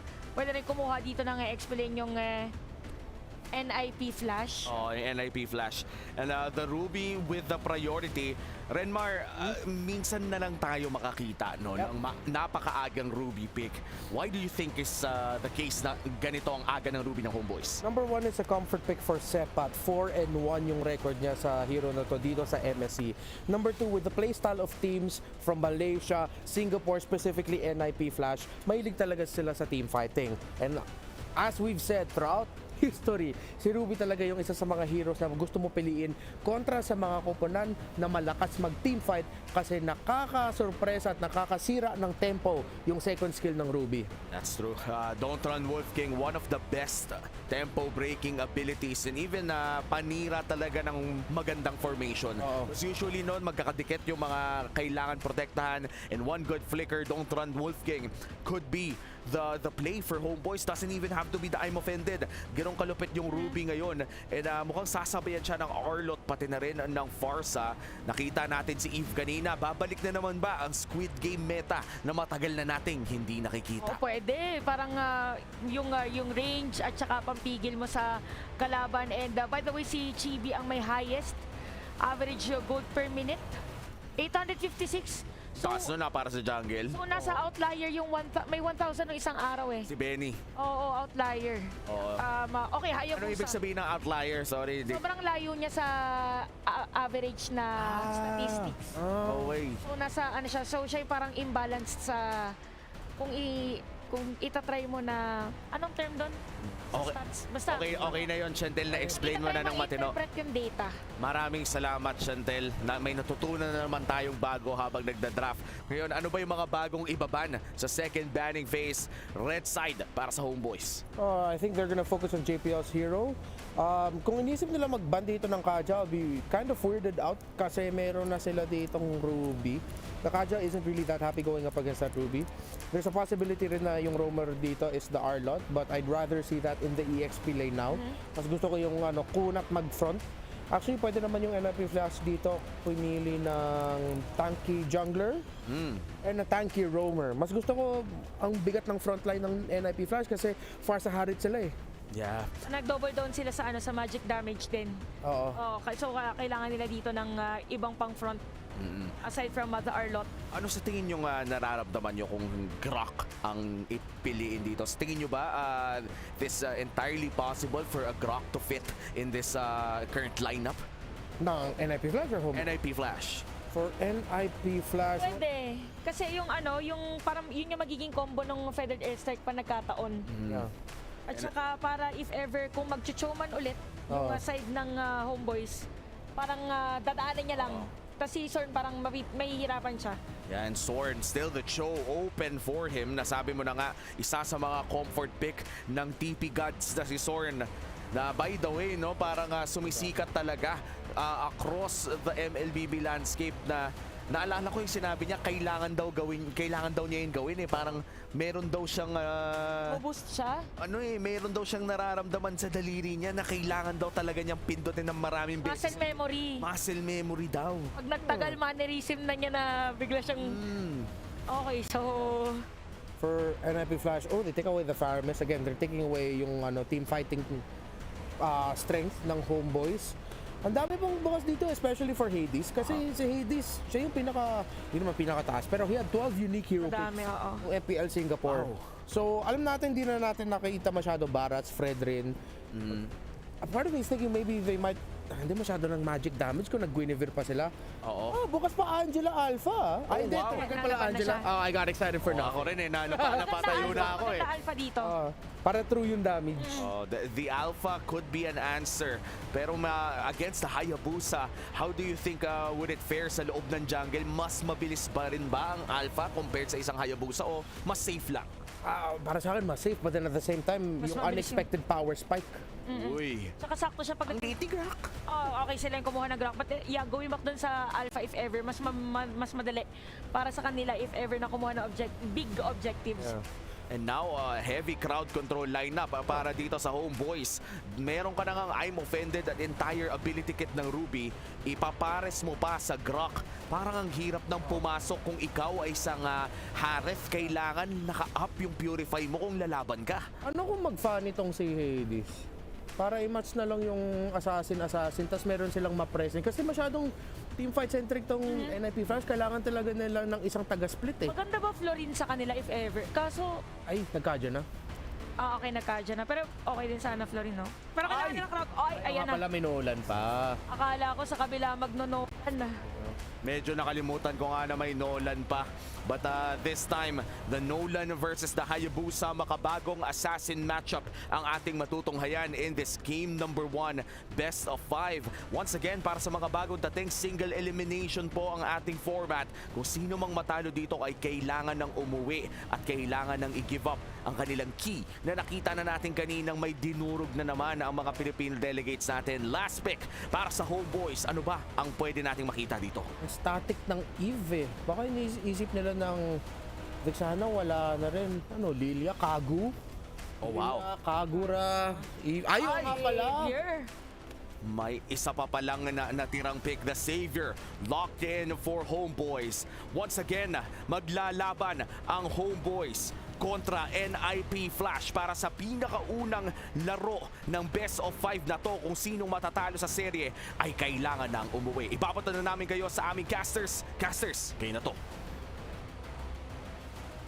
Maraming salamat sa ating panelists at kami ang inyong mga kasama para dito sa seryeng ito. Brigida at Ingan nga pala at ginagawa natin yung kaway ni Sorn pagpasok ng entablado. Pero titignan natin kung sino yung kakaway at magwawagayway ng kanyang pagkapanalo pagkatapos ng serye ito. Malalaman natin kung sino yung magpapaalam at sino yung mag-goodbye dahil best of 5 series between NIP Flash versus Homeboys. Ito, exciting ito. Aminado ako na isa ito sa mga pinaka-ina-anticipate ko na matches. Bukod sa mga, syempre, kasabilang yung mga PH teams natin. Dahil syempre napanood natin na simula pa lang, week 0 pa lang, nandito na talaga lumalaban ng Homeboys para makaabot sa puntong ito. Whereas for NIP Flash, simula pa lang ng kanilang pagsalang, wala na silang hindi nila tayo binibigo pagdating sa mga sorpresa. So now, parang nagkaka-idea na talaga tayo, no, na etong dalawang teams na to, very interesting yung gameplay na maipapakita nila. Apart from that, diba, iba din kasi talaga yung datingan nila outside of the Land of Dawn. Isa na dyan syempre si Sorn na known for his taunting skills. Pati na rin syempre si Diablo na talaga naman ako, napapagiyan ako, honestly. Ayan ha, sa'yo na nanggaling ha. Pero talagang may angas, kumbaga, kapag nakita nyo rin in person itong si Diablo. And of course, ay kabilang na rin dyan ng mga kasama nating Pinoy Hades, Curtizy. Alam ko, pamilyar na pamilyar lalo sa atin si Curtizy kasi formerly ay nag-MDL din itong player na ito. Tumatak sa akin nga yung kaditan niya, lagi kong sinasabi. Yung kaditan ni Curtizy. Yung sumisisid, tas kumo-combo na depende sa kanya kung kailan niya gusto gamitin yung Petri sa combo. Pero dito naman ay syempre, mag-ano muna tayo, mag-veer away tayo doon sa mga unique hero picks na pinag-uusapan natin. Kasi to be honest, ultimo ang NIP Flash, ultimo si Diablo na pinag-uusapan natin. Hindi na rin naman nila sobrang ginagawa yung maglalabas ng kakaiba, yung magiging unorthodox. Yun yung term. yung mga pickings nila, di ba? Oo kasi again, the stakes are high, highest prize pool dito for MSC. Pero this being a game, best of 5, parang pwede. May possibility pa rin. Yun. May mga baon yan, may mga lason yan. Sigurado maglalason na nating dalawa as we head on to a very short KitKat break. Parang gusto ko ng KitKat. Technical break, have a break, have a kit down. Kasi iniisip ko breakdown, KitKat. Have a break. Breakdown. Have a break, have a breakdown. Hindi! Teka, have a break. Habang bine-breakdown natin ang mga kaganapan, have a tiktak. Have a kit. Nadamay pa si Coach dito. Have a tiktak. Bukas pa sila maglalaro, pre. Masyado ako excited sa PH versus PH. Hindi ako, sinasabi ko na sa'yo, diba? Excited ako dito talaga. Dahil nga, sobrang interesting nung dalawang teams natin. Hindi naman natin may kakaila. And of course, parang sa dalawang teams pa lang na ito, marami tayong mga tinitignan talaga na angulo. Na sense. Sabi nga natin, diba? Nadamay na si Naruto kasi the lone kage na si Udil na nagre-represent both for Malaysia at Indonesia, di ba? So balak siya na lang lamang yung natitirang player na kayang ibandera ang flag ng Indonesia if ever they would get past through NIP Flash na talaga namang dominating din sa kanilang group stage. So ngayon, Brigida, ang ganda kasi ng storyline kasi yung matchup between these two teams, it's basically the underworld duo versus the loyal boys from Homeboys, si Chippy and Sepat. Siyempre, kilala na niyo kung sino yung underworld duo. Isa na yan si Hades, pati si Diablo. Oo. Na pakiramdam ko yung nag-undergo ng isa sa mga pinakamalaking changes magmula sa mga panahong nakilala natin siya. Kasi nga hindi na natin, namimiss na nga ata ng mga talents yung mga badang, yung mga ganon. Kakaibang nailalabas niya rito. Kasi recently talaga, mas pasok sa meta. Yun yung siguro phrase na pwede nating i-attribute sa kung ano yung nagiging pattern ng pickings dito for Diablo. Pero kung may isa pa tayong gustong tignan, na naka-flash naman sa camera natin ngayon, siguro easy din, naman yung isa sa mga players na siguro yung, medyo kakaiba at first ginagamit. Kasi siya yung napakatapang talaga na consistently pinipick up, sabihin na natin, kahit yung Farsa, kahit na may kitang may lapu-lapu na sa kalaban, or kahit ang dami ng counter, kahit may assassin, siya naman yung ganong klase ng player dito sa NIP Flash. Basically, wala siyang pake. Basically. Wala siyang takot. Parang ano yan for me, parang si Curtizi tsaka si Sanji, ang similarity nila is parati silang pasugod. Tatandaan ko ang daming plays ni Sanji dito throughout MSC 2024 na most of the time yung flicker niya is to chase enemies, even assassin junglers. And we could also see that for Curtizi.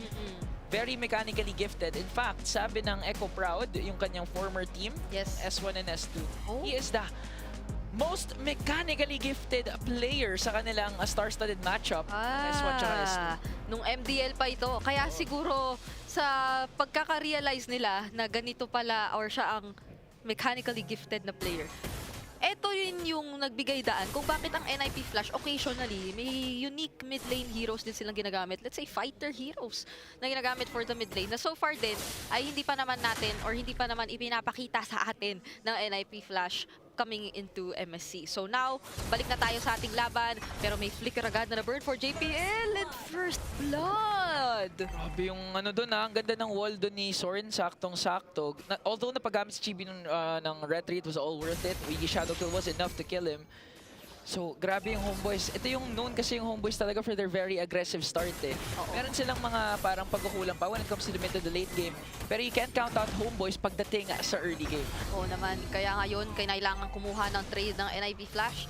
They secure the turtle for themselves kapalit nung pagkakawala ni JPL. Kasi wala na rin naman sila magiging pang-engage at kaka-level 4 lang din nila ngayon lang.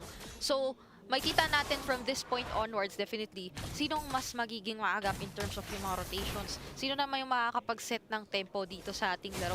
Kasi so far, ultimo yung pick-off na ginawa doon ni Chibi. Calculated kasi siya Hindi siya sobrang aggressive lang na attempt coming from Homeboys. Kumbaga sure kill talaga. Again, yung connection niya with the sword, with the wall.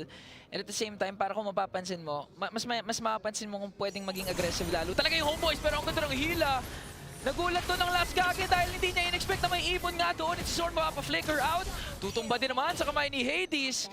And yun na yung start at pagbabawi ng NIP Flash, taking down 2 members of Homeboys. At pantay na pantay ang ating kill score up to this point. Kaya maganda pa rin ang ating mga nakikita ng palitan. Balikan natin ang STC replay na maganda nga yung naging abang doon ni Hades as you've mentioned.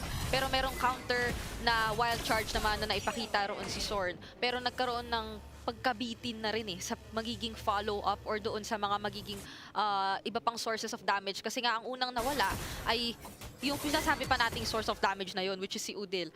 Ito namang si Chibi on the Hayabusa ay hindi naman din sobrang mai-spam pa at this point yung mga magiging skills niya, lalo pa at hindi natin alam kung kaya na par or na ano na yung Ogi Shadow Kill at that moment. Pero ngayon, ito ang magiging next naman nating aabangan aside sa handcam ng ating mga players. Ganda ng handcam, no?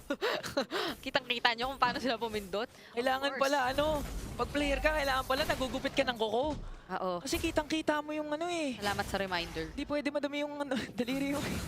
kailangan talaga. Para hindi ka na mamali ng pindot dito. So ito na nga tayo sa ating ikalawang turtle of the game na napwestuhan na maigi ni Sorna, yung brush kung saan dadaan ng ibang members ng NIP Flash. At parang may nastan sila doon, JPL. Hindi na nga mag-a-attempt ang NIP Flash dito. Ang ganda ng pag-zone out ng Homeboys. The combination from Zorn and from Udil. Grabe, no? Maya pala nag-item check, pero teka lang! Uy, naku po! Ito na naman ang sagot ng NIP Flash. Kahit sa kanila na yung neutral objective, ang gusto nila ay kill. Udil, mapapalayo ngayon. Aabot nga ba yung mga skills ng NIP? Pero makakatakas pa rin ng last kage habang si Chibi naman ginugulo ng NIP Flash sa sarili niyang jungle. Unfortunately, ito ay isa sa mga bagay na kinakailangan mo talagang asahan as Homeboys given yung nature ng composition na meron sila. Oo, meron silang Hayabusa pero more often than not, hindi naman din napapag-isa si Kurt Easy na nakita natin. May time, si JPL pa yun. So naging fortunate enough ang Homeboys na makakuha ng kill. Pero nasa punto na tayo na talagang nagsasama-sama gaming na rin yung kinakailangang magsama na members ng NIP Flash. And ngayon na meron silang na-isolate, tinake advantage na nga nila yun. Pero up to this point, meron pa ring trade for NIP Flash taking down the last Kage once again. Alam mo, naawa na ako sa game director natin kasi parang hindi na niya alam kung saan itatapat yung camera. May clash doon sa taas, may kill doon sa baba. So far, NIP Flash and Homeboys, yung mga cross-map play na balak nilang gawin, gumagana. So that means halos pantay na pantay talaga ang nilalabas ng dalawa nating kupunan. Gold lead, 800 lang, halos non-existent pa. Mababago yan, syempre, pag lumabas na nga yung ikahuling turtle. Pero Zorn, oo. Parang wala lang. Kill lang. Tuloy lang. Kumakaway-kaway pa rin siya using the Grok. Hawak-hawak naman yung bato, yung pader na nilalatag niya with the Venom skin, by the way. Ang specific. Venom skin. Paborito ko yan kasi yung sa robot. May dating kasi, gusto ko yung purple na color Mahilig ka sa may dating. Oo. Kaya pati si Diablo ay napapatingin. Pareho tayo naisip doon. Grabe ka na. Pero dalawang naman saktong-sakto rin naman, nagkakabantayan lang. Especially for the gold lane. So balik na naman tayo sa turtle kasi dito na naman natin naasahan yung mga posibilidad, yung mga pwedeng mangyari na mukhang si Zorn pa nga yung next target. Ayun ang agamin. Sabi ni JPL, wag na natin hayaan ito makapag-zone out. Pero may sagot din naman si Chibi. Diablo ay tutumba. Nandun na nga yung feathered airstrike na. Pagsaka ng last Kage. Mukhang NIP Flash. Kanina hindi na nakuha yung pangalawang turtle. Mukhang sa kanila na mapupunta. Ito, pero sumasagot pa rin ng Homeboys. 3 members nandyan pa rin naman. Sepat, really zoning out. Grabe na, third turtle pa lang. Parang nagkaka-lord dance na tayo, Brigida. Oo, ang difference ay nandito yung XP laner ng Homeboys. Pero at the same time, papunta pa lang yung iba pang damage and yung setup ng Homeboys dito. Pero Chibi, siya pa ang makakasecure ng turtle. Mukhang ilalaban nila, ingan. Oo, JPL mapapalayo doon. Pero ang ganda na pagpasok ni Sepat. Kaya naman makakuha sila ng kill onto JPL. Pero here comes Diablo. Tinapatan naman ang feathered airstrike. Etong si Sepat. And a trade after trade for these two teams. Blow after blow. Wow! Tingnan mo, 7 minutes of gameplay, pero may 12 kills na tayo at magiging 13 pa nga. Dahil si Vanix ay yung next na napatumba dito ng Homeboys. Pero when it comes to objectives, ay halos pantay rin naman. So, I would say literal, nagkakapalitan lang. Yun yung pwede mong pang-define dito sa nagiging laban. Grabe, looking at the item, Chibi's now on 501. Unang item, kinuha Sky Piercer. Grabe, sulit na sulit niya talaga yung Sky Piercer. Hindi siya ma-shutdown. Nakita natin sa point na si Vanix mismo nandun lang sa tier 1 turtle sa middle lane. Pinasok na ni JB. Wala na sure kill na kalkulado ni JB yan Yun yung problema kapag ka napapag-isa ka talaga for NIP Flash. talagang ikaw ang magiging karagdagan sa collection dito ng stocks ni JB on the Hayabusa. Sana nga kung stocks lang, pero sana nga kung kills lang, pero nadadamay nga yung stocks nung Sky Piercer na hawak-hawak niya. And now, parang tingnan mo, meron na namang wild charge na ginamit. Oh, pero ang ganda ng sagot ng NIP Flash doon. Courtesy, lahat ng Feather Strike tumatama. And now, Homeboys with a counter-attack. Nakakaisa sila, si Vanix ay tutumba. Again, equal trade na naman. 1-4-1. Pero ang kagandahan dito for Homeboys, si Vanix. Yung gold laner ng NIP Flash yung nawala. Oh, feeling ko huwag na tayo magtanungan kung sino bang nakalamang eh. Wala na, wag na. Huwag tanggalin na natin yung sa vocabulary natin para dito sa labang ito dahil sobrang pantay halos ng mga nakikita nating palitan lagi at lagi for the past 8 minutes o magda 9 minutes na nga pala eh para dito sa game number 1 pa lang, by the way, para sa mga bagong pasok dito sa ating stream. So ano pa kaya ang aasahan natin kung game 1 pa lang ay ganito na agad ang mga pangyayari. Pero very interesting isipin mo na kahit sabihin natin lagi at laging nabibigyan si Sword, hindi na compromise dito yung abilidad ng Homeboys na talagang pumalag at makipagpalitan! Napakalayo naman nun, Sebat. Pero counter-attack again for NIP Flash. Vanix, Diablo, JPL nawawala na habang sinets naman ng ating kababayan ay nagwawala na rin. 1v1 versus Hades. Nang ibabaw doon si Hades. That's a kill that they are willing to take.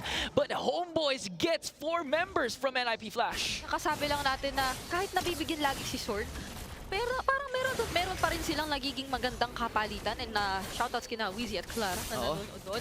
Pero ang difference na nakita natin this time is that ang Homeboys yung pumiling mag-engage. So yun pala yung threat ng Homeboys kapag sila naman ang nagsabi na sige kami ang mag-initiate. Tapos halos ma-wipe out na doon yung mga miyembro dito ng NIP Flash na kung babalikan natin sa ating STC replay, sabi mo nga ang layo nung naging hugot dito ni Sebat.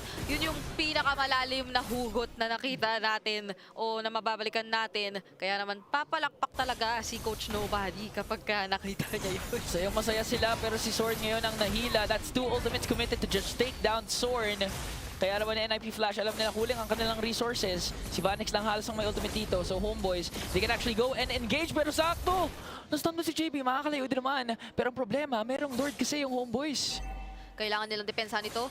Whereas ang Homeboys ay mukhang hindi nga masyadong papakialaman yung na-secure nila kasi ang talagang minamata nila ay makuha yung mid lane turrets dito ng NIP Flash. Kasi alam naman natin, mid lane turrets yung pinaka-importanteng pwede mong makuha kung gusto mo na talaga ng all-out map control kontra sa inyong mga kalaban. So magiging madali lang din naman for NIP Flash na i-clear or i-take down yung Lord na yon, level 1 Lord, pero hindi na nila maiiwasan yung dami ng objectives na secure ng Homeboys. O kumbaga dito pa lang natin malalaman yung totoong kalamangan dahil si Zor na naman, wild short, dalawa ang tatamaan.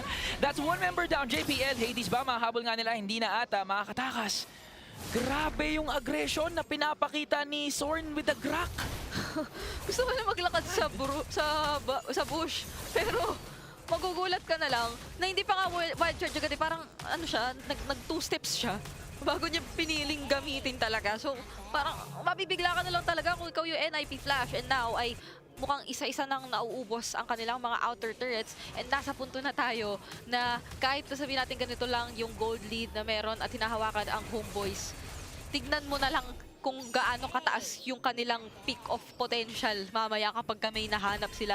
Yung kanilang abilidad na ma-burst down dito at umubos ng kalaban. Ayan na nga, kakasabi ko pa lang. Tingnan mo naman si GB, kinapos lang ng kaunti. Pero tingnan mo kasi 903 na yung KDA niyan na naka-Sky Piercer pa, di ba? Oo, so kung i-calculate mo yan, ayoko na i-calculate pero mataas na yung threshold. Ikaw nga yung damage dealt niya, oh. Oo, tingnan mo, 47,000 for this Hayabusa. Literal na snowball kahit napakainit ng panahon dito sa Riyadh. Grabe yung pinapakita again ng Homeboys. And tama ka nga sa pick of potential na meron sa kanila ngayon, sobrang taas. Kaya kahit minsan nung una pinupuruan si Zorn, walang pa kayong Homeboys kasi Okay may lang. sepat pa naman eh. Okay lang. Pwede mag-I'm offended. And even Udil, yung mga Mystic Fields na parating sobrang clutch, tumatama halos sa lahat. And apart from that, yung scaling kasi ng Savior, comfortable yung Homeboys ngayon kasi kahit umabot ng late game, spam lang ganyan, no? Tapos masakit. Kaya okay lang din sa nila na napipick off maya-maya si Udil nung early kasi alam naman nila na talagang mamaya-maya pa dadating yung power spike na pinag-uusapan natin. Pero Sepat, mahaharap! To, grabe yung layering of skills doon ng Homeboys. Homeboys. Mapapalayo ngayon ng NIP Flash. At ang unang tutumbahay si JPL. Nagwawala ng atin dito si JP with a wiki shadow kill. Si Sepat, hindi tinatantan si Curtisi. Double kill, triple kill. Apat ang nawala. Is that gonna be a maniac? Pero kinuha ni Sepat yung kill na iyon. And it looks like this game number 1 is gonna be over. Dahil si Vanix na lamang ang natitira for NIP Flash. Nahabol nila ito. Meron pa naman siya nagamit. Pero tignan mo naman, may outplay potential pa nga yata with the Diamond Force. Chibi, na-shutdown siya rito ni Vanix. At hanggang ngayon ay nakatayo pa din. Mukhang makakadepensa pa nga ang goal later ng NIP Flash. Outplay from Vanix. Made sure na enough yung time bot para makabawi ang NIP Flash doon. I mean, that was against 4 or 5 members of Homeboys. Kinaya ni Vanix. Nag-cooldown eh, umabot eh. Nandoon yung paghabol na rin ng Homeboys. Kasi nga naman, isa na lang kinakailangan, tapos pwede mo nang dire-diretso yun given yung death timers. Pero that was enough time, pero wild charge na naman! Pumasok na naman dito, na sinahabol si JPL. Tutumba na nga ang ibon doon, na Zaman Force for Vanix. Pero parang napalibiro dito si Nets. Control ng NIP Flash. Ang Lord penalty zone with the TP plus the Lord steal. Homeboys ayaw talaga umuwi ngayon as they secure plus the kill onto Hades. Sorn na kumakaway-kaway. Ngayon naman, yung bato, yung winawagayway.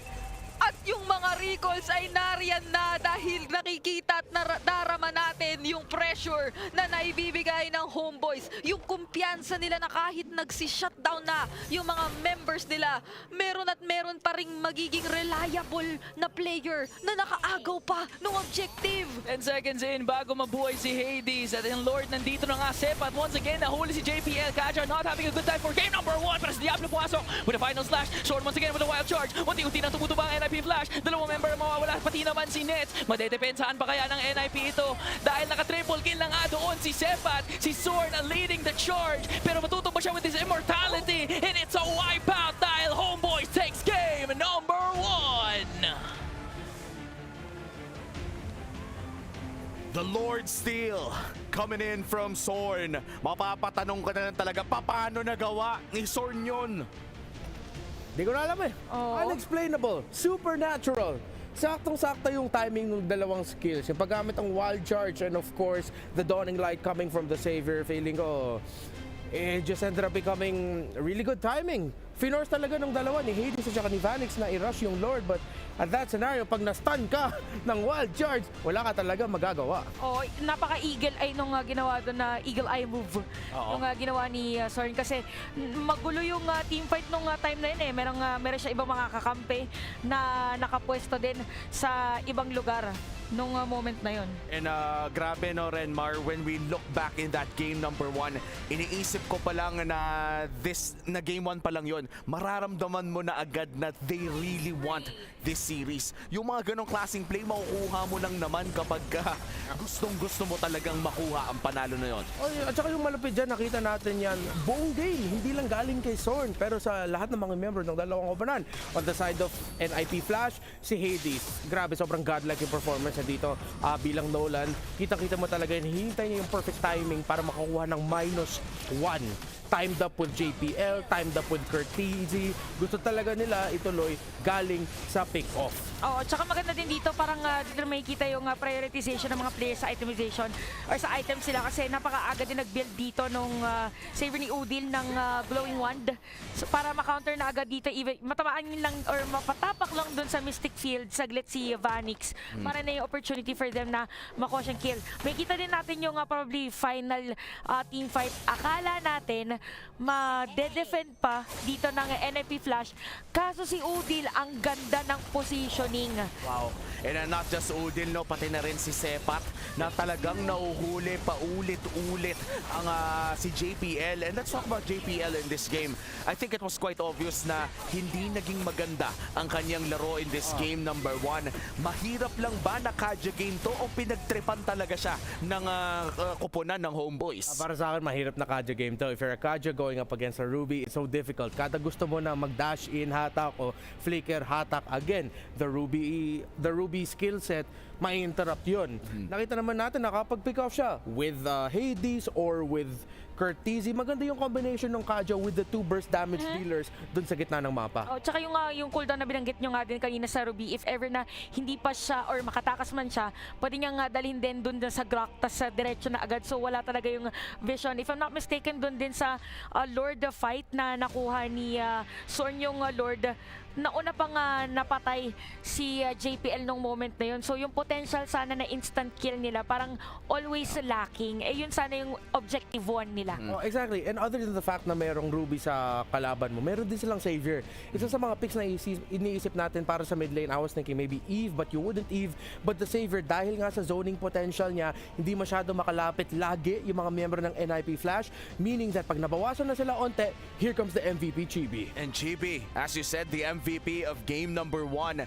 Ang aga ng kanyang Skypiercer pickup na nakapag-stacks in this game at kitang-kita natin medyo mataba pa yung life bar pero bigla na lang pumuputok ng 9999 damage na siguradong naaalala ng ating mga manonood kapag may nakakalaban silang assassin user na 14 years old na sobrang bilis ang kamay. Oo, parang kilalang-kilala natin yan Okay. Tsaka yung kanina, yung performance dito ni Hayabusa, ni Chibi is that parang sakto siya lagi na nasa gitna ng teamfight. So kung ikaw yung side ng NIP Flash, medyo rattled ka kung saan manggagaling at aabangan. Kasi once na pumasok siya, nandun na rin yung mga kakampi niya. So hindi na nila pwedeng i-predict na okay, dito natin kukuhanin or si JPL ba, siya yung kukuhanin or not. No, and looking at the stats coming in from game number 1, nakapag-objective naman kahit papano ang NIP Flash, but for the side of Homeboys, ibang usapan pala yung nakuha nila, not just the turrets but also almost all of the other objectives sila ang nakasecure. And do you think na naging malaking factor dito na meron silang Grok at Ruby? Yeah, definitely. Kasi vision pa lang nila. Again, kung tinignan mo yung lineup dito ng NIP Flash, medyo squishy talaga eh.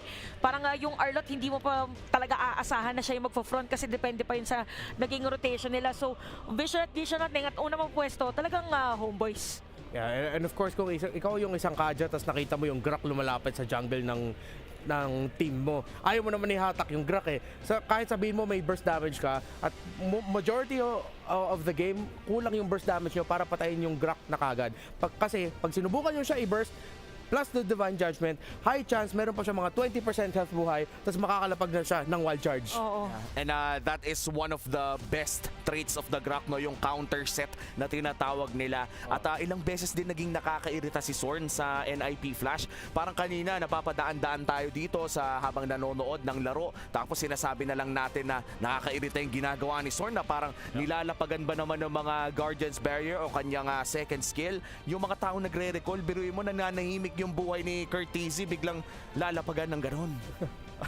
Of course, habang kami nag-aabang lamang ng game number 2, pwede muna kayong kumuha ng tubig dahil huwag kayong aalis, maikli lang ang break na to.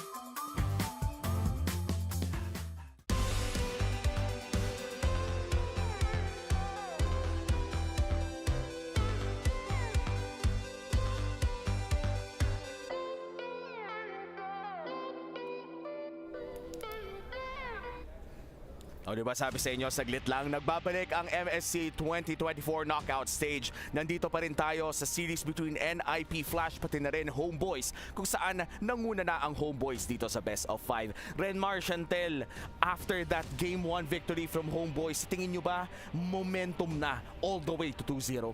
I wouldn't say all the way. Nakita naman natin na NIP Flash, they know the key concept. Pagkalaban mo yung mga Malaysian teams, Indonesian teams, trade. Huwag kayong matakot lumaban. Kung may makukuha ng kill yung kalaban, dapat bumawi rin kayo ng isa. Oo, same with the Renmar kasi nakita natin yung potential din with the Vanix. Sobrang nag-shine din talaga siya doon sa laban na yun.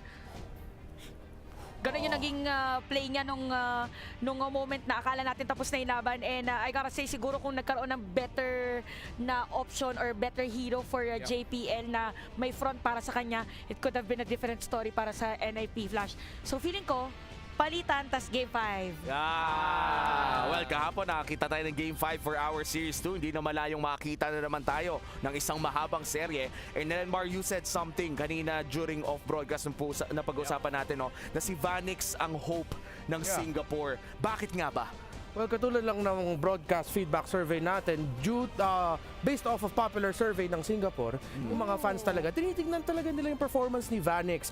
Ever since before pumasok sa MPLSG, he was a jungler that came out of nowhere. When he was picked up by the team, ang daming teams sa Singapore, players na sinasabi, ito yung next big thing sa bansa natin. So kung ikukumpara natin ang isang Vanix sa isang MPLPH players, kanino siya pinakamalapit ngayon? Di ko alam. Mag-iisip muna ako. Mag-iisip muna ako. Mga options natin. Si Kenra, si Domeng, si... I would say parang Kelra ka siguro. Parang well, dun sa ginawa niya kanina na nakakuha siya ng 2 kill for the defense, Kelra. I agree. The kid that came out of nowhere that suddenly telling the world, ako ito, Kelra vibes. Kelra vibes. Kumbaga, si Vanix ang gold standard ng Singapore at this point. At again, the hope of Singaporean MLBB. Kumbaga, ang future generation, the golden kid at iba pa. Ano pa bang mga pwedeng ibigay na pangalan sa kanya? But this time, of course, they are still led by their jungler na si Hades na nagmumula din sa MPLPH, one of the OGs in terms of years inside the MLBB scene. Panigurado magkikick in ang kanyang veterancy as we enter game number 2. NIP Flash ang nasa blue side this time around. Red side naman para sa Homeboys. Kanina ay nakita nating tinanggal ang Chip at Dewey on the red side pero mukhang sisimulan ng Homeboys with a Moscow ban. Consistent pa rin yung bans actually para dito sa mga teams natin. Not sure lang daw kasi kanina, okay, pinagpalit lang nila pero andyan na link pa rin. Sabi ko sana baka i-open na nila yung link eh. Yeah, they just kept it similar. By the way, if I'm NIP Flash, alam mo gusto ko makita sa kanila? Ano? Na pumili sila ng mga picks na mapapahirapan si Udil. Yung hindi lang siya nakakapag-free hit, nakakapag-free skill. Kasi sa Homeboys, si Udil lang yung may MSC Championship. Wow. Ang MPL Indonesia Season 3, tas MSC 2019, doon siya nag-champion eh. Doon lumabas yung Kage era ng Onyx Indonesia. So if I'm NIP Flash, you go for one of the yung tinatawag natin pillars or pundasyon ng Homeboys, which is yung presensya ni Udil. Oo nga, no, kasi kanina wala eh. Parang napakadali na lang para sa kanya yung savior play. Tas Ruby Glock pa yung nasa harap niya. So oo nga. Okay, same ano tayo. Tama, same bans for both teams nung game number 1. Pinrioritize kanina is Roger? Harith. Harith. Tapos si Roger, ano dito? Sa red side niya. And let's see if it's going to be the Harith once again. Parang kung sino mang nakakakuha ng Harith usually ay kayang manalo ng laro. But that was from the earlier series. Itong series na to kahit binigay ang Harith kay Vanix ay para bang prepared ang Homeboys labanan ito. Ang tanong this time around ay may magbabago pa sa draft ng Homeboys considering na parang parehas ang timpla ng Nip Flash dito. Okay lang sa akin na prior nila ulit yung Ruby. Same pa rin, oo. Kasi kung babaguhin nila agad, parang it's as if naglabas na agad sila ng bagong baraha. Di ba kasi effective naman kanina eh. Tapos dito, ang magbabago bali ng sequence ng picks ay si NIP Flash. Yeah. Interesting, pinag-iisipan pa lang ng Homeboys. Oo nga eh. If I'm NIP Flash, go for the Edith and the Grok. Pag available siya. Wow! Nakaya. Confident sila. Yan yung drafting na sinasabi nila, hindi, mananalo tayo. Grabe. Ito yung parang tayo na to eh. Oo. And wow, the Hayabusa in the Roger na napakaaga. Very confident pickups mula sa Homeboys. Pero parang sure naman kasi wala nang flex pick pa. Diretso na Ito agad. yun eh. At ano naman sinabi ni Diablo dito? Sabi niya, pinaka-threatening daw for Homeboys is both Chibi and Sorn.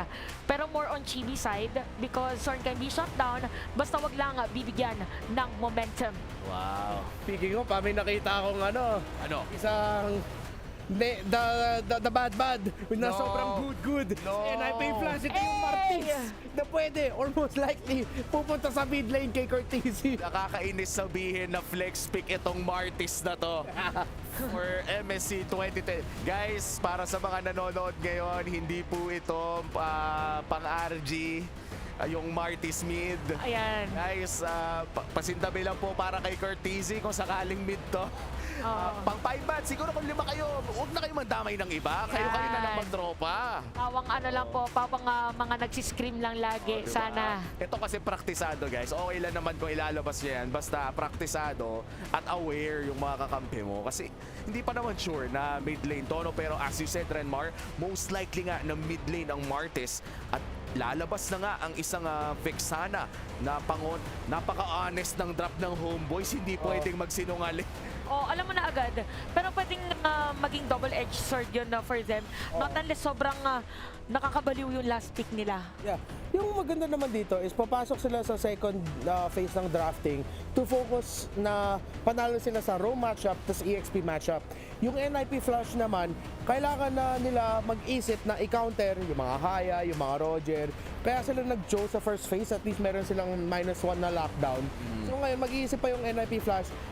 Parang ang dami nilang kailangan yung overthink. Imimid ba yung Martis? I-jungle ba? Yung Homeboy, simple lang. Sino Roam natin, sino XP. Yun na lang. Kasi Vexana, hindi mo naman ilalagay sa ibang lane. And sometimes honesty is the best policy. No? Kapag alam mo naman na yan yung gusto mong laruin. Alam mo naman na kahit sinong kalaban mo, okay ka lang. Bakit hindi mo na lang kunin agad ng maaga para sure naman na sa'yo mapupunta? Papasok na tayo sa second banning phase. Very obvious yung mga roles na pwedeng ipitin against Homeboys. Kaya naman Edith ang kanilang tinanggal. Oo, kanina Edith back siya yung last 2 months ng home. Nana! That would have been a good pickup. I'm not gonna lie, Homeboys. Kung nagnana yung NIP Flash, ang hirap para sa Roger Haya. That's true. So ano ka na lang dito? Ano pa bang, baka mag-forsa nga ulit sila eh. The Farsa, the Valentine. Hirap kasi. Kaya nga yung Valentina, then kapag nag-Eve naman, parang ngingiti yung Roger sa iyo eh. Habang... Sorry, yeah, NIP Flash, I just want to say Ruby is still open. Ang hirap para siyang Cho kung may Ruby na kalaban. The Ruby, as you said, still open. Ano pa kaya ang in terms of ganong klaseng skill, is the Grok still an option here? If you hindi na may Cho na eh. Kumbaga parang kailangan XP laner na maraming crowd control. Yuzong with a Petrify. How does that sound? Yuzong with a Petrify, I like it.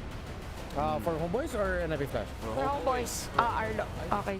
Ay, di pwede pa rin na i-roam to eh. Pero madalas nasa na lang si Arlot? Sides na lang siya. Hindi na talaga siya masyadong ginagamit sa Opos 5. Iba na rin kasi mas maganda na kapag may damage yung Vengeance niya, mas mataas yung heal at talagang nakakatulong na mas maaga siyang nakakabili ng Thunder Belt na nauuso na nga ngayon sa Arlot na talagang inuuna ang Thunder Belt para mas maaga kang makakuha ng stacks. Last 2 picks for NIP Flash. Dito na natin malalaman kung mid lane Martis nga ba ito. Sana may isa pa silang magic damage na malakas. Bagay ba burst tas magbaback siya sila? If ever. Ay kaso... Pero pa... Ganun. Yung mid nila kaso mawalan sila ng burst if ever. Kailangan na ng diver sa likod. Ayan na nga. Ay, nag-Julian. Okay. So this confirms na Ruby XP lane and a Martis mid for Cortese. Julian ang kanilang magiging jungler. And ito na ang kanina mo pa kinikwento, Renmar. The mid lane menace, Cortese on his Martis. Sana mag-Kufra na lang si Zorn. I'm okay with him picking up a Kufra. Kasi nakakasira din ng tempo sa Martis yun eh. Tsaka kahit sa Ruby if ever. Oo. Parang harangan lang niya para hindi na makapasok dun sa mga pwedeng hilahin pa nagkataon. And, Terisla. so ibig sabihin, balik Rome Arlot ang ating makikita for this time around. And wow, ang daming shake-up sa ating draft in game number 2. Manalo na nga ba ang NIP Flash with their signature Marty Smith? Malalaman na natin yan sa pagpasok natin sa game number 2. Casters, kayo na to.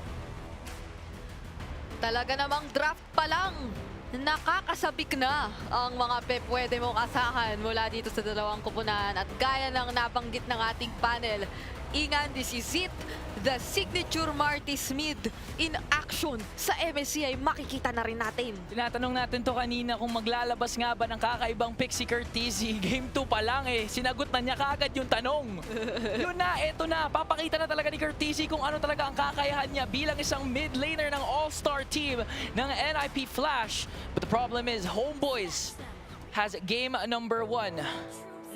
Kailangan makabawi ng NIP Flash ngayon. Maganda-ganda yung record ni Curtizy using the Martis sa previous MPL Singapore Season 7.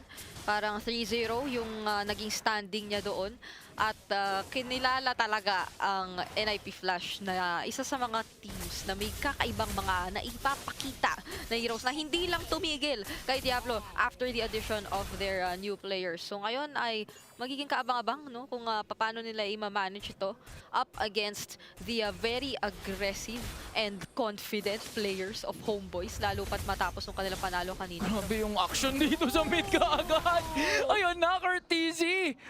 First blood kaagad for this Martis na kahit alam mong mid laner to, Martis pa rin kasi to. So pag nakuha niya yung power spike niya, mahihirapan talaga yung Homeboys mag-regain ng control sa mid lane. At saka nakita mo naman kanina, sinayaw-sayawan lang naman dito ni Curtizy. Si Sorn, alam naman natin si Sorn, mahilig talaga siyang gumanon. Pero ito na yung punto na kaya nang makipagsabayan ng mid-duo lalo ng NIP Flash. Kahit ano pang kakulitan yung gawin ni Sorn using this Arlot Roam na, by the way, ay recently na lang din natin ulit makikita as or in the roam role.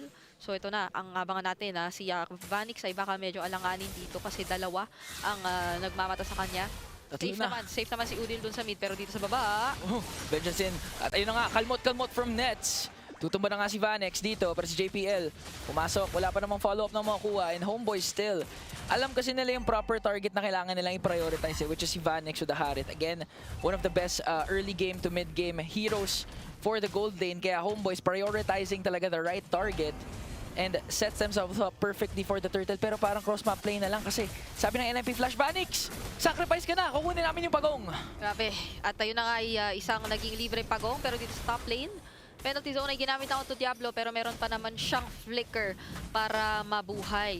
So kahit anong sabihin natin, once again, ay medyo pantay pa naman ang nagiging laban natin sa simula. Pero game fact, most picked hero ang Chu mula 2017 MSC hanggang ngayon. Hindi siya nawala kahit anong mangyari. Oo, kahit may mga adjustments na ginawa, again, mas pinaliit na nga lang yung sipa ni JPL, ni Cho. Tama siya naman.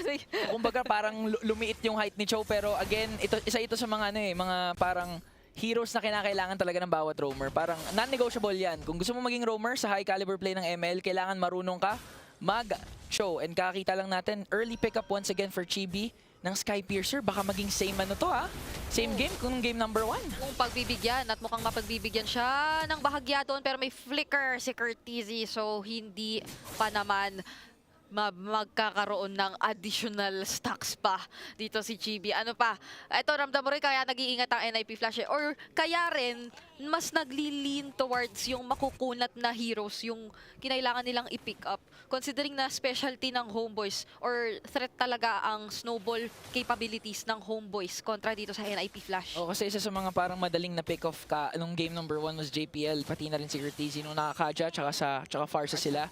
And ngayon, with this Martis, nakita naman natin na kahit ginamit na nga yung Wiggy Shadow Kill, isang Mortal Coil out lang, tapos Flicker. Hindi ka agad nakuha ni Chibi yung kinakailangan talaga niyang kill for the stacks with Skypiercer. And at the same time, yung CJPL, mas mobile compared sa Kaja. So, matatakasan talaga nila yung aggression na pinapakita ng Homeboys ngayon. Oh, kaya niyang gawin kung ano yung mga napaparamdam ni Sorn kanina. Using the Grok na ngayon naman, mas peak of potential or magre-rely sa pick-offs ang NIP Flash. So, kailangan mo ng kapag medyo ihahati mo rin or itatry mo rin na antabayanan yung mga crucial heroes mo kung ikaw ang homeboys dito pero JPL lang na bisunan at nakikita ngayon. Mag-aambahan na ba? Okay, si Hades pumasok na nga pero tinamaan na nga ng penalty zone doon. Ang ganda ng pag-zone ng homeboys ngayon. Nakuha na nila yung turtle. Pero nagwawala din naman si Vanex. Tutumba si Soren doon. At mukhang next target nila ay si Nets. Yan na yung gustong sagot ng NIP. Sige, sa inyo na yung turtle. Sa amin naman yung dalawa yung kakambe. Napapaganda nga mukhang magtatatlo pa kung i-go talaga to ng tuluyan. Pero mukhang maalanganin si JPL. May flicker pa naman siyang natitira. So magiging ligtas pa or maliligtas lang ang NIP Flash from any further trades na pwedeng makuha ng homeboys at hindi na nga din sila magpapabawi pa. At balik na lang tayo sa medyo kalmado na lang muna. Ito na ay siguro for me mas mabagal na takbo kumpara sa game number 1. Kasi kanina parang 7 minutes, nasa 12 kills na tayo. Oo. Pero ngayon ay parang nag-iingat na rin naman yung parehong kupunan natin. Pero tingnan natin kasi kapag knowing naman ang dalawang roamers, ayun na nga. Nakasipa. Uy, tumama dun sa pader pero okay lang dahil apat naman kami nandito and NIP Flash secures a kill again on to Sorn. So talagang tama nga yung sinabi mo. Pinaparamdam ngayon ni JPL yung naramdaman niya kay Sorn ng game number 1 kasi start ngayon si Sorn with a 0-3-1 and the pickup na ng ng Skypiercer din for Courtesy. Oh, ang difference dito kung talaga bang nag-focus sila dito ng space and ng oras para makapag-farm. Dahil wait lang, meron na namang magiging laban dito sa taas. Sepat is down! Grabe, ayaw talaga tumigil ng NIP Flash pero sumagot naman si Sorn doon. Ang ganda ng pag-final slash niya on to JPL pero makakatakas pa din naman. Grabe, ang linis maglaro ngayon ng NIP Flash compared nung unang game. Iba talaga yung epekto na nakuha nila ngayon yung show ni JPL, 104. Although hindi siya ganun katanky compared to a Grok, napaprovide pa rin kasi niya yung mga yung mga vision na kinakailangan ng NIP Flash na walang-wala talaga sila nung game number 1. And apart from that, tumatama kasi yung mga ultimates. Alam mong confident sila sa ganitong lineup Hindi siya yung tipo na nararamdaman nila, risky tong pinipik natin Ito yung okay to, komportable tayo dito. At naman. Sana namang sipaw. Nilabas na nga yung elepante doon. Mapapa-flicker out si Sepat. Di pa naman ginagamit yung penalty zone. Tumama na nga doon. At nagkakagulo na ang dalawang kupunan. Makakaisa si Courtesy. It's gonna go on to Sepat. Pero nakapagwala din naman si Chibi. Ang dami ng shadows pero naipit siya doon. Decimation lang ang kailangan ni Courtesy para patumbahin ang jungler ng homeboys. Kahit sinong i-assign mo doon sa mga corners or doon sa mga pwedeng lipatan ni Chibi with the quad shadow. Ready sila na labanan dito yung Hayabusa na hindi pa natin sobrang nadarama yung damage to this movie pero isa na naman magandang ayaw offended. Napaka-pogi mo talaga doon, Diablo! Wow! Nag-iinit ang NIP Flash! Sobrang bilis ng takbo or ng galawan nila kapag nagsimula sila, parang dire-diretso na. Sabi mo kasi, parang medyo may kabagalan compared nung game number 1. Narinig ng NIP. Oo nga. Narinig nila, na mic check nila yung casters ng Filipino. Dahil sabi nila, sabi ni Brigida, medyo mabagal daw. Bilisan natin! Sobrang bilis naman nun. Sobra naman. Hindi nga lang kills ang nakita nating nakuha doon maski mga tore. Agad-agad, tignan mo, wala na yung mga first tier outer turrets dito ng homeboys. Mula at parang isang iglap lang talaga ay minake sure doon ng NIP Flash na hindi na sila or malilimitahan pa yung movements lalo ng homeboys mamaya-maya. Pero isa na namang pick-off yata ang masesecure nila on to Sepat. At eto na ang delikadong sitwasyon for homeboys. Kasi etong marami-raming fighter lineup na hawak-hawak ng NIP Flash ay hindi mo gugustuhin kalabanin ng wag-isa. Baga bardagulan kasi yung yung pinapakita ng NIP, willing na willing sila talagang mag-force ng clash. Kasi yung rotation nila, halos lahat sila sama-sama, 3 or 4 members at least. Just trying to take down one. And di talaga nila pinapalaro ngayon si Sepat at si Sorn. Looking at the KDA line, 0-3-1 si Sepat, si Sorn 0-4-1. Pero ang kagandahan kasi sa homeboys, isa sila sa team na mataas yung mental fortitude dahil kahit sobrang behind sila, hindi sila takot mag-take ng risk. Oo. Alam mo, actually, pag pinapanood mo si Sorn, kahit behind na sila, may times na sila pa yung may lakas ng loob na mag-recall or mag-spam recalls, gaya ng sinasabi natin kanina. Pero hindi mo pa rin madedenay na still this game ay isang game na kontrolado talaga ng NIP Flash. talagang pumapabor na sa kanila yung flow ng laro ng ito. 6-1-0 for Curtizy on the Martis. Napakalaking threat nun.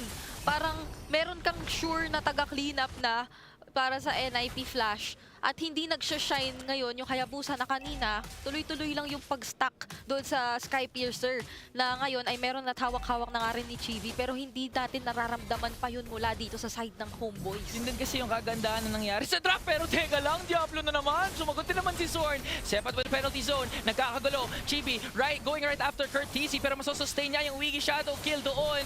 Mapapala yung Homeboys pero doon ka JBL! Nahanap niya yung ninja! Nasipa pa nga niya si Chibi. And now NIP Flash. Kinakalbo na ang mapa ng Homeboys. Grabe na si JPL!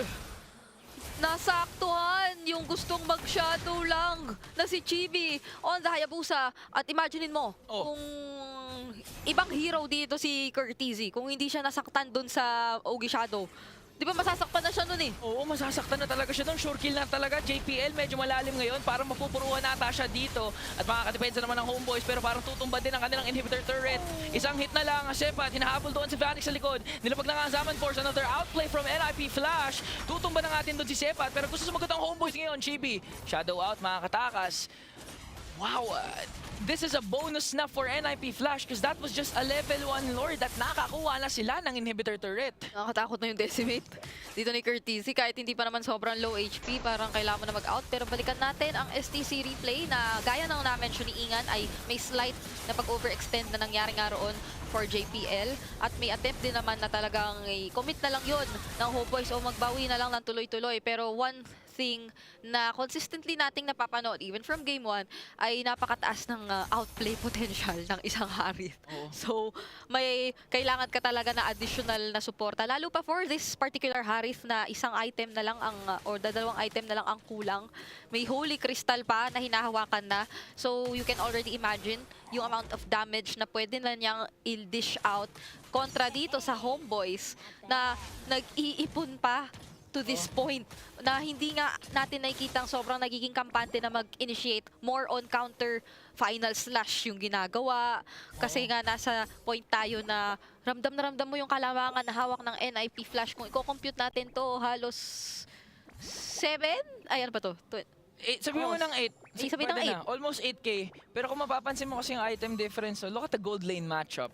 The domination of Vanix, Thunderbelt pa lang tsaka Endless Battle yung meron na itong si Net. So in terms of damage, kakapusin at kakampusin talaga yung Homeboys. Mas lalo na pag spread out sila sa mapa. So Homeboys ngayon, mapipilitan talaga silang magsama-sama muna. Tsaka nakakatakot pala na meron ding Sky Piercer pick up si Curtizy.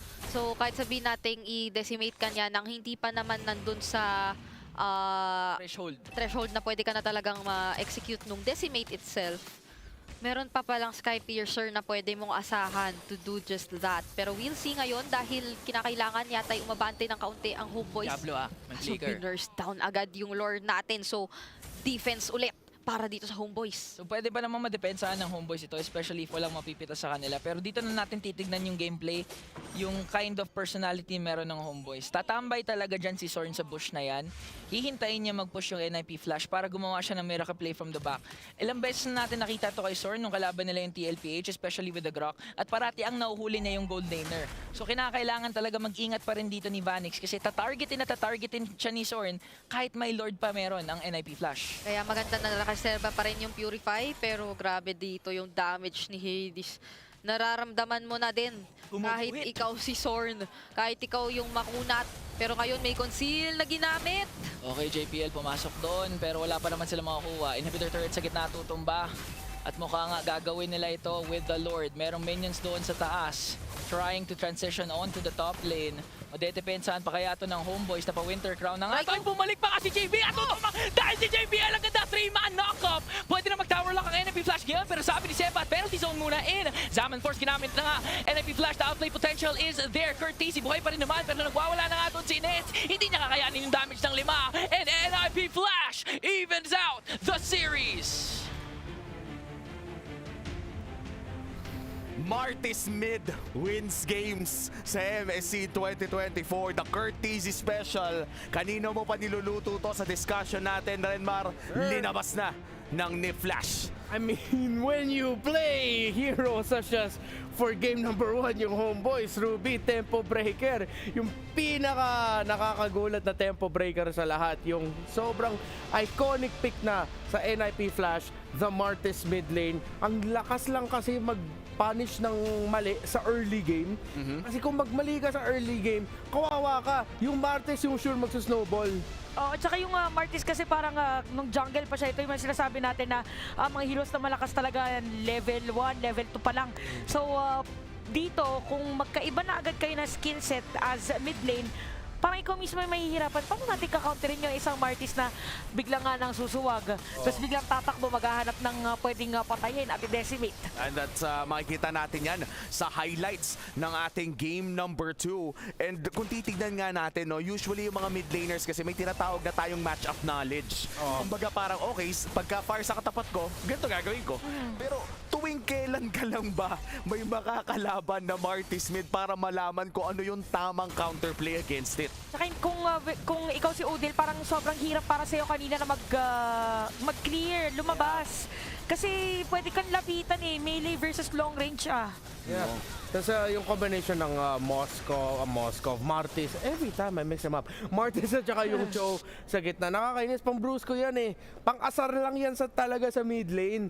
Tapos yung ginagawa dito ni JPL, parang sinesetupin din niya, hindi lang yung mid laner niya na ang easy lang i-setup para sa Martis, pero nasa-setup mo na rin yung jungle mo, and at the same time, ang sayo nung gold laner mo, parang yung domino effect na lahat nag-umpisa sa gitna dahil lang Martis yung nasa mid lane. And grabe, no, nakakadiri talaga yung damage ng Martis doon. By the way, nagpaalam na ako kay Curtezi para bago pa man mapagalitan ng mga Echo fans dati. Etong damage na pinakita ng Martis, 6-in-1 all the way from early to the mid game. Parang yung snowball factor ng isang Martis this game ay parang na-emphasize pa mas lalo considering na wala siyang retry. Ibang usapan din pala yung Martis na may ibang battle spell. Oo, kasi pag ikaw yung may retry, gusto mo play safe ka. Kung wala kang retry, sige, kung mahuli ako. Basta maghahanap ako ng kill. And sobrang aggressive niyan dahil may kasabayan siya na ating MVP of game number 2. It's JPL on the show. May mga kakaiba siyang play kanina na hindi natin in-expect na kayang-kaya pala niyang gawin. Pinakatumatak sa akin yung naabangan niya yung Hayabusa, ginamit niya pa yung Cyclone Eye kasi nagamit niya na yung lahat ng skills niya hanggang Shunpo. Tapos diretso pa din na pagkalabas ng Hayabusa Sipa. So instincts ang pinapakita dito at saka yung sabihin na natin pagpapredict for JPL na ito yata yung gagawin ng side ng kanilang kalaban. So why not mauna na tayo dun sa pwesto na yon para pagdating doon, prepared na tayo sa mga pwede nilang gawin. Kung tinitignan natin ang post-game stats ngayon, hindi talaga na nagpatalo ang Singaporean All-Stars. Parang nag-share lang sila sa deaths, tig-pipiso at yung isa wala pa nga. Yeah, and buti nakita natin naman ngayon yung Cho ni JPL. Kasi dalawang approaches yan and it goes to show how different these two teams are. Homeboys are flashy. NIP Flash, may flash sila sa pangalan. Yes, flashy yung Martis mid, but may parang method sa madness nila, methodical yung approach nila sa laban. At kita mo yun sa difference in Cho. Si JPL, di masyado nagtitipi. Trabaho lang ginagawa ni Emperor Akihiro. Wow, yung bang ano niya? Hopefully I got his name right. Naalala ko talaga Akihiro pangalan niya. Tapos naisip ko, ang angas, naitawag natin siya Emperor Akihiro. Ang angas ng dating, mala parang K-drama na kalaban. J-drama, bro. J-drama, Japanese. Sorry, kakanta sana dapat ako naman pang end credits ng Dame, Tama. Oo, Japanese naman yun, di ba? Itadakimasu. Tama naman. Matashiwa, tamago. Your name is Egg? Your name is Egg? Oy, shoutout kay Jessica So. Sana nanonood ka ng MSC 2024 ngayon. Tingnan natin ang individual stats. Of course, si Vanix, the hope of Singaporean MLBB. Ang ating mapapansin dito, ang taas ng GPM at damage dealt to heroes. Dito natin makikita yung effectivity ni Vanix kasi hindi siya ganun kahabang game, pero yung damage dealt, so yung conversion nung na-farm niya, yun yung problema minsan sa sa mga gold kapag dumating na sa point na, sige, nabigyan ka ng space at lahat, pero pagdating na dun sa team fight na wala ka naman nadideal na damage. So sa kanya, nagawa niya yung kanyang role. Yeah, the man just did his job. Again, na-set up yung Harith dito. When you have your rogue, your mid, and even your jungle, na lahat sila malupitan mag-crowd control, di masaya yung isang Harith. That's true. At yung Harith, no, ilang beses na nga nating nakita. Pero ngayon, ilang beses na natin napansin at nakita na rin si Hans. Kaya bibisitahin na natin siya. Ano bang chismis ngayon sa MSC 2024? 5 taon na mula nung huling nakabalik si Udil sa international stage, and this time around, sasali siya together with the homeboys para magbalik dito sa MSC 2024. He did mention na he was looking forward to facing against NIP Flash from Singapore, lalo na noong nakaraan ay hindi sila nagkaroon ng pagkakataon to join forces nung merger pa ang MPL Malaysia at ang MPL Singapore. Pero ngayon na magkahiwalay na, he is missing that sort of competition. Kung kaya naman, this time around, he has the one and only chance to face NIP Flash from Singapore, and he is now representing Malaysia, kaya gugustuhin niya talaga na maipanalo itong best of 5 series na ito. Hindi lamang yon, he also knows that the pressure is on him being the only Indonesian present dito sa MSC, and this time mas gugustuhin niya na talagang paigtingin ang confidence at mas lalo pang pagkatiwalaan siya ng napakaraming Indonesian fans heading into the matchup. That's it for me. Back to you guys. Alam mo, big part of me, Hans, nakalimutan ko na wala na palang Indonesia sa MSC 2024 after what happened for the past few days. Grabe, no, umabot na dito sa punto na isa na lamang ang natitirang Indonesian sa entirety of MSC. Yeah, the last Kage at siya pa nga yung pinaka maanghang na Kage. They call him the spicy Kage in the Spicy Boys sa Homeboys. So, may it's kind of poetic kasi yung Indonesian fans, naging Malaysian fans na rin eh. Oo, ikaw ba naman? So, supportan pa rin nila ang kanilang natitirang representative. 1-1 na po ang ating score for the last series of Knockout Stage Day 2. Huwag yung aalis, mabilis lang ang ating break.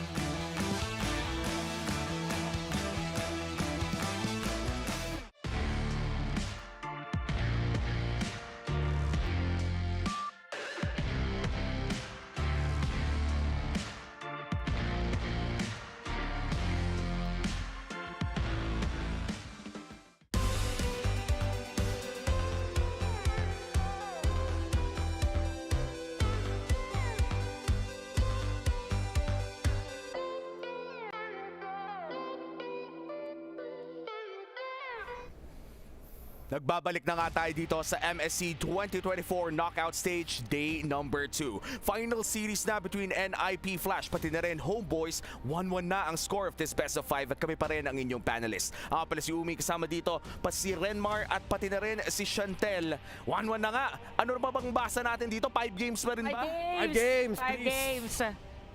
Parang kahapon lang. Alam mo naman kung ano yung nangyari kahapon. Naging mas intense habang tumatagal ang mga serye. At parang ako, personally speaking, even if masaya ako na ang mga Filipinos natin sa SRG ay nagwagi, parang ang lungkot makita ang full Turkish team na Fireflux na mawala sa torneyong ito. Yeah, and dahil nga sa nature kung paano sila natalo, it was literally one man who said, tatapusin ko na to. Sinabi ni Innocent, on that Harith, I will end it here. I will make the most of a Fireflux mistake. Kaya medyo kahit graceful yung last attempt nila in the whole series, medyo nawala unti yung grace dahil dun sa one-man show na ginawa ni Innocent. Oh, parang nag-ano talaga, parang sayang. Exactly. Yan eh. Sayang. We're almost there. Parang at saka yung ibang games sila, parang feeling ko merong iba doon na hindi na makakalimutan. Like yung game number 1. Diba, dami nangyari. Game number 3 also. Mga back and forth. Yung Bosi, basta yung Bosi. And I think yung series na yon classic na for MSC. It's one of those series na talagang babalikan ng mga tao. And this time around, itong series na to may potential na maging ganun din for everybody, especially for the Malaysian and the Singaporean fans. Let's not forget, kung si Vanix ang hope ng Singapore, itong buong team na to ang natitirang hope ng Singapore. Pinagsama-sama na nila lahat ng malakas sa kanilang rehiyon para i-represent ang Singapore sa laban na to. At ngayon magsisimula na nga, it's Homeboys in the blue side at red side naman para sa NIP Flash. And sa pagkakaalam ko, 2 games nag-blue side ang NIP Flash at ngayon lang sila maglalaro sa red. Pero parang same pa rin yata yung magiging bands ng mga players natin.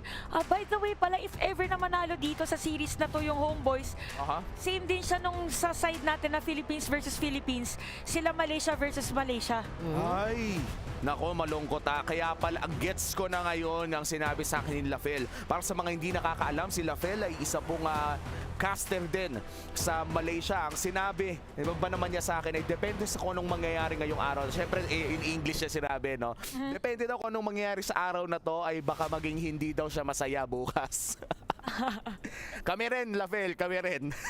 Wala dumating tayo sa gantong punto. And yan, ganun pa nga rin yung banning natin for both Moskov ay tas Angela Chip, probably sabi ko sana Louie, nakaban na pala yung Louie kasi sinabi ko nga kanina, sorry. Wala nang Harith. Tanggalin niyo na yung Harith. Oo, tama na. Tama na ang Harith, guys. Parang pati sa RG dapat tinatanggal niya yan. Oo. And sa MPL or rather dito nga mas malala, MSC, mukhang bubuksan pa rin nila ang Harith. Si Nets ba ay may history of playing Harith in the wild card or group stages? Parang wala ako masyadong nakita. Yeah, madalas, kaya nga nag-end up siya sa paggamit ng Claude Claude at kaya nga yung Minsitar nga, 2 wins din Kasi again, undefeated in Malaysia, 6-0. So kung ikaw yung isang team dito sa MSC, huwag mo na bigay yung Harith kay Nets. Oh no. Ayan na, nakita ko na siya. Oh no. Nakita na ng Homeboys na Harith is open at agaran nitong nilock in. At ngayon kailangan ng sagot ng NIP Flash. Kailangan ng panghuli sa isang Harith. Early show na naman ba ang ating pwedeng makita mula kay JPL? Feeling ko kasi Purify lang yun Tapos after nun, siya yung delikado. Kasi yung shield, not unless mag-hard tank sila, pero Ruby, okay. Ayan na, nilabas na ang Ruro tandem, ang Ruby Roger na nilabas ng maaga. Ang Ruro Madrid na tandem. Good pickup. Of course, the Ruby. Alam mo, sa series na to, fan ako sa early Ruby pickup Bakit? Perfect hero talaga sa panggulo lang ng tempo ng kalaban mo. Kasi pareha silang dalawa, bugbugan kung bugbugan Yeah, and yung ganitong klaseng, I would say, playstyle, madalas natin nakikita talaga from both Singapore and Malaysia. Like specifically around there. Indonesia used to be the same, but then again, parang nagkaroon ng system sa madness ng Indonesia dati sa team fighting nila. Nagkaroon ng mga obvious na rason kung bakit nga ba nila ginagawa yung mga ginagawa nila. And this time, Cho ay mapupunta sa kamay ni Sorn. And mukhang masaya si Sorn sa nakuha niya. Ito na yung classic TP Sorn na hero eh. Iba yung controls niya ng Cho kasama yung TP. Naka-macro. Naka-macro key. Naka-macro key yan eh. Kamay. Pag pinindot mo, automatic kasama yung TP. Okay, Hayabusa. Okay. Para dito sa side ng NIP Flash. Wow. Do you guys think makakita na naman ba tayo ng Martis mid in this game? Dahil nga wala pang mid laner ang side ng NIP Flash. Pwede pang tanggalin ng Homeboys. After that game, if I were Homeboys, tatanggalin ko na yung Martis mid para lang sure. Oo. Just for safety. Pero kung mag-Martis mid, may ano pa eh. Kailangan pa ng magic ng NIP Flash. Sobrahan sa physical. Sobrahan sa physical. Kahit na execution type ability yun, baka mag-Martis pa tinanggal yung Faramis eh. Oh no! May chance mag-Martis, tapos mag-ano na lang sila. Mag-carry o mag-Nathan yung gold lane. Ay nga pala, kasi Roger, kulang na talaga ng magic. Hindi pwede Martis mid, boss. Hindi pwede Martis mid. Maliban na lang kung itatapon na nila lahat ng basic fundamental logic ng pagbuo ng mga composition. And para lang din sa mga nanonood na medyo pagkuhana sa larangan ng MLBB, importante kasi na may maganda kang halo ng magical and physical damage sa mga composition mo para hindi naman isang Athena's shield lang. Lahat kayo, wala nang bawas. And again, the key thing is, kung isa lang yung magic damage dealer nyo, dapat may true damage, either carry or alpha. Kung isang burst yung gitna, yung mid laner nyo, burst magic damage, dapat meron kayong sustained magic damage katulad ng Edith. And teka lang with the Faramis and the Vexana ban, I don't want to say this pero may nararamdaman ako. Viable ba yung glue mid? May naggumagawa ba nun? Sa tingin nyo ba medyo may ano na ba? May next level meta na ba? Fast clear. Dapat fast clear din yung room. Ay, hindi, wala. Medyo mabagal ang ano eh. Gloomy pagka nag-gloomy siya. Magaling. Kaya medyo nagulat din kasi ako. Usually kasi 'di ba with the Vexana and Faramis bans parang recta glue na yung ganyang ganyang banning eh. Okay, so nag-fire sila. Parang a safer route muna. Ayaw na muna siguro mag-experiment. Kabila, last 2 picks, ano kaya ang kanilang kukunin? Parang si Farsa pag nakatayo yung yung design ng trophy. Sorry, nakita ko lang kasi magkadikit sila kanina. Anyway. Oo. Parang nga pareha sila kasi ng itsura, no? Yung pakpak, kasi yung pakpak. Oo nga, no? Bukas ba dito, Teresla? I think NIP Flash, they would rather lagay na lang yung Ruby sa roam, tas XP laner na lang, Teresla. Oo. Kailangan nyo ng pang-hold eh. Okay. Barats! Barats and the Savior, and this will be an XP lane Barats. X-Borg yun na. Okay na lang ako sa X-Borg, pero problema lang dyan, wala talaga silang taga-front eh, kaya Teresla na lang may iwan. Unless... Kasi ba dito si Yura? Walang taga-basic attack eh. Lahat burst sila eh. That's true. Sustained damage ng konti doon sa Harith, pero technical speaking, burst damage pa rin yan ng early to the mid game. Ano kaya ang kanilang magiging choice of a frontliner here? Meron na silang Ruby, pero alam naman natin hindi sapat ang Ruby para tumangkin ang lahat ng damage. Edith, bukas pa. Edith. Naiwan pa pala si Edith. CC. Kasi CC. XP Ruby. Yeah, Ruby. And that confirms it. XP lane Ruby ang ating makikita dahil Tigreal Rome ang kanilang ilalock in. 1-1 na ang ating score. Kung sino mang makakakuha ng panalo in this Game 3 will put this series to match point. Huwag na natin patagalin pa. Pumunta na tayo sa ating casters. Casters, kayo na. Hanggang kadulu-duluhan ng draft ay hindi tayo sigurado kung saan mapupunta yung mga napili na nilang heroes. Pero ngayon, alam na natin at ang hindi na lang natin sigurado ay kung ano ang mga pwedeng mangyari na naman dito sa game number 3. Walang assurance kung ano man ang magiging resulta. Dahil nakita naman natin sa dalawang performance sa the past 2 games na any of the 2 teams could actually advance and eventually face off against the undefeated SRG.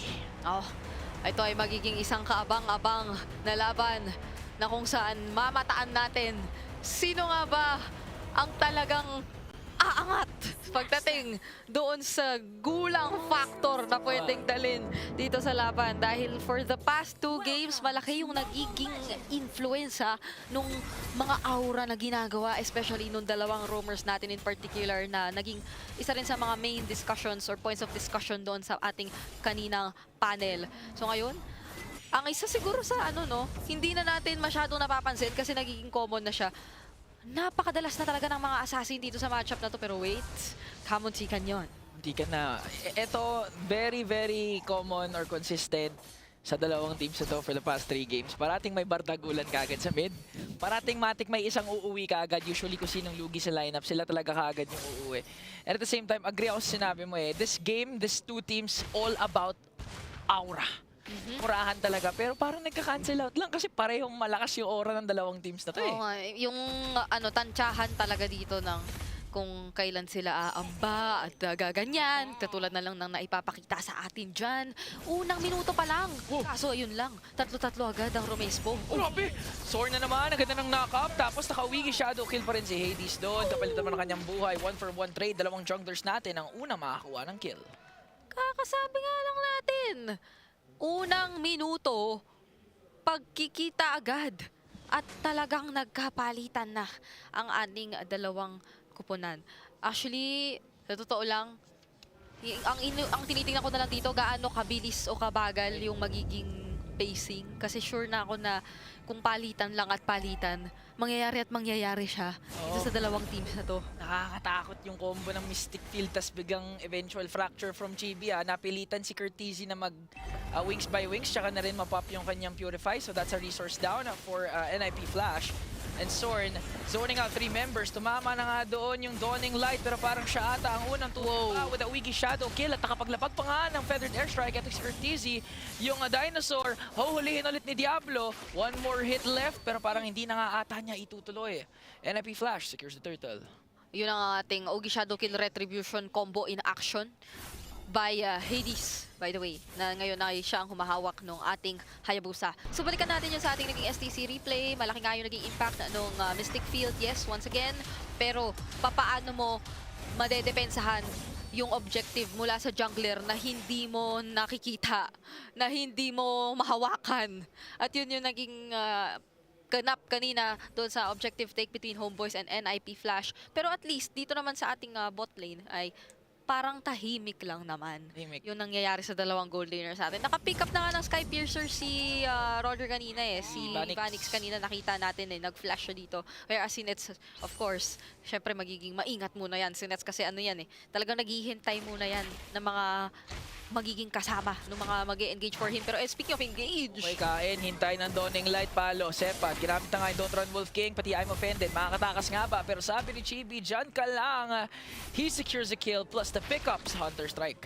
napakahirap sayawan ng isang Nolan na walang kailangang ibang alalahanin. Sa'yo at sa'yo niya pwedeng ibuhos yung kanyang mga skills, yung mga fractures niya dyan. So walang tipid-tipid na magaganap. At ngayon naman, sabi ng NIP Flash, kailangan niya tayo makahanap tayo ng bawi. Pero maganda na na-anticipate na rin ni Sorn kahit papaano yung mga binabalak nilang gawin. Pero ito nga, may kita at i-go ba? Okay, hindi tumama yung Mystic Field, so wala yung setup from Homeboys doon. Pero si Chibi, again, tahimik lang. Ayan na! Ayan na! Hinabot si Curtizy, pero makakatakas na. Ay! Yung emblem ni Chibi, sulit na sulit!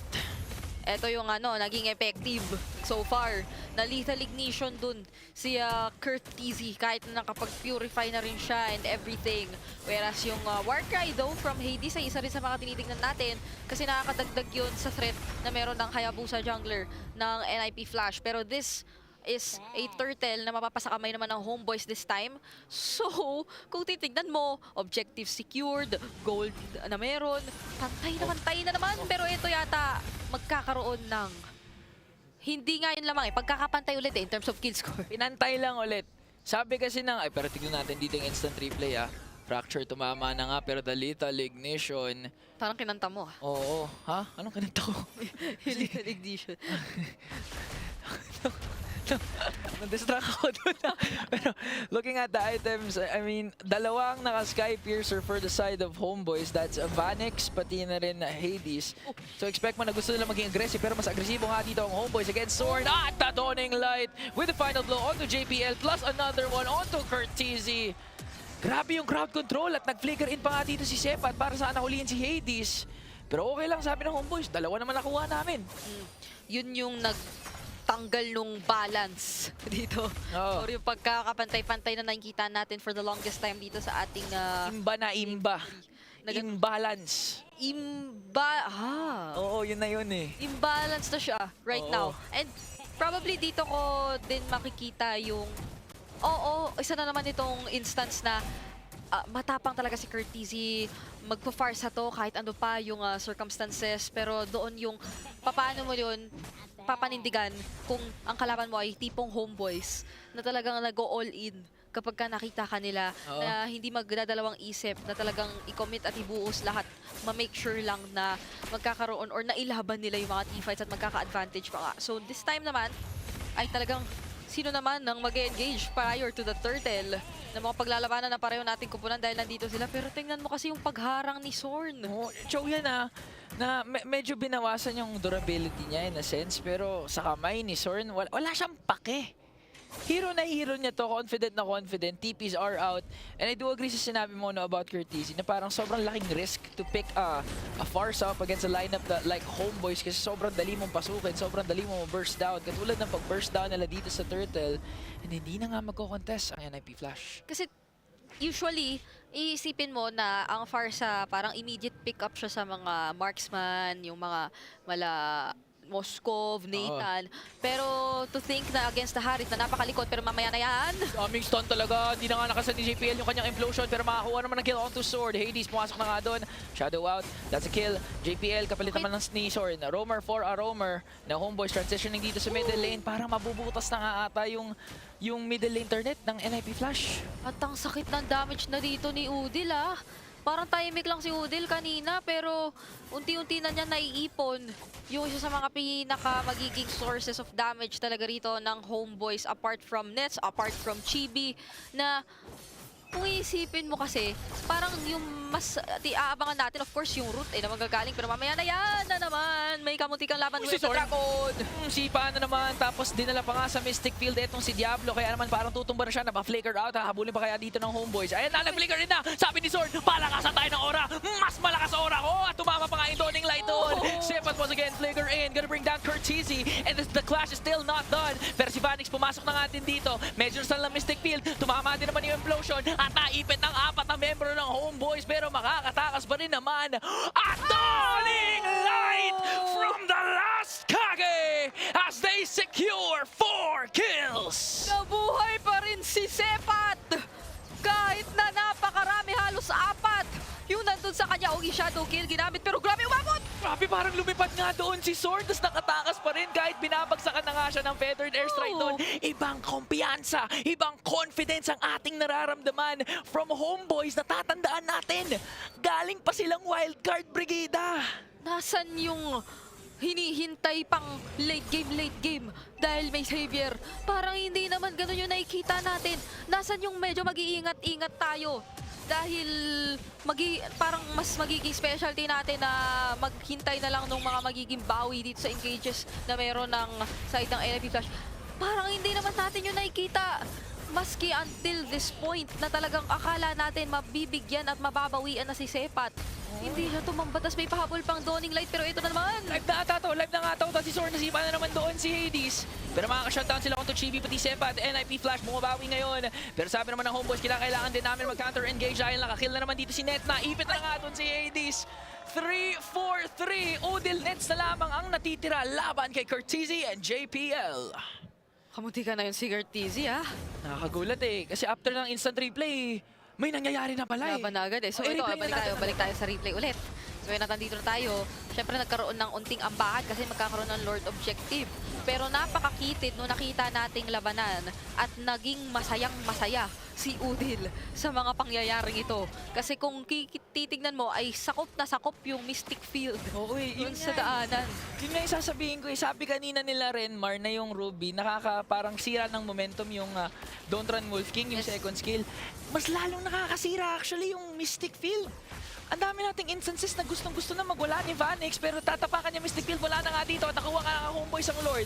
Courtesy ginamit, pero look at that! Nakuha pa rin ni Zorn doon si Diablo. Makakapalag ba kaya dito ang NIP Flash? Pulado naman ang mga members ng homeboys na si Vanix nakawala doon, Sepat ay tutumba. NIP Flash, nahihirapan sila pero unti-unti silang nakakakuha ng mga trades na kinakailangan talaga nila eh. Ito yung point na dedepensa muna talaga ang NIP Flash. There is no other way dahil sobrang kumpiyansa na talaga ng homeboys dito. Hindi na nagiging hesitant si Zorn na mag-commit ng Wave of the Dragon kahit kanino niya ibigay.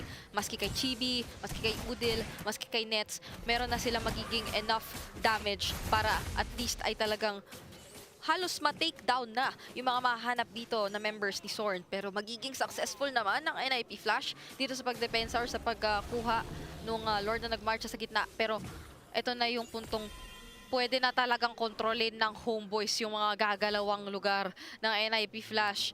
Ano yun eh, kahit kanina, basta maglalatag na ng feathered airstrike si Courtesy, may susugod na sa kanya eh. So parang at this point, kailangan nasa ligtas na lugar ka talaga bago mo ma-commit yung mga ultimates mo. Parang kailangan sobrang malalang distansya, amigo, yung kinakailangan ni Courtesy. Kasi kung hindi man si Zorn yung sisipa sa kanya, hindi takot kasi si Sepat mag-flicker rin eh. Di. Worth it sa kanya yung flicker rin dito na welcome. Makain lang niya si Courtesy or si Vanix eh. For the past, for the past few minutes, laging pasugod yung flicker. Si Sepat eh, tsaka ni Zorn. Grabe, kung maglaro yung homeboys, parang, ayun o, okay. Natagpuan nila. Ay, no, diba? Papaharap na naman yung flicker doon ni Zorn, tas combination with a fracture. NIP Flash, parang gusto kaagad nila sumagot eh. Napakonceal, gusto nila mag-retaliate doon. Pero naabangan ng homeboys. Kakasabi mo lang lahat ng flicker, pasugod. Ayan, pinakitaan ni Zorn. Kahit nandun siya sa may... tabi na niya, flicker pa rin. Oo, nandun siya sa may tabing bush.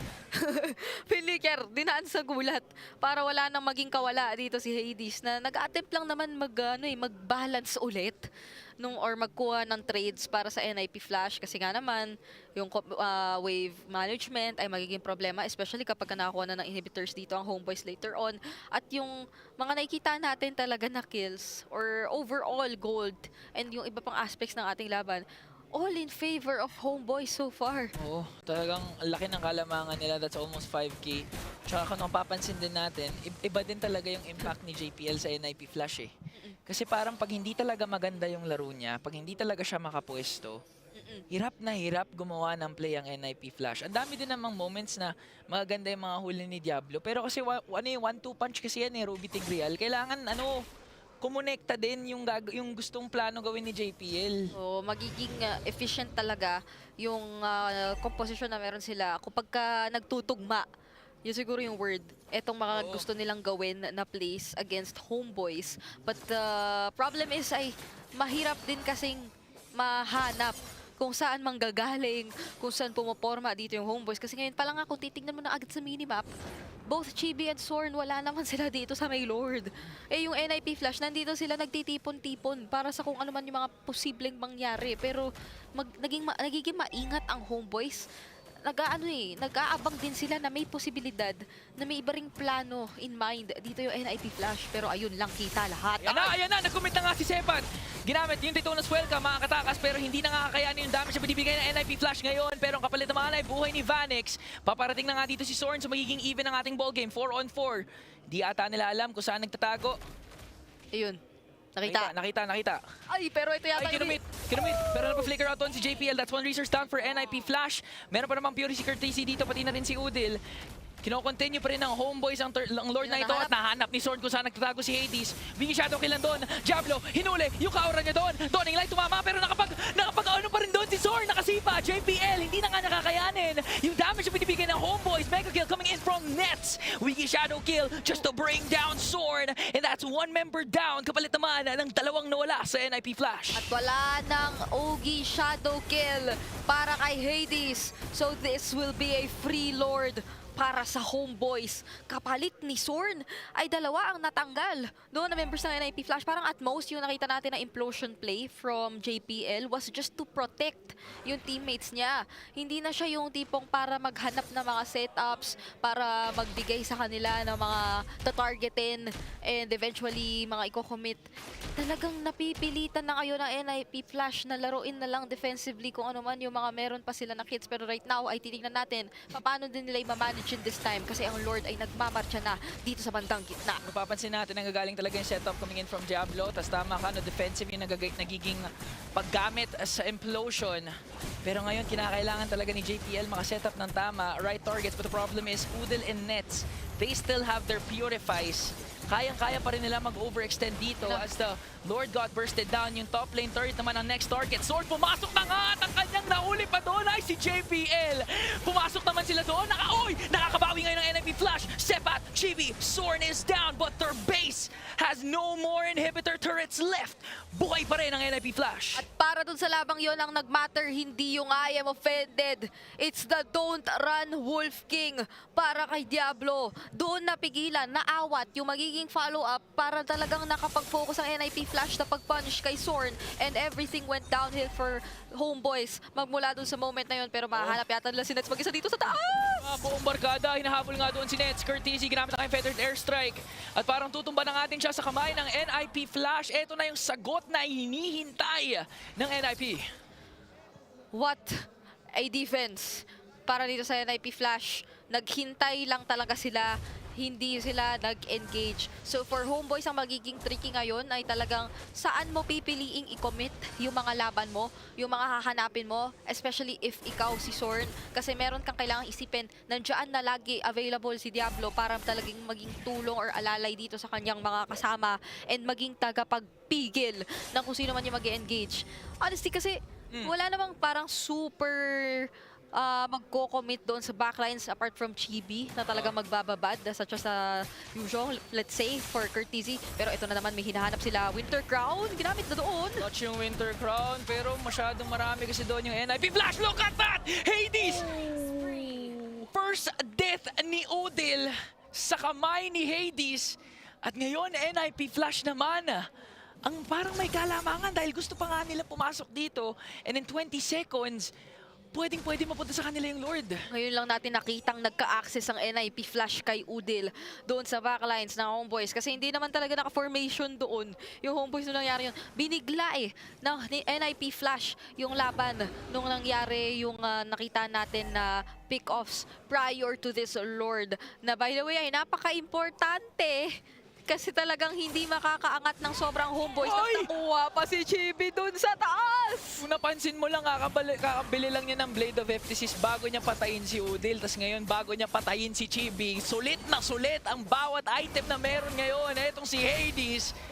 Hindi ka na yung Dawning Light, pero sabi ng NIP Flash, wala na kaming inhibitor. Nakita mo yun? Ano yung nangyari? Lumipad yung mga butterfly from afar nung wishing lantern. Oo.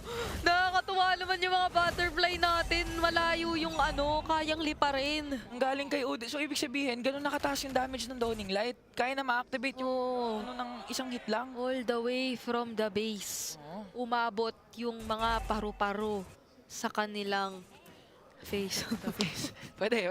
Okay na. Pwede. So ngayon, homeboys naman ang mapipilitang dumipensa. Although meron kasi lang kalamangan in terms of turrets, this Lord is very crucial dahil napakahirap na ito patumbahin. And with the power spike na meron ngayon ng NIP Flash, Hades naman. Nakakabigla ka naman! Nakakabigla ka naman, Hades!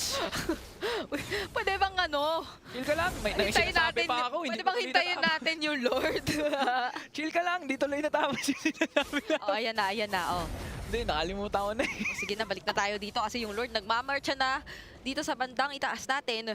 At si Chibi ay manggagaling sa likod. Ano kaya ang pinaplano ngayong gawin ng Homeboys? Si Curtis yata yung target! Yata yung target dito at tutumba na nga itong si Kurt. So that was a successful plan for Homeboys, pero ang sagot ni Hades doon ay kukuha kami ng inhibitor turret sa baba, pati na rin sa taas. Ayun na naman. Even out na naman yung ball game natin, Brigida. Napakadikit talaga ng laro. Tapos tuwang-tuwa ako sa mga paru-parong nakikita ko. Oo, sa Windrushing Lantern. No? Lumilipad talaga eh. Pero dahil doon sa ginawa ni Chibi, ay napigilan pa yung magiging dire-diretso sanang siege na gagawin ng NIP Flash. So, grabe ang close, Bre. Tuloy pa rin ang laban natin para dito sa game number 3. Wala pa rin may klarong posibilidad na humawak nung ating match point. Oo, tsaka tignan mo, tag-isa na lang ng inhibitor turret. 18-17 yung score, dikit na dikit. NIP Flash may onting gold lead, pero dumadating na tayo sa punto na hindi na yun matter. Buy and sell na lang talaga. Alam mo, honestly, ito talaga yung matchup din. Ito talaga eh. Ito talaga eh. Grabe. Ito na laro. Grabe yung damage dealt ni Udil. Sobrang taas na kung titingnan mo yung items niya ay sapat na yung paliwanag kung bakit. At ano pa siya rito, naka Winter Crown. So may chance na kahit mahanap siya rito na NIP Flash, kung hindi sila maging aware, ay magkaroon pa ng chance ang Homeboys na makapag-outplay or makabawi talaga kontra dito sa mga members ng NIP Flash. Pero tingnan muna natin yan dahil so far ay sobrang ingat ng dalawang nating kupunan. Lalo pa at meron tayong makikitang Lord in just 20 seconds. Pero base sa pwestuhang ginagawa nila, mukhang ibang gustong maging daanan o entry point ng Homeboys para mamaya. Again, Homeboys known sila for being a risky team. Always wanting those 50-50 skirmishes na kahit sinong may kalamangan, malakas ang loob nila gumawa ng play. Pagtingin nila yun yung kailangan nilang gawin para manalo, gagawin nila yon. Kaya naman si Sorn umaamba na dito. Hahanap ng target. Maraming pwedeng potential target. Either Curtis, Vanix, or Hades. Oh, kinakabahan nga ako sa lugar ni Hades eh. Oo nga eh. Buti lang at si Sepat daw ang kanilang nalagay doon sa gilid. Kasi kung iba pang miyembro yon, ay baka nahanap at nabigyan na siya ni Hades. Pero ito na, nandito na yung Lord. Yan si Curtis. Kailangan mag-ingat dahil nandiyan si Sorn Chibi. Hindi naman nadadaanan kung saan nagtatago yung dalawa. Pero baka si Vanix baka si Vanix eh. Inimini mo eh. Nakatago naman si JPL though. So magiging risky rin na magpakita basta-basta. Pero si... Ay! Nag-aamit! Ang galing! At parang si Sorn, pinigilan yung implosion play doon. Pero nandiyan naman si Diablo, wala yung offended play. Makapa-flicker out. Vanix, hinahabol na nga. Pero nakakalmot siya pala ay si Sepat. Makakatakas naman si Sorn. Mystic Field na doon. JPL, nagpop yung kanya immortality. Nakakain pa nga si Sepat na dito. Welcome. Dalawa tutong pa sa NIP Flash. And the risky play from Homeboys. The patience is worth it. Buhay pa rin ang posibilidad at yung mga nag-cheer for our Malaysian representatives. Curtisi, grabe naman ang tapang dito. Nag-wings by wings sa bandang harapan. Pero mukhang ise-secure na ng Homeboys ito. At hindi na hayaang makalapit pa yung ibang mga miyembro. Pero si Sorn may conceal. Gusto pa yatang maghanap ng laban. Uy, nakatikim ng Hindi na umabot. Pero yung paro-paro umabot. Okay, yung paro-paro umabot. Okay. Long distance kasi yun eh. LDR. Oo. Long distance. Hindi ko na alam. Wag na. Ayan na. Pero okay, back to the ball game. Homeboys, na-secure nila ang Lord.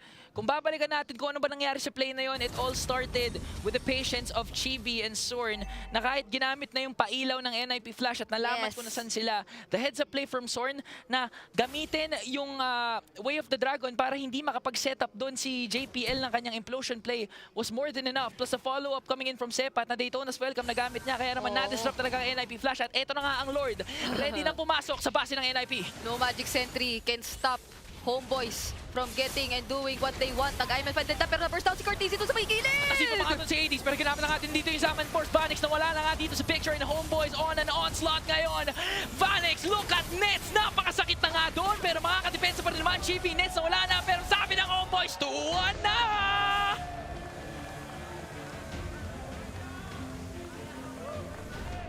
Match point for Malaysia. Homeboys all the way from wildcard patungo dito sa ating knockout stage ay patuloy pa rin pinapaniwala sa buong mundo na kaya nilang pumalag sa best of the best. Sobrang ganda ng kanilang naging shift of energy right after that game kanina na ipinanalo sa kanila ng NIP Flash. At ito yung Homeboys na nakita natin na nanggaling sa wildcards. Parang mas nalaro nila yung usual homeboy style. Typical homeboy storyline, dominate the early game, somehow, somewhere, magkamali sa mid game na almost nakambakan ng kalaban mo, pero at the end of the day, get the victory. Homeboys na homeboys, branded yung laban na to. Nakaka-entertain talagang manood ng mga homeboys games. So pati na rin sa NIP Flash dahil hindi tayo makaka-expect ng mga typical na metagame na laruan sa kanila. At kadalasan yung mga timing ng kanilang mga team fights ay talagang masasabi nating kakaiba. At mapapanood nga natin sa highlights kung bakit nga ba action-packed ang ating game number 3. Once again, match point na ang homeboys dahil sa laban na to. Oh, kitang-kita dito sa sa lineup din ng side ng NIP Flash na mahirap talaga yung hero dito ni JPL kasi gusto man niya mag-front, makakagawa man siya ng setup play, namatay na yung nasa likod or nasipa na ni Sorn yung dapat din na damage dealer nila kasi na-target na agad. And dun kasi kilala si Sorn, yung paghanap ng players na very crucial dun sa other team para manalo ng team fight. Wait lang, sino yung nagsabi sa inyong dalawa kanina na parang vintage yawi si Sorn? That was more you, Ate Shant. Ako yan, nung entrance nila. Kasi parang bukod sa ugali na medyo may playful sa ating mga entrances, ganun din kasi yung specialty ni Yawi during their M4 championship run. Yeah, and that's why medyo surprising nga sa akin yung nag-Tigreal pick sila. Even though we saw it eventually, doon nag-umpisa yung turnaround para sa homeboys na ang ganda nung counterplay na ginawa ni JPL. I think that was at yung pangalawang Lord ata ng laban na to, kung saan nag-set si Sword, conceal, nasipa si JPL, pero nabuhay pa si JPL, nakakuha siya ng 2 na knockback, tapos doon na paikot ng NIP Flash. The problem was, you needed a hero that could stop the dashes and at the same time makakasabay doon sa surprise factor na dinadala ng Cho. But I don't think with how JPL plays, I don't think he has the Kufra in him, kaya nag-Tigreal na lang sila. So hindi na natin ma-expect dito yung heroes na katulad ng Kufra, which is weird kasi mechanics naman si JPL, lupit ng Cho niya Maganda sana nga yung Kufra dun sa hero ng kalaban nila. At least may pang-stop lang. Kasi kay Tigreal parang gusto mo magandang set tapos pasok lahat. Kaso kung meron kang gagawin na play, di ba? Pero kung may entry point naman yung kalaban mo, walang magpa-follow up dun sa isiset ni JPL. Parang ganun yung nangyari kasi. And for JPL, buti nabanggit mo yung mechanics niya. And naalala ko pa rin, syempre tayo mga Pilipino, medyo maloko tayo. Pinansagan natin yung mga lumang play ni JPL bilang intergalactic play. Pero ngayon, yung intergalactic play parang napunta na sa lugar na masasabi nating ang laki ng in-improve niya for MSC 2024, pero hindi yun naging sapat sa mukha ng isang kage na si Homeboys Udil with an almost perfect KP at this game. Ito yung sinasabi ko, wag nyo bigyan ng hero dito si Udil or wag kayo gumawa ng draft na hindi nyo maaabot si Udil sa backline. Don't let him free hit. Again, Savior is one of those heroes na magaling maghinto ng tempo dahil yung mystic field na yan, pag na lumabas yan, a lot of teams hindi nila alam paano i-maniobre na maayos yun. Tsaka nagamit niya na rin kasi nung game na Brohan. Tapos same story din for them. If I'm not mistaken, there was a time na second Lord na yata or first Lord. Yeah, first Lord. Wala pang death at all. Si Udil, parang 607 pa nga siya nung time na yun. So, the mere fact na ganun yung KDA niya most of the time, ibig sabihin, talagang hindi nahanap at hindi na pupuntahan dito. So, kung hindi naman nila pipigilan yung Savior, wag na lang nilang bigyan ng chance to have Udil na gamitin Savior. At kung titignan nga natin ang ating post-game stats, matapos ng Martis performance ni Curtizy ng game number 2, this game number 3, parang nakahanap siya ng kanyang katapat sa kamay ni Udil on the Savior. And this far sa Savior matchup, parehas malayo ang kanilang range. Pero parang mas nakalamang nga, as you said, Renmar, sa mga mystic fields na nalalapag si Udil, panira ng buhay during team fights. Yeah, and at the same time, NIP Flash, hindi nila masyado na balanse yung tanong ng sino magpipil para kay Farsa. Parang yung nagpipil kay Curtizy, si Curtizy naman siya na lang din, Yeah, I am my own help. Ay, nakita nga natin no, ilang beses din siyang sinugod ni Sorn. At kung wala siyang Purify, parang hindi na ata niya matutulungan talaga sa sarili niya with wings by wings as well. So far, with that performance, Chibi as well as the richest man is dito sa ating matchup ay talagang mapupunta ang Homeboys to the match point na alam naman nating kadalasan ito na yun, wala pa tayong nakitang nakabawi. Feeling ko para dito sa side ng NIP Flash kung ano yung strongest points nila. For sure meron silang database na pag ito yung ginagamit natin na heroes, nagiging better for us. So meron tayong mga tinatawag na parang it's more on the comfortability na rin ng mga players if they're up against a team na very chaotic. Doon na lang sila sa mas kabisado nila na hero na regardless kahit na napakahirap man ang sitwasyon, they can escape that threat. Yeah, yung gusto ko makita dito is for NIP Flash, pick up different heroes for JPL. Let my Emperor start the team fight. Siya yung mag-set ng tempo. I want to see him get his hands on a Matilda. Draft a lineup kung saan pwede kayo mag-slot in ng 4th or 5th pick Matilda para kay JPL. It worked well for them nung MPL Singapore. The Minotaur as well. Yeah, nakakamiss na nga makakita ng Matilda, no? Parang madalas na open pero wala na nag-guiding wind. Pero ngayon ay lilipad muna tayo sa isang short break dahil hindi naman na magtatagal ito. Magbabalik ang MSC 2024.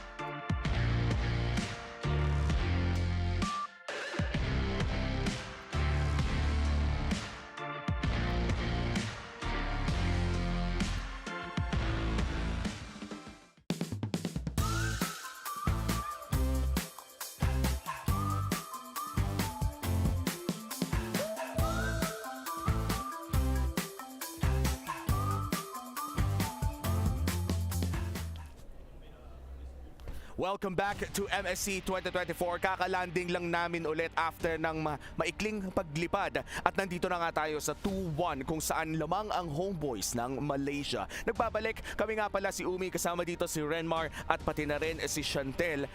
Men, kamusta yung short trip natin pabalik ng Manila, pabalik ng Riyadh ulit?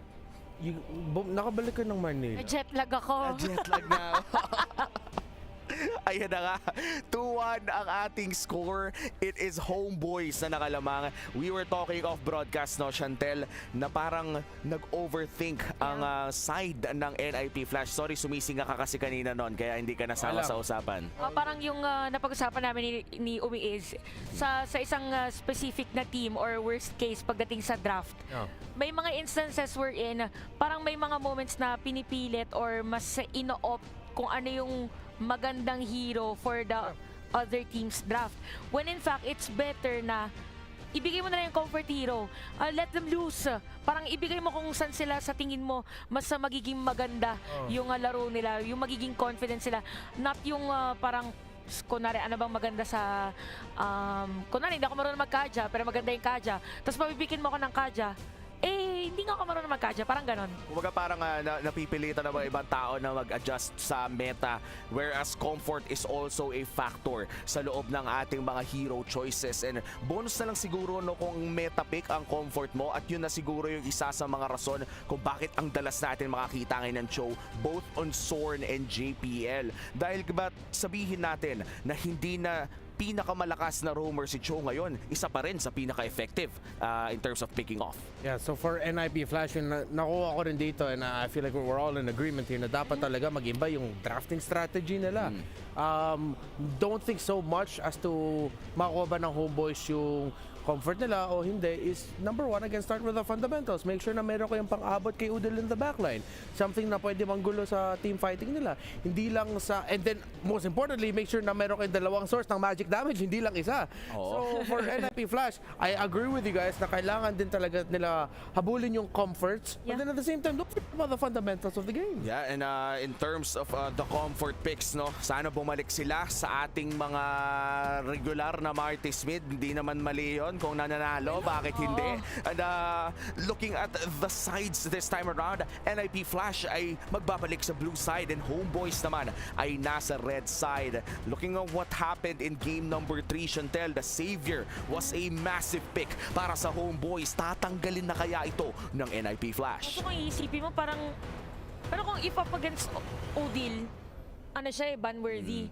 Kaso kung gusto nila mag-ban ng ibang hero, hindi ko lang sure kung ginagamit siya. Ay, si Curtizy. Ginagamit siya ni Curtizy, pero sa playstyle yata nila, parang hindi yata ganun yung gusto nilang mangyari or direction. Kasi Harith, medyo scaling Harith Savior pag pinagsabang parang too much on the damage na. Kahit naka-Athena sa Trajan ka na, ay magtatanong ka pa rin, bakit ang sakit? Oo. Kaso ano siya, ba't Harith pa din nga. So, I won't expect na kukuhanin dito ng NIP Flash yung Savior, not unless iba na nga lang nila for Odil.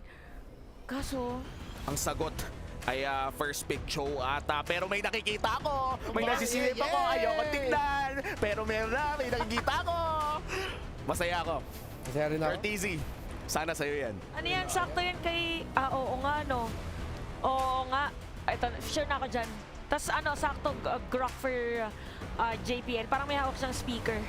And for the side of Homeboys naman, ay may makukuha siya na show for Homeboys. Sorn taking his comfort pick in the, I think ito yung isa sa mga pinakamaaga na show pick na nakita natin so far. Comfort is key. Para sa kanilang dalawa, hinabol na lang yung comfort. Pero para sa akin, mas okay na prioritize na lang yung grok. At least may pang-abot na sila dito sa Savior. Tapos pwede pa nilang gawin, mag-usang na lang din sila sa EXP lane. One for EXP lane for Diablo. O pre, bring out the classics, bro! Padang? Show me the padang! Show me the Khalid! Parang itong combo na agad ng Martis tsaka Grak, kaya na agad si Udil. Oo, kasi pareha sila may anti-crowd control na mechanic eh. Para kung ang Mystic Field ang problema, at least pwedeng lakaran through the Mortal Coil at pati na rin ang Wild Charger, even the Power of Nature, kung saan na habang nagpapalaki lamang ng totem ay madali lang makakalagpas doon sa Mystic Field. Banning phase pa rin ang ating tinitignan. Tinanggal na ng Homeboys ang Hayabusa. Mukhang iipitin ng Assassin Pool against NIP Flash. Ano pa ba yung mga assassins na nakikita na? Will the Nolan be taken away as... Wow! Wow! No reaction. Ay! Walang reaction sa Homeboys. So feeling ko para sa kanila, okay. Okay, no problem. No problem. Nag-react ng mga casters para sa atin, kaya... Kaya natin na yan. Kaya natin na yan. At ngayon na nakikita natin yung draft, this is what we want. Kanina pa natin hinihingi na maging kakaiba ang ating draft, and we're getting it. Ang aga ng show, Rekta Savior, Rekta Martis, may Grak agad, and things are spicing up dahil nga match point na ang Homeboys. Ito yung lineup nila na sure silang mananalo na. Oo nga, no? Oo nga. Ito yung mga heroes nila na kung bakit... Sure, pang last G. Comfort at comfort lang din. Ito na talaga yun. So kailangan dito ng panggulo ng NIP Flash just in case. I wonder if Roger jungle to. Oo nga, hindi pa sure. Kasi pwede rin siya jungle. Nag-ano ba? Nag-Grock mid ba? Matagal na ako hindi Tagal na hindi. nakakita. O siguro mag-switch pa sila kasi yung arrangement ngayon, Hades, Martis, tas Grock Curtis. Pero sobrang bilis kasi mag-clear ng level 1 wave yung Grock Martis. Grock na may Concussive Blast, isang power of nature, hindi na nga kailangan mag-mortal coil ng Martis doon para lang ma-clear. So it's gonna be very interesting on how they're gonna play this around in the early game because surely if Martis mid to na may kasamang Grock, NIP Flash will get mid prio. Comfort pa rin. Nakuha pa rin yung Sepat yung Ruby niya. Ano talaga, ito na yung mga parang signature heroes nila. So, malala. Claude? Magkokolot ba dito si Nets? Into what? Ay, oo. Yung next best pick niya eh. Ay, ang lip! Ayan na. Ayan na. Kakain ng mushroom. Nakakain na ng mushroom. Super Mario pa. Doon kasi ganun din nangyari. Anyway. Ay, nako. From Guinevere to Guinevere. Ayan na ang ating makikita. At least kompleto na ang kanilang komposisyon. Ang daming crowd control. They have the Martis, Guinevere, and even the Grock. Parang kapag napunta ka sa crossfire ng labanan na yon, literal, wala nang galawan. Yeah. By the way, yung Guinevere pick na to for Hades, isa to sa mga most winningest heroes niya ng MPL Singapore. So comfort pick din to para kay Hades, yung Guinevere. Yung Hades din. Yung Guinevere din kasi parang madali siyang panggulo against a Chong. At nabanggit nyo ang Claude, full comfort lineup. At home ang Homeboys in their potential final game in this series. Depende na kung madadala ito sa kanilang pagkapanalo o kaya makakabawi ba ang NIP Flash. Malalaman na natin yan dahil ipapasa na namin kayo sa aming casters. Casters, kayo na to. Thank you so much sa aming panel at muli Brigida Inga nang maghahatid sa inyo ng aksyon. Pero bago tayo magtungo sa ating laban, Ingan! Yes! Umupo ka ng komportable. Kasi katulad ba ng pag-upo mo na wala kang sapatos tapos naka-Indian seat ka sa gaming? Grabe naman, nirepin mo lahat. Sasabihin ko pa lang kasi dahil puro comfort picks din yung gamit ng ating mga players. Kaya dapat tayo rin ay nakupo ng komportable dahil sigurado kung magiging mainit ang laban for this potential last game of the series. Mapapasakamay na nga ba ng Homeboys ang panalo sa serye o babawihin ito ni na Hades on the Jennifer for this game? Mga comfort picks na kasi. Ako tingin ko talaga, honest opinion, magge-game 5 tayo. Honest opinion yan? Honestly, kasi eto na naman yung usual mid lane matchup na nakikita natin. Gigil na gigil tong dalawang to eh. Ayan, demo. Oh. Alam mo, gusto ko makita tong apat na to sa hotel mamaya. Pero si Curtisi muna pumasok. Sakto, hindi ko pa naman level 4. Kung may decimation ka na, okay na sana. Pinauwi nyo kasi si JPL. Papauwiin ko kayo. Ika lang si Diablo! Diablo. Okay. Oh, pinetrify na kaagad. Potential for double kill! For Diablo! Ayaw umuwi ng NIP Flash ngayon pero gusto sumagot ni Chibi. Pero sabi ni Curtisi, tropa ko yan, pogi yan, hindi mo mahahawakan yan, Chibi. That's an early 2-0 para rito sa Benedetta ni Diablo na by the way ay naka-lethal ignition din kaya nung nagkaroon ng unting pagkabitin para i-take down si Sorn ay nasagot naman yon nung kanyang talent. At ngayon ay napaganda ang simula for NIP Flash. So mapapaisip ka na, di ba? Kailangan ng Homeboys na magdoble ingat, lalo pa at scaling ang kanilang lineup. Medyo masakit yung pinakita doon ni Chibi tsaka ni Udil. Napa-atras nga si Curtisi. But then again, Martis to. Si Curtisi lang isa sa mga mid laners na kaya talaga magpagana dito. Along with, masasabi ko din, si KLBJ, ganyan din yan eh. Kahit nung MDL pa, kakaibang mid laner. Naglapo-lapo mid din yun, so iilan lang talaga ang may skill set and mechanical prowess na makapag-pull off ng ganitong lineup. Kaya naman NIP Flash, with their comfort picks, wanting to extend this game to game number 5. Nadarama mo na rin, no? Kung papaanong gusto talagang paabutin ng Game 5 ng NIP Flash itong laban natin. Pero dito naman sa Turtle, sino naman kaya makakakuha nito? Aling to final blow, ikinumit na. Pero Dawning Light nandoon, Hades pa rin ang makaka-retry. Pero mukhang naghihingalo na yung mga miyembro ng Homeboys. Chibi tatakbo pa palayo, pero maaabutan yata ni Hades. Pinatuan ng Jolin, naabutan pa nga. At si Udil ay napapurify. Pero si Diablo, grabe naman ang kanyang pinapakita. Oh, Diablo, makakatakas ba kaya? Para hindi na inabot. Si Hades polado din naman dito as they take the purple buff away from Homeboys. And tamang-tama nga talaga ang ating mga panelists na si Umi, Renmar, and Chantel. Action-pack nga talaga ang kinakalabasan ng NIP Flash, pati Homeboys with their comfort picks. Kumpara sa first game natin, second game natin, third game natin. 3 minutes pa lang, meron na tayong wala, bagong composition lang. Sige, tama. Kasi diba sila din, yung composition nila ngayon, Iba talaga nagagawa sa'yo ng Riyadh.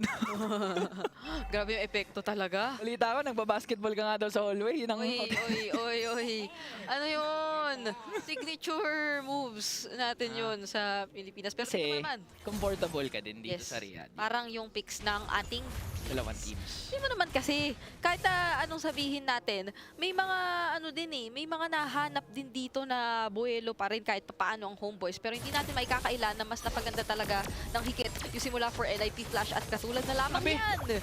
Mukhang si Sorn muli ang kanilang nabigyan. Kabisado maski yung timing, pero teka lang dahil si Nets iniipit dito ng 4 na members ng NIP Flash. Ganimitan na ng Retry, Blazing Duet nandoon pero hindi mo kakayanin ng Decimation once again ni Kurt TZ.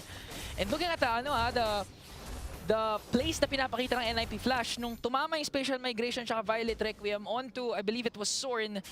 Kinasa ni JPL yung wild charge, saktong-sakto sa moment na tutumba na. Pero teka lang, dahil si Chibi sabi kay Diablo, bro, masyado ka nang kanina ka pa, 1v1 tayo dito sa Torre, pero sabi ni Diablo, TP muna! Anay for Anay! Pero dito naman sa itaas, tuloy pala ang aksyon. Meron pang Mystic Field na magagamit dito mula kay Udil. Pero mabubuhay pa rin naman sina Hades and Curtizy na magta-transition agad patungo sa ating Turtle. So hindi pa rin tapos ang aksyon. Kalilipat lang natin ng tinitingnan yung observer natin. Paramdam ko kung ako yan. Hindi na rin ako sure kung saan ang aking pupuntahan. Pero ito ay isang Turtle na mapapasa kamay ng NIP Flash. Magigame number 5 talaga tayo with the performance na pinapakita ng NIP Flash. Kung tatandaan nyo yung sinasabi ni Manjin, pero teka lang ha, ang ganda talaga ng galawan ni Curtizy doon. Dapat talaga, ganyan na yung mga picks mo eh. Tansya ko, huwag ka na magparsa eh. Nakikita nyo po ngayon na nagsisigawan ang mga miyembro ng NIP Flash na nanonood sa kanilang mga lugar. At hindi mo naman yun maitatanggi na ang seryeng ito ay parang nagre-remind lang sa atin ng mga kaganapan kahapon. Isang second series na nag-game 5. Tapos yung mga palitan ay walang sawa, walang katapusan. Pero tulad yan, Wild or Way of the Dragon, Wild Charge, lahat-lahat nagkasabay-sabay na. Pero nabuhay pa si Hades! Outplay pa si Zorn! Grabe naman yun! Nasabi pa nga ni Vanix. Kunin na din natin si JB. Pumasok na nga doon si Nets with the Blazing Duet. Pero kukulangin pa rin ang damage. And ngayon, NIP Flash. The composure, the confidence, but most importantly, using yung aggression ng Homeboys to their advantage. Kasi tingnan mo dito, talagang nagkabitin pa eh. For the second time around, actually, may mga nakikita tayong instances na hindi ka yata pwedeng masyadong mag-asim dito sa lamang ito. Kasi napakaraming punish. And nakita natin yung twice for NIP Flash na nananalo siya. Pero Sepat dito, mabubuhay pa nga ba? Dala-dalawang naghahabol at mukhang hindi na nga. So dito, kinakailangan talaga kung ikaw ang NIP Flash, doble ingat. Kahit sino pa yan. Nakita natin si Diablo kanina, na-outplay niya. An eye for an eye, under the turret, nabaligtad. This time naman, si Hades na out-sustain pa. Talagang nabitin dun si Zorn. Kahit na yung pinag-uusapan nating adjustment dito sa Chu, mas nakikita mong kaya na niya na makapag-dish out ng damage or pokes using especially the Jeet Kundo. Pero it was a completely different story nung nakita natin yun kanina. Alam mo, agree ako sa sinabi mo na kahit hirap na hirap nga talaga dito. I mean, kahit naka-show itong si Zorn, he's not having a good game at 0-4-0. And I do like to comment, pero teka lang, ito na naman yung aksyon na Non-stop, unstoppable na nga si Curtezi. Gusto ko makita yung item check kung naka-Sky Piercer na ba yan. 503 guys. Grabe oh. 503 KDA for this Martis mid lane ng NIP Flash na so far ay nagiging sobrang ganda ng performance kapag ka nahahawakan nila. Pero of course, dahil nabanggit mo yan, meron na tayong item check, Hunter Strike, Sky Piercer, tama ka, hawak-hawak na nga dito ni Curtezi. Kahit si Diablo meron oh. Napakaraming gigil maka-take out ng players dito for NIP Flash. Pero kung ikaw ang Homeboys, one thing to note is of course scaling composition.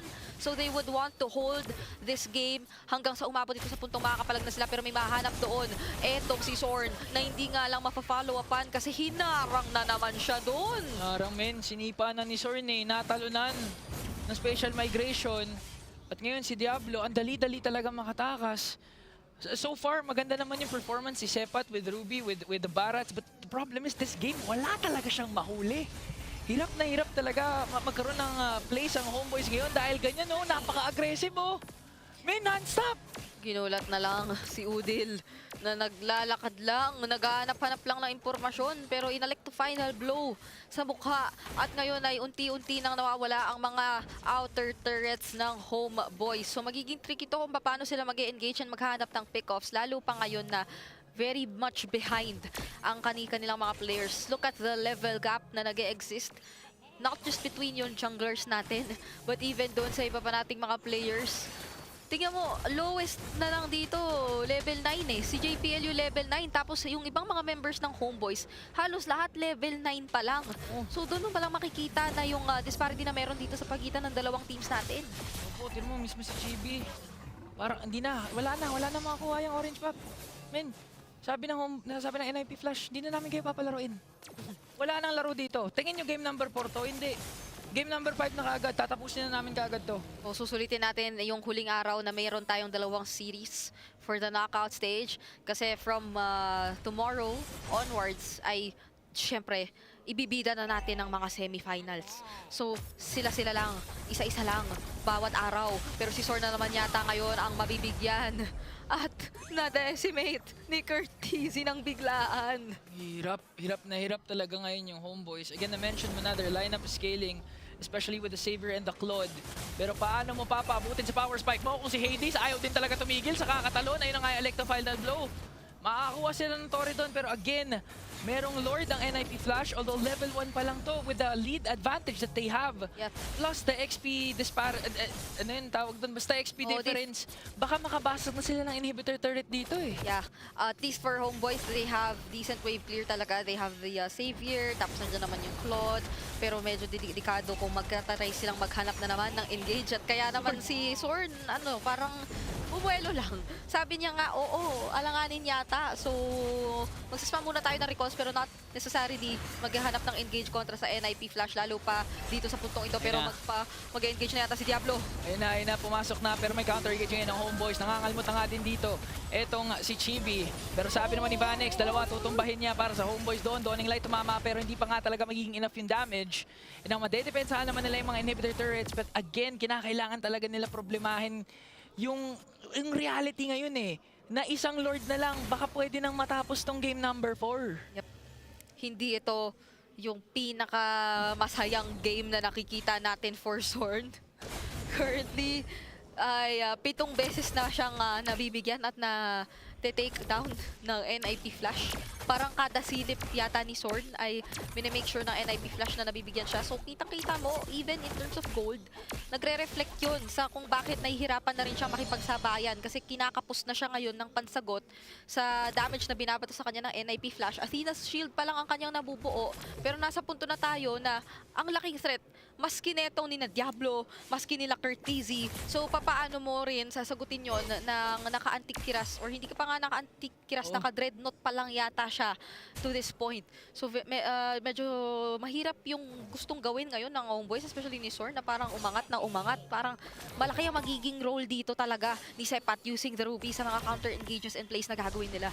As much as possible, try to extend the game na lang talaga. Kung merong mga overextension ng pwede gawin ng NIP Flash, Sepat really needs to step up with the Don't Run Wolf King plays. Pati na rin yung mga Mystic Field na pwede manggaling kay Udil. So, ngayon, Homeboys back against the wall. Okay lang naman dahil sila naman yung match point ngayon.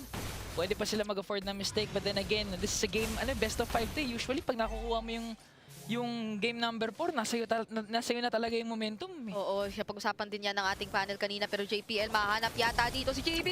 Ito talaga pinapalaro mga members ng Homeboys ngayon. Tapos look at that, Kurt Tizzy, habol ngayon si Sorn.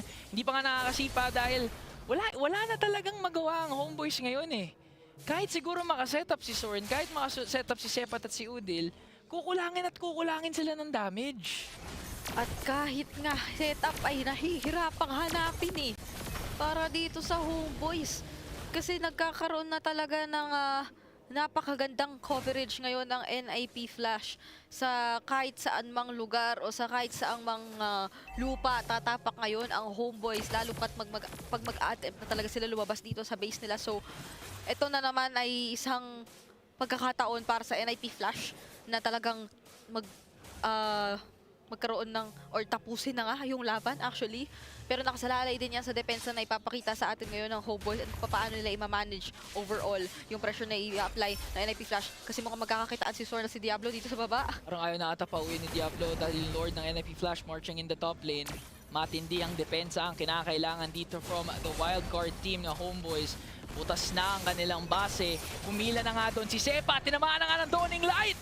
Pero umabot yung stun doon mula sa wild charge. Both roamers are down. At mukhang magiging matagumpay naman ang depensa ng Homeboys para doon sa Lord. Pero hindi pa tapos ang NIP Flash. Mukhang i-engage pa rin nila dito sa bandang gitna. Hades pumasok na nga din Dominant Spatial Migration. Pero si Sepa nakahuli na naman. Nets kalayo din naman. Nakapag-free hit. Winter Crown para sa NIP Flash. Pero nagwawala na nga sila doon. Chibi na lamang ang natitira. Wala na siyang nakakalmot. Makaka-survive pa rin naman siya, pero yung Tori nila sa gitna, wala na. Merong minions ang NIP Flash. Malaysia-Indonesia combination, buhay pa rin and extends it to a game number 5.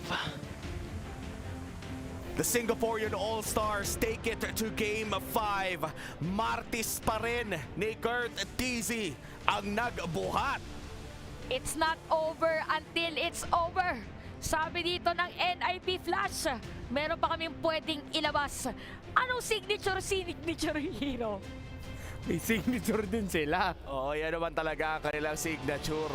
And so far, for that entire lineup, Renmar, pinag-usapan natin while watching, may na-discover kang stats na apparently undefeated lahat ng mga napik nila sa Singapore. Yeah, in MPL Singapore Season 7, Harith, 2 wins. Martis, 5 wins. Guinevere and Benedetto, 6 wins.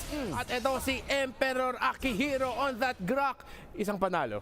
Still, 0 losses. Still 0 losses. Undefeated lineup ang ating natunghayan para sa kamay ng NIP Flash. At sa highlights mapapanood natin, I honestly think na early game pa lamang ay kontrolado na ito ng lineup ng NIP Flash. Ang ganda nun. Sorry habang talagang nakapitalize nga dito ng NIP Flash at nadikta pa. Kasi sinabi natin panggulo dito na hero na ni Hades, yung akala dito na side ng Homeboys, makapatay na siya. Hindi pa pala. So, very effective talaga. Tsaka meron pa tayong term na pinag-usapan kanina, parang signatory, parang nagnonotaryo na lang si Kuya Kurt Tizzy. Kasi sineselya na lang niya yung kills against Homeboys. Alam mo naman, kapag Martis na may flicker, people never expect the flicker decimate. Hindi mo, parang hardwired na ang utak natin bilang mga manlalaro ng MLBB. Na pag Martis, decimate. Ang decimate, mangyayari lang yan kapag nakalapit siya sa'yo. Pero yung biglang ganyan, tapos tatapusin. Biglang nasa harap mo na, tapos hulihin ka, o pag naubos na yung mortal ko, tulad na nasabi mo sa akin like off-broadcast, nasa utak na rin natin na ay, wala na tong yung Martis na to, pero biglang may flicker pa pala. And honestly, kung paano nilaro ni Kurt Tizzy yung Martis niya, and most importantly, Hades yung Guinevere, grabe yung timing nilang dalawa.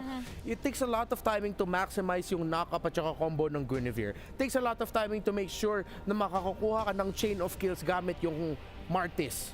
Oo, and the entire combo coming in from NIP Flash, kitang-kita kung bakit nga ba sila nasabihan na Singaporean All-Stars at kung bakit nga ba sila ang pinaka-the best na team mula sa Singapore. Yung synergy na yon, sigurado ilang years na nilang niluluto o ilang buwan ng paghihirap. Kaya naman sa Game 5 na upcoming for Homeboys, do you guys think na nasa kanila na ngayon ang pressure after that win from NIP Flash? Oo, kasi sinabi din natin na build up din natin na signature heroes din nila sa run nila dito for MSC 2024, yung mga heroes na nakuha nila, and doon pa lang sa kay Diablo pa lang ay nasira na agad yung pattern nila. How much more pag pinagsama-sama yung naging pinaka-play ng side ng NIP Flash kanina. Kaya na nga ang ating MVP. Hades, coming in from NIP Flash, ang Guinevere na nabanggit nyo na nga rin kanina dito sa panel, na grabe ang timing ng kanyang Violet Requiem na talagang 2 to 3 ang natatamaan parati. The spatial migration, when you're up against teams na masaya or gusto talaga nila mag-team fight, tapatan mo na lang, buhusan mo na lang ng crowd control yan. Yun yung naging core idea ng NIP Flash from the jungle all the way through every position.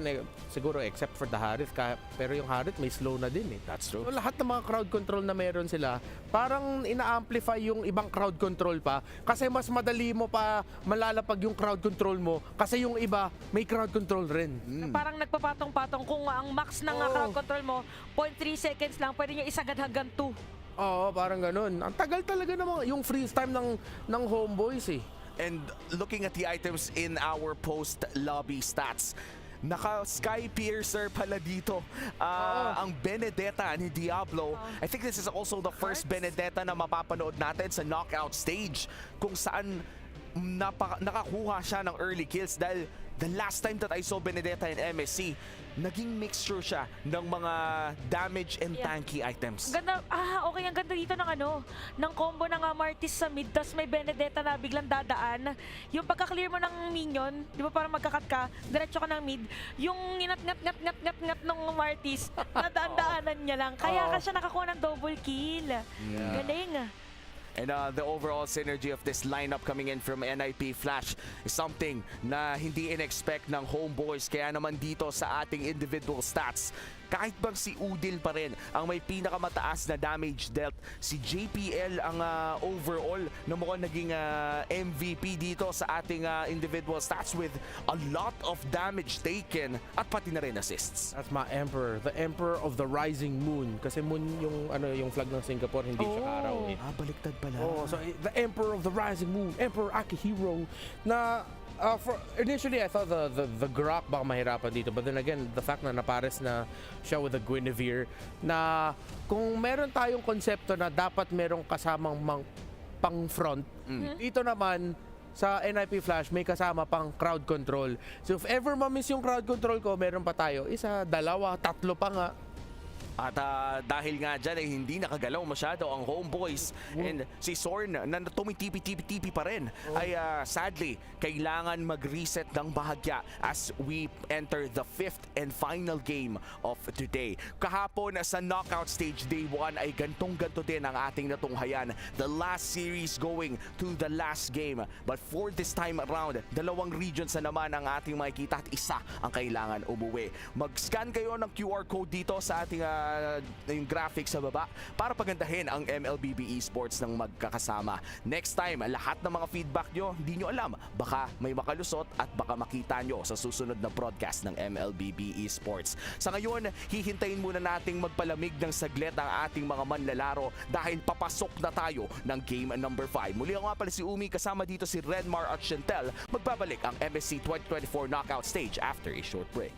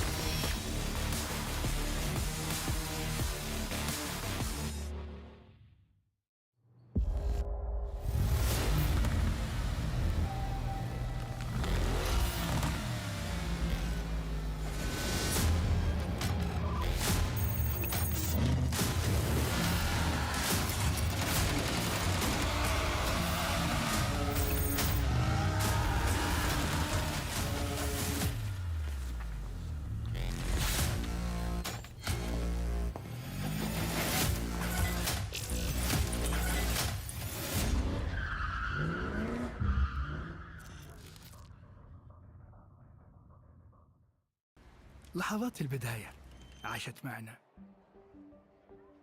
كنا نحسبها وقت للتسلية بس. نحسبها بس ذكريات. عبود أعطي أختك اليد يا ولد. ابتكرنا فيها ابتكارات، وإذا بغينا قلبناها خرافات. كنا نحسبها بس لمة وصحبة وسهرات، انتبه نوب ترى نوب. لكن كنا نشوف عالم ما حد يشوفه. يشغل وقته بشيء يفيده. الله عليك على اليد صوت. عالم كبر وعاش فينا، عالم الحماس فيه يوصلك كل مرة لحلم أصعب، بس ما يصعب عليك. بارد معك وين ما تروح.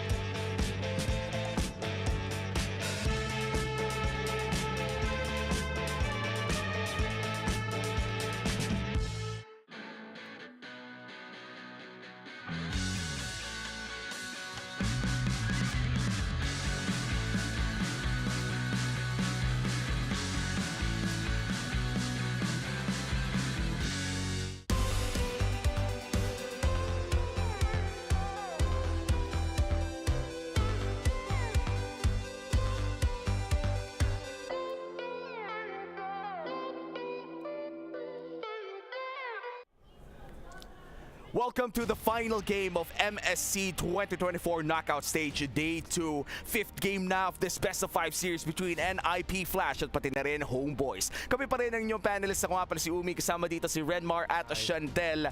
Ito na talaga ang final pa sa final. Katulad na lamang kahapon, umabot tayo sa panglima. How you feeling? Feeling good. Let's go. My Flashers. I'm ready. Paano, boys, I'm ready. Kasi flashers ka eh. Oo, tapos para pantay. Para pantay, okay. Ano ba yung mga pangalan ng mga fans ng Homeboys? Flame Boys. Mga Flame Boys. Sila. Naalala ko during I think M5, merong mga ibang Flame Boys na present in Manila. Ang ingay pa nila. Ang ingay nila. Tapos parang meron pang mga nakaganon.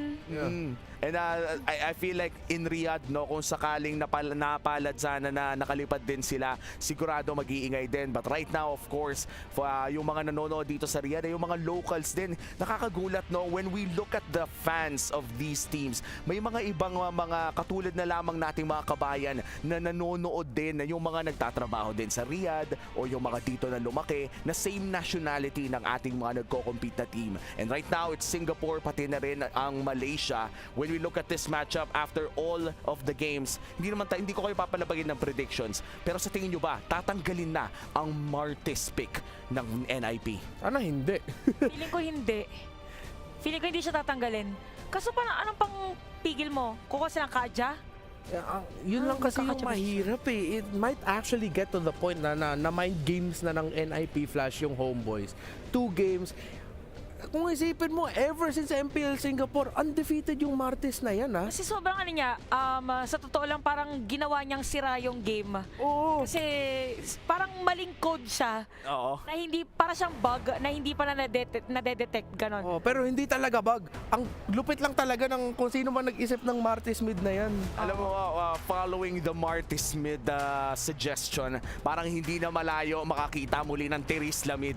Ay, nagtatapat din naman sa XP lane yung dalawa. Lipat lang pwesto. Lipat lang ng pwesto. Mid lane, parehas may wave clear, parehas malakas ng early game. Bahala na kayo kung sinong kukunin nyo. But this time around, of course, it's gonna be Homeboys in the blue side. At red side naman para sa NIP Flash. Tatanggalin na ang chip, pati na rin ang Luoyi. Kaya normal na MLBB ang ating matutunghayan. Ay, Binan. Nirespect. Ito yun. Respect the Martes on a Thursday. Para sa akin sa NIP Flash though, if I would want to surprise first 2 picks sa Homeboys, maratel sila. Actually no, keep the Ruby. Sana NIP Flash first phase may Guinevere na sila. Let's see. The Harith taken away. The Roger is open para sa Homeboys. Kukunin kaya ito ng mga Malaysian boys natin dito? Kinuha nila yung Roger, bukas Guinea, bukas Bene, bukas Ruby. At this point, if I'm NIP Flash, and alam mo, isipin ko na dito yung draft ng NIP Flash na hindi naman ako nahiya sabihin, fan ako ng ng NIP Flash eh. So, kunin nyo na yung katulad ng drafting pattern ng Homeboys, kunin nyo. Kunin nyo yung comfort nyo. And this is it, the Ling taken for Homeboys. That's going to the hands of Chibi, isang assassin specialist na nagmumula sa Malaysia. Renmar, na may mga nabanggit kang hero para sa NIP Flash, pero mukhang Valentina Cho ang magiging mapipili dito ng NIP Flash. Valentina on Curtisi. Hindi ko alam kung ilang beses ko nang nakita to, parang hindi gaanong madami. If I'm Curtisi here, gagawin ko yung ginawa ni Rosa kahapon.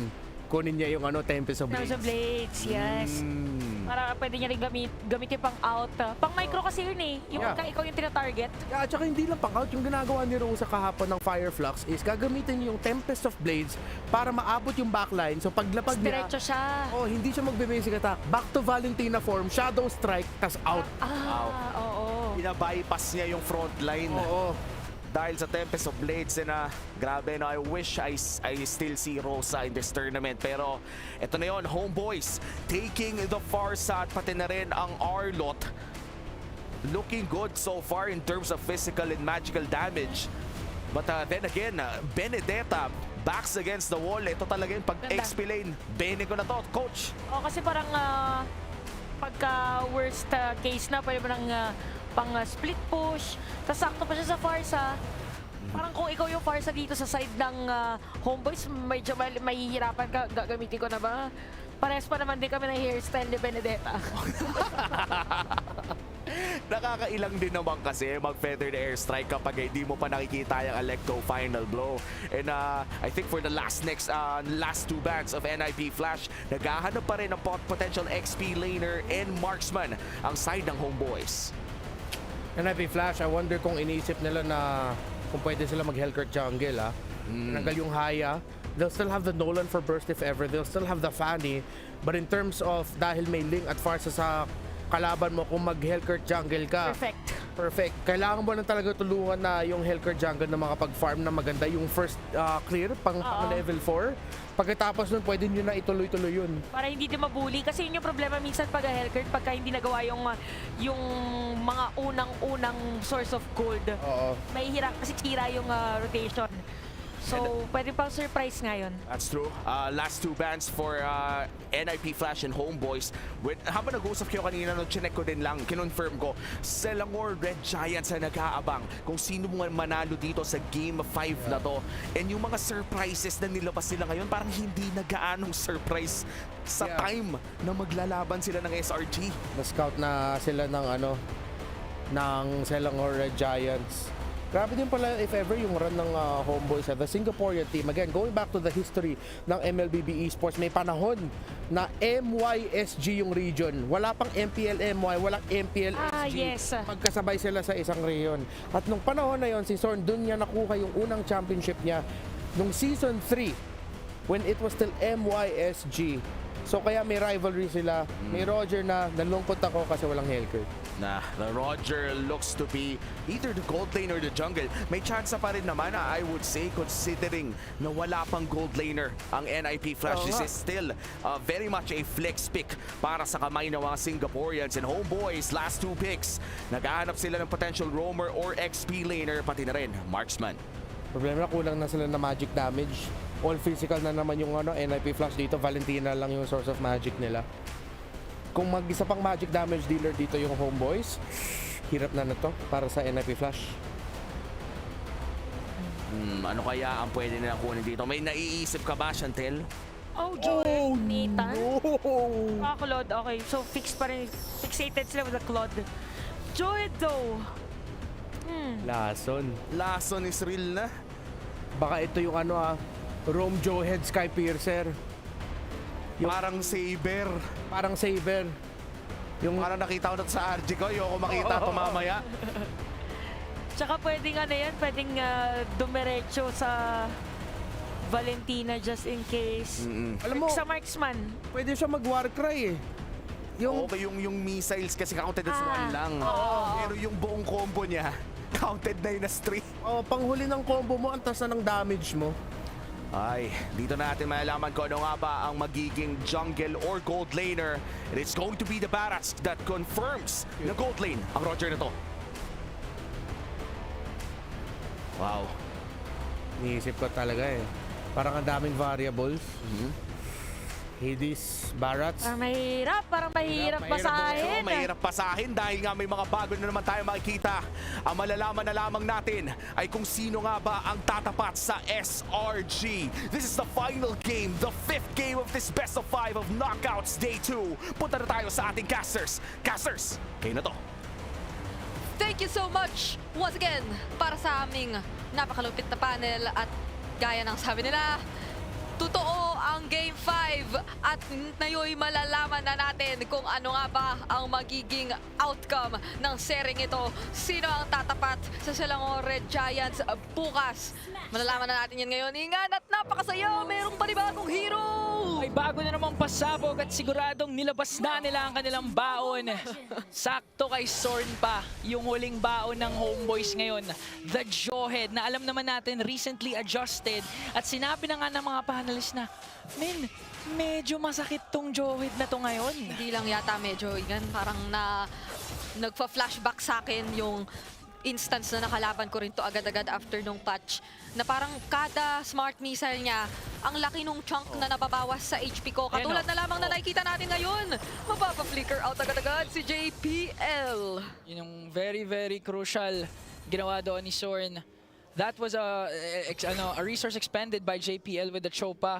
So clearly, nararamdaman na nga natin yung adjustment sa isang Jawhead na kasabi mo nga lang, smart missile pa lang yun, level 2 pa lang. Gumuguhit na laban sa Cho. Ang Sorn specialty talaga ang mga roamers na may halong aggression, damage na nakaka-poke at nakaka-apply ng ganoong level of pressure sa early stages of the game pa lang. So makita natin at abangan kung ano rin yung kanyang magiging item builds later on, no, using this Jawhead. Dahil ito ay ang kumbaga siguro unang beses ulit na makikita natin ang Jawhead roam in a very, very, very long time.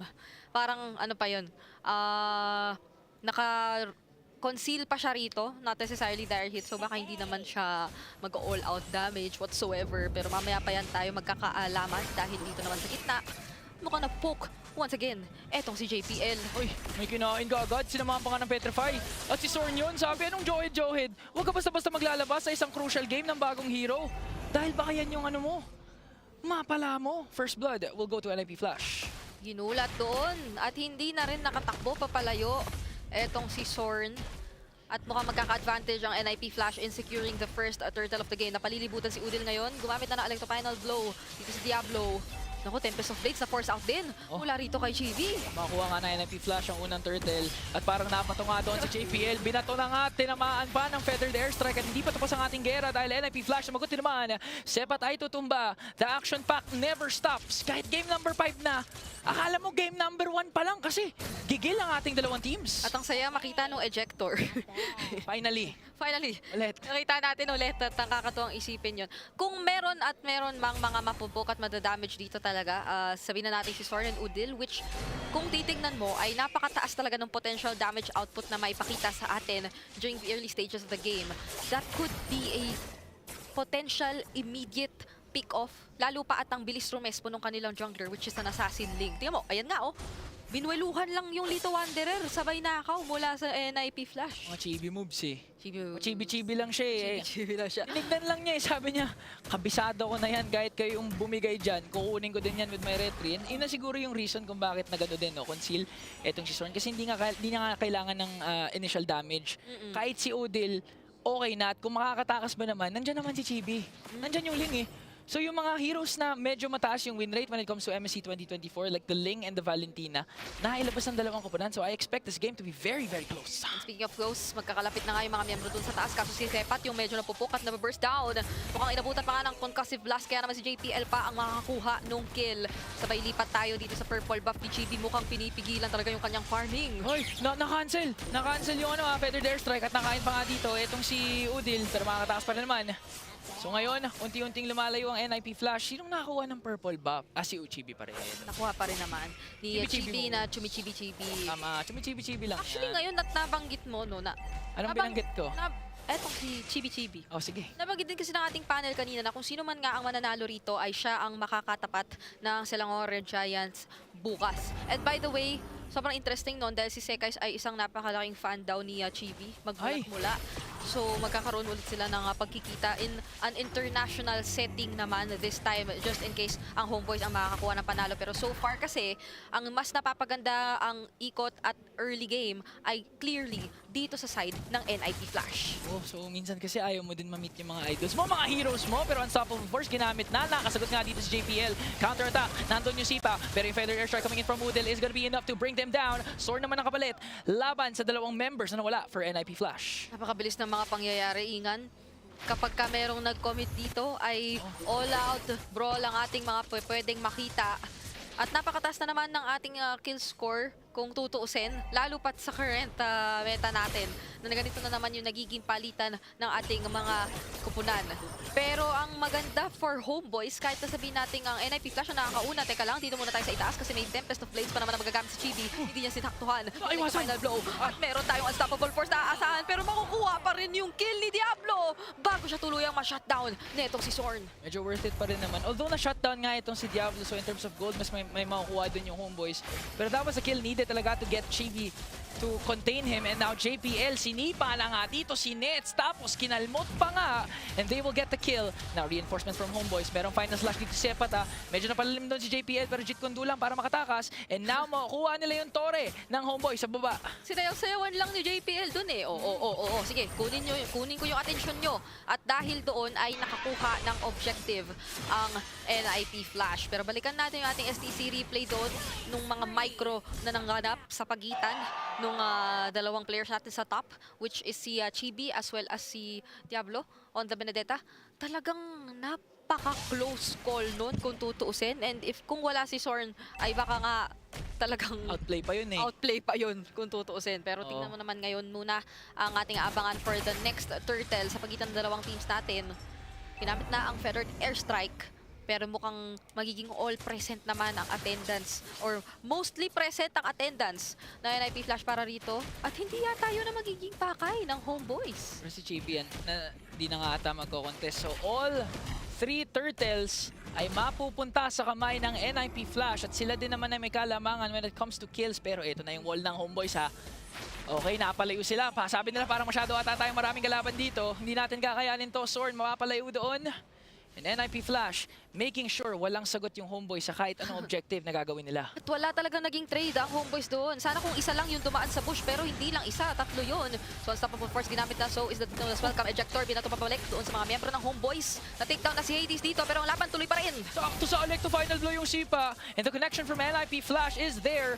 Kaya naman papahirapan na nila itong si Chibi. Mag-e-invade at mag-e-invade na ito. Kayang-kaya naman nila. But at the same time, 4 members din naman ng Homeboys ay nandyan. Makukuha pa rin ni Chibi ang kanyang purple buff, but the problem is, ang daming kailangan kasing ilabas na resources ng Homeboys para lang makapitas ng isa.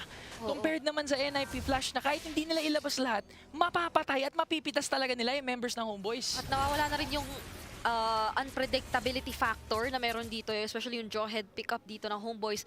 Lalo pa at ang NIP Flash, yung mas nakapag-secure ng favorable na early game for themselves. So hindi na masyado nagiging threat yung presence ng jawhead.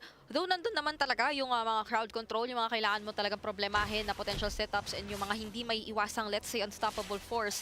Pero napakataas na mobility na meron dito yung heroes ng NIP Flash para abalahin o isipin.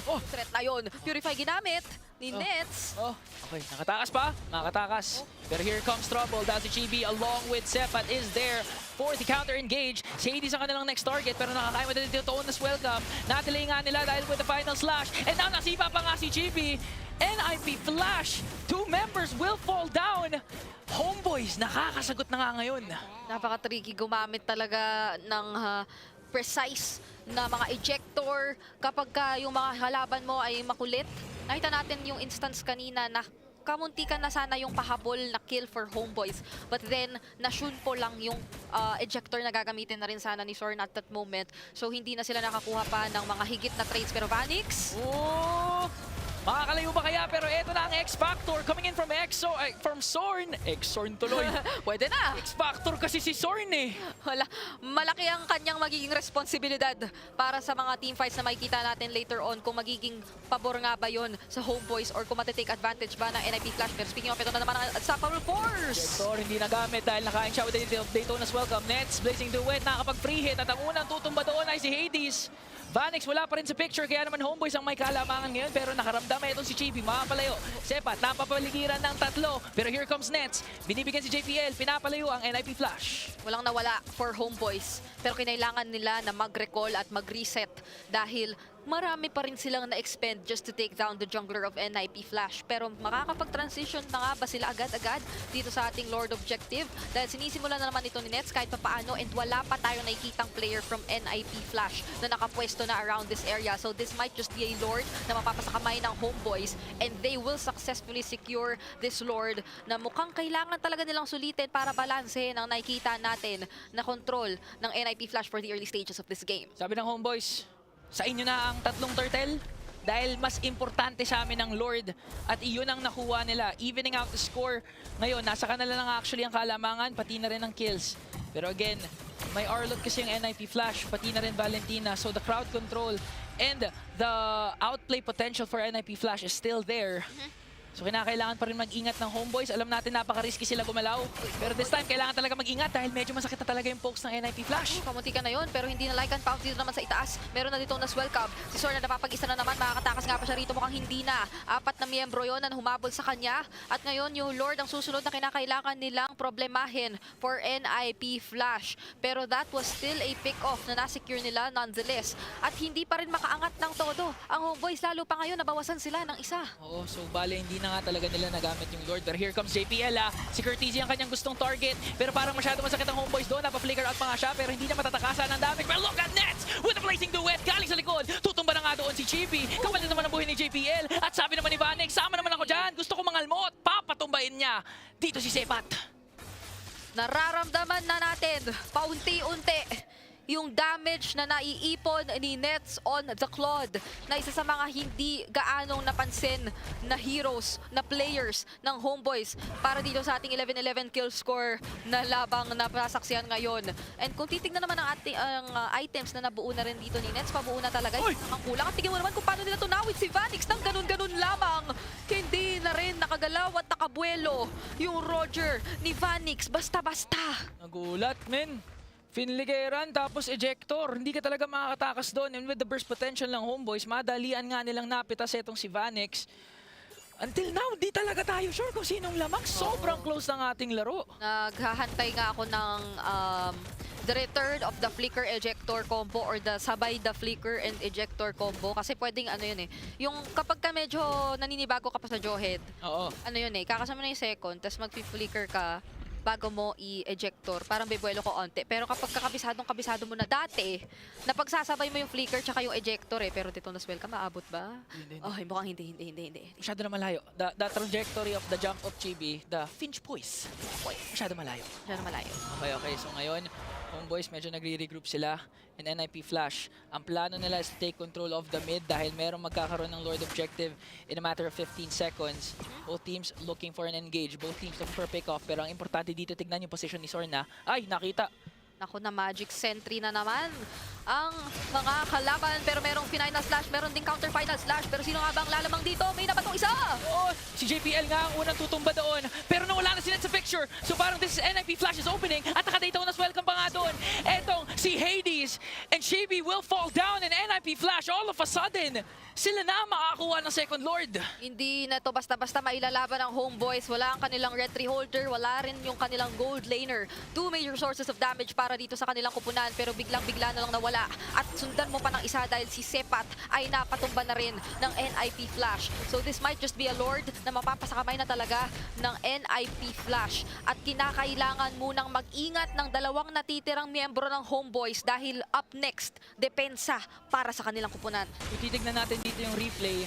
Very worth it doon yung sacrifice na ginawa ni JPL dahil siya lang naman ang nawala kapalit ng buhay ni Nets na unang napitas ng NIP Flash doon, which was very crucial dahil hindi na nga nasulit yung Blazing Duet for a counter-attack dito for Homeboys. At makikita nga natin ang kanilang reaction na medyo akala nila kasi sila na yung may kalamangan sa clash na yun pero napaikot pa rin ng NIP Flash. Sobrang taas na ng mga stakes dito sa ating game number 5. Kung sino man ang makakapanalo nito ay siyang mag-a-advance sa ating semifinals. Pero ganun-ganun na lang ba bibitawan ng Homeboys ito? Sila ang kinakailangan dumepensa, may Lord pa dito sa baba.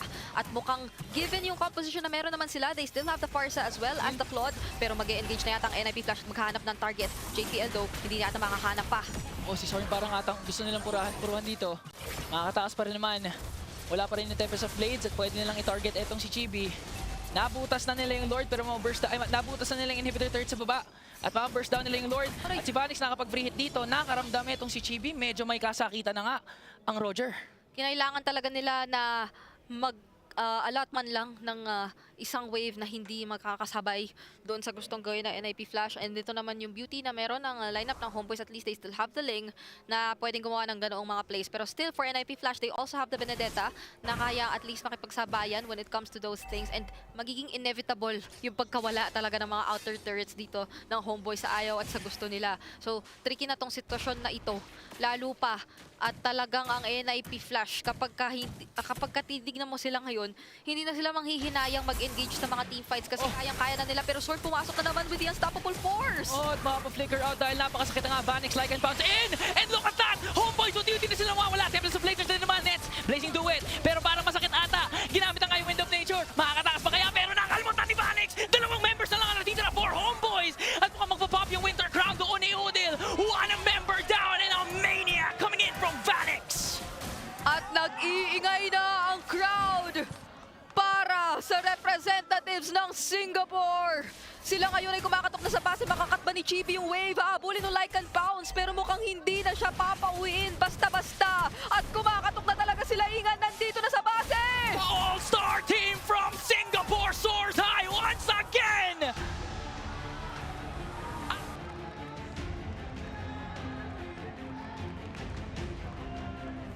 NIP Flash ang nagwagi. The all-star Singaporean team ang magpapatuloy sa MSC 2024. Singapore is going to the semifinals. Our region that struggled for so long, sinabi nila, tatapusin na namin dito yung kahirapan namin. Bubuo kami ng all-star. And they took down the Season 12 champions of Malaysia and the runner-up of Season 13. Goodbye. Go home, boys. Talagang all-star performance para sa kanila kasi lahat ng mga players ay nag-shine individually doon sa laban na yun. Napakaganda, napakalinis, and even the decision-making na yung mga moments na hindi natin ina-expect na magagawa nila at matatimingan on point. And this is it. NIP Flash ang huling team na makakapasok ng semifinals. Inaabangan ngayon ng Selangor Red Giants. It's gonna be a matchup na aabangan ng mga madla dahil dito na rin natin malalaman the Selangor SRG versus NIP Flash kung sino ang tatapat sa mananalo ng PH versus PH matchup in the semis. It's on this side of the bracket. Yung storya is the revenge of SG kontra sa MY. But now up next will be facing a giant. But let's focus on the victory. Grabe talaga yung pinakita dito ng NIP Flash buong serye, hindi lang sa game number 5, the whole series. Unique drafting, unique approaches, and yung sinabi mo Ate Shans, grabe talaga yung timing nila pag in the zone. Parang alam mo yun, parang alam nila kung kailan biglang lalabas yung Detona's welcome. At ayun na nga kakausapin natin, si Kurt Teasy. Series goes to the bitter end, to the final and 5th match of this series in the knockout stage for MSC. And NIP Flash send the Homeboys on their way home, and they claim the 4th and final spot in our semifinals. And here with us today, Kurt, congratulations. You were able to send Homeboys home, and you were able to match Singapore's best finish since Impunity SG back in MSC 2017. How do you feel about this competitive landscape and bringing Singapore back on the map? Masaya po kasi po kami yung magre-represent sa Singapore and first time ko din po makaapak ng gantong sa place po. He's really happy that they're able to represent Singapore, and it's his first time to be able to be here on the international stage. What about the competitive landscape? Mas dumali po kasi po wala siyang lower bracket. Mas parang kaya po naming malasan, ganun. He says it's easier now without the lower bracket because they're able to be the poison of the group.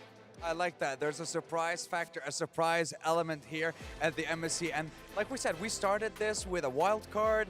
Our homeboys managed to make it all the way to top 8. And then when we're looking towards the knockout stage, one opportunity only. And you guys managed to seize that. But I have a question for you. So now your next opponent is going to be Selangor Red Giants, the undefeated champions of MPL Malaysia. How do you feel going up against a team that hasn't lost a series in over 100 days? Feel ko po, kakayanin po namin. Since nabuild po kami ng momentum and Malaysian team po ulit sila.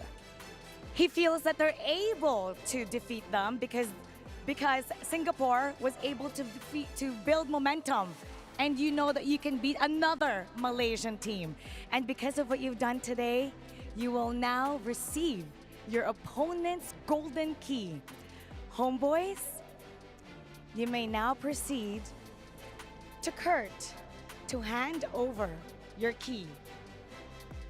This symbolizes your success in this tournament. Thank you so much. And this symbolizes the end of the journey for Homeboys and the continuation of the journey for none other than NIP Flash. And ladies and gentlemen, we finally have our top 4 teams. We have NIP Flash going up against Selangor Red Giants and Liquid Echo taking on yet another Filipino team, and that is going to be an incredible day, and I cannot wait. But don't forget this right here. This key, it's not going to be intact for much longer because you have another task ahead of you today. You get to apply 5 tons of pressure to that key in a few short moments. So tell me, how do you feel about that as well? That's going to be quite an interesting touch, I want to say, to this tournament as well. Anong pakiramdam na ngayon hawak mo to at mamaya dudurugin mo yan, yung golden key na yan? Hindi ko po alam. He can't express himself right now. He just knows that he's really happy. Congratulations, and we're looking forward to seeing you in the semifinal. NIP Flash, Singapore's dream team, have done it all. They're going to the top 4. Congratulations, and now we're gonna break it down for you. We're gonna head to our panel. Time to shine. Kitang-kita mo talaga kay Curtisi na ina-absorb niya yung surroundings niya. Wow, alam mo, sa tagal na nating nakita si Curtisi sa MLBB scene, parang ang hirap paniniwalaan na ngayon lang siya nakaabot ng ganito kalayo. Oo, nagulat ako nung sinabi niya na parang, totoo ba? So, kaya kitang-kita mo sa mukha niya na kanina nga bago lumipat sa atin, parang medyo teary-eyed na rin siya nung moment na yon. Deserve. Deserve na deserve. Yung the forgotten TZ of the forgotten region. You made the point, Ate Chantel, na nung nag-split yung Malaysia at Singapore into their own separate MPL regions, nakita mo talaga yung gap in terms of performance, yung kalakasan ng mga teams, their overall performances sa mga international tournaments. Pero ngayon, it's Singapore getting their revenge with 2 Filipino players na who have in their own ways parang naging forgotten na rin, but then now here they are making a splash with a Singaporean team. And wow, when we look at NIP Flash, yung all-star team nga na nagawa nila Renmar, parang now that I think of it, ilang taon na nahihirapan na talaga yung Singapore. And yes, they needed a bit of like a Filipino imports, pero majority ng kanilang team ay Singaporean pa rin. And talagang makikita mo yung pride at yung bad trip, of course, ng Homeboys na na-eliminate sila. And speaking of pride, that was the last hope of Indo Pride out. Oo nga pala si Udil. There are no more Indonesian representatives, if I'm not mistaken, in MSC. I'll have to rethink. Pero alam ko siya yung... Pero alam ko siya na lang din. Siya na lang talaga. Oh no. A completely absent Indonesian representation pagpasok natin sa semifinals. Ang weird sa pakiramdam, for the longest time naging rival ng Pilipinas ang Indonesia, but this time around, wala. Malaysia, Singapore, Pilipinas ang ating makikita sa semifinals. Saka masaya dito, di ba hindi tayo sanay na walang Indonesia, pero dito sa mga players din ng Singapore and Malaysia, merong iba sa kanila, sila Diablo, sila JPL, sobrang tagal na rin nila sa international scene. So Yun yung kinagandahan doon. Nagtiwala sila sa program. Sila LY4, wala na. Siguro Grabe. para sa mga Singaporean brothers naman nila na, bro, we made it finally for Singapore. Na-imagine ko rin, no? Si Potato din, di ba? Na Potato. Singapore din, all the way from... Seoul, pare! Si Seoul, pare, from M3 way back. Parang lahat siguro sila nanonood ngayon at Singapore finally reaching it back under the performance of Diablo. The XP laner coming in from NIP Flash. Onis Benedetta backs against the wall at nakatalikod din siya dito sa ating picture. Benedetta talaga ang kanyang kinapitan. Yeah, grabe yung performance na pinakita niya dito. Yung tamang asim. Yan. Yung mga moments na sobrang asim, pero malupit naman yung ginawa ng NIP Flash. Ni-rest ba kanila, naghanap sila ng trade. Niready nila. At saka hindi ko makakalimutan yung alam na niya napatay na siya kasi tinatarget niya yung Ling. Tapos may padating na Johed. Ang ginawa niya, hindi ako pwedeng mamatay na hindi ko mapatay yung jungle nung kalaban. Bumalik siya sa Torre. Tapos sinecure niya yung kill. At 16 minutes lang pala yung laro na yon. Parang nung nanonood tayong haba niya, para siyang 25-minute game na talagang nakikita mong bigay todo na ang parehas na koponan. But looking at the post lobby, makikita mo na talagang nahirapan si Sepat on this Arlot game sa 5th game in this best of 5. Yeah, with the presence of the Barats sa laban na to in the jungle for NIP Flash, mas magiging selective ka talaga bilang isang Arlot in terms of what you can do. The fact na kung ikaw yung isang Arlot, naghahanap kayong magandang final/initiation, paano mo mahanap yung maganda at least 2-3 mahuhuli mo kung lahat ng mga miyembro ng NIP Flash parang nanggagaling sila sa ibang lugar. And Kurt TC, as far as I remember, may mga magaganda pa nga siyang final slash na parang pang counter set na nangyayari in team fights. Looking at the individual stats, si Hades ay bumibida with the most damage taken and also assist. Parang siya yung tumangki ng napakadami. Tsaka siya, dito kayo sa likod ko. Bantay lang kayo if ever. Tapos parang ang ganda nung addition dito ni Hades tsaka ni Curtisi sa pinaka-dynamic nung NIP Flash. Parang perfectly na type of team. Yung tamang asim. Tapos may sabi ko saan sobrang asim. Saktong timpla, yun na lang. Saktong timpla. And then, ito, might I say, totoong dark horse na ba na run ang NIP Flash? Ito na ba yung true dark horse run nila? That's why I'm a proud Nip Flasher, bro! Sobrang bilib ako sa kanila. At the start of the series, I said NIP Flash. Sila Let's go. Believe in them, man.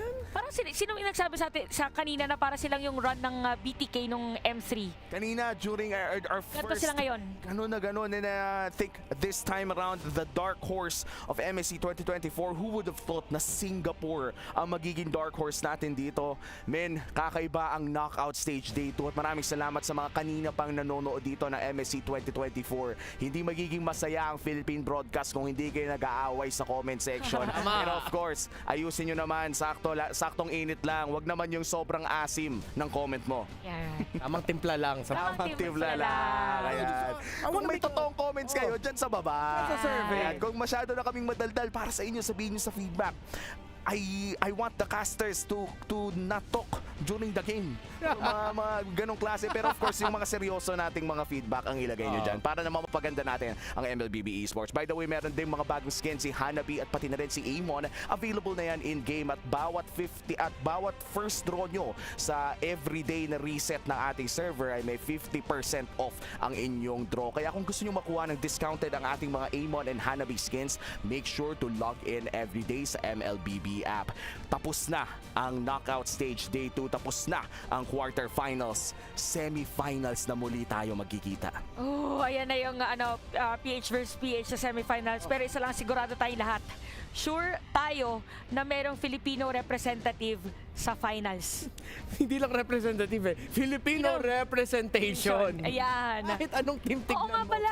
Filipino. May significant Filipino presence and nakaka-proud talaga. So, for the international orgs out there, don't buy Filipino, import Filipino. Ayun. And, hindi lang naman players kundi coaches excited na kung makita kung ano nga ba ang mga...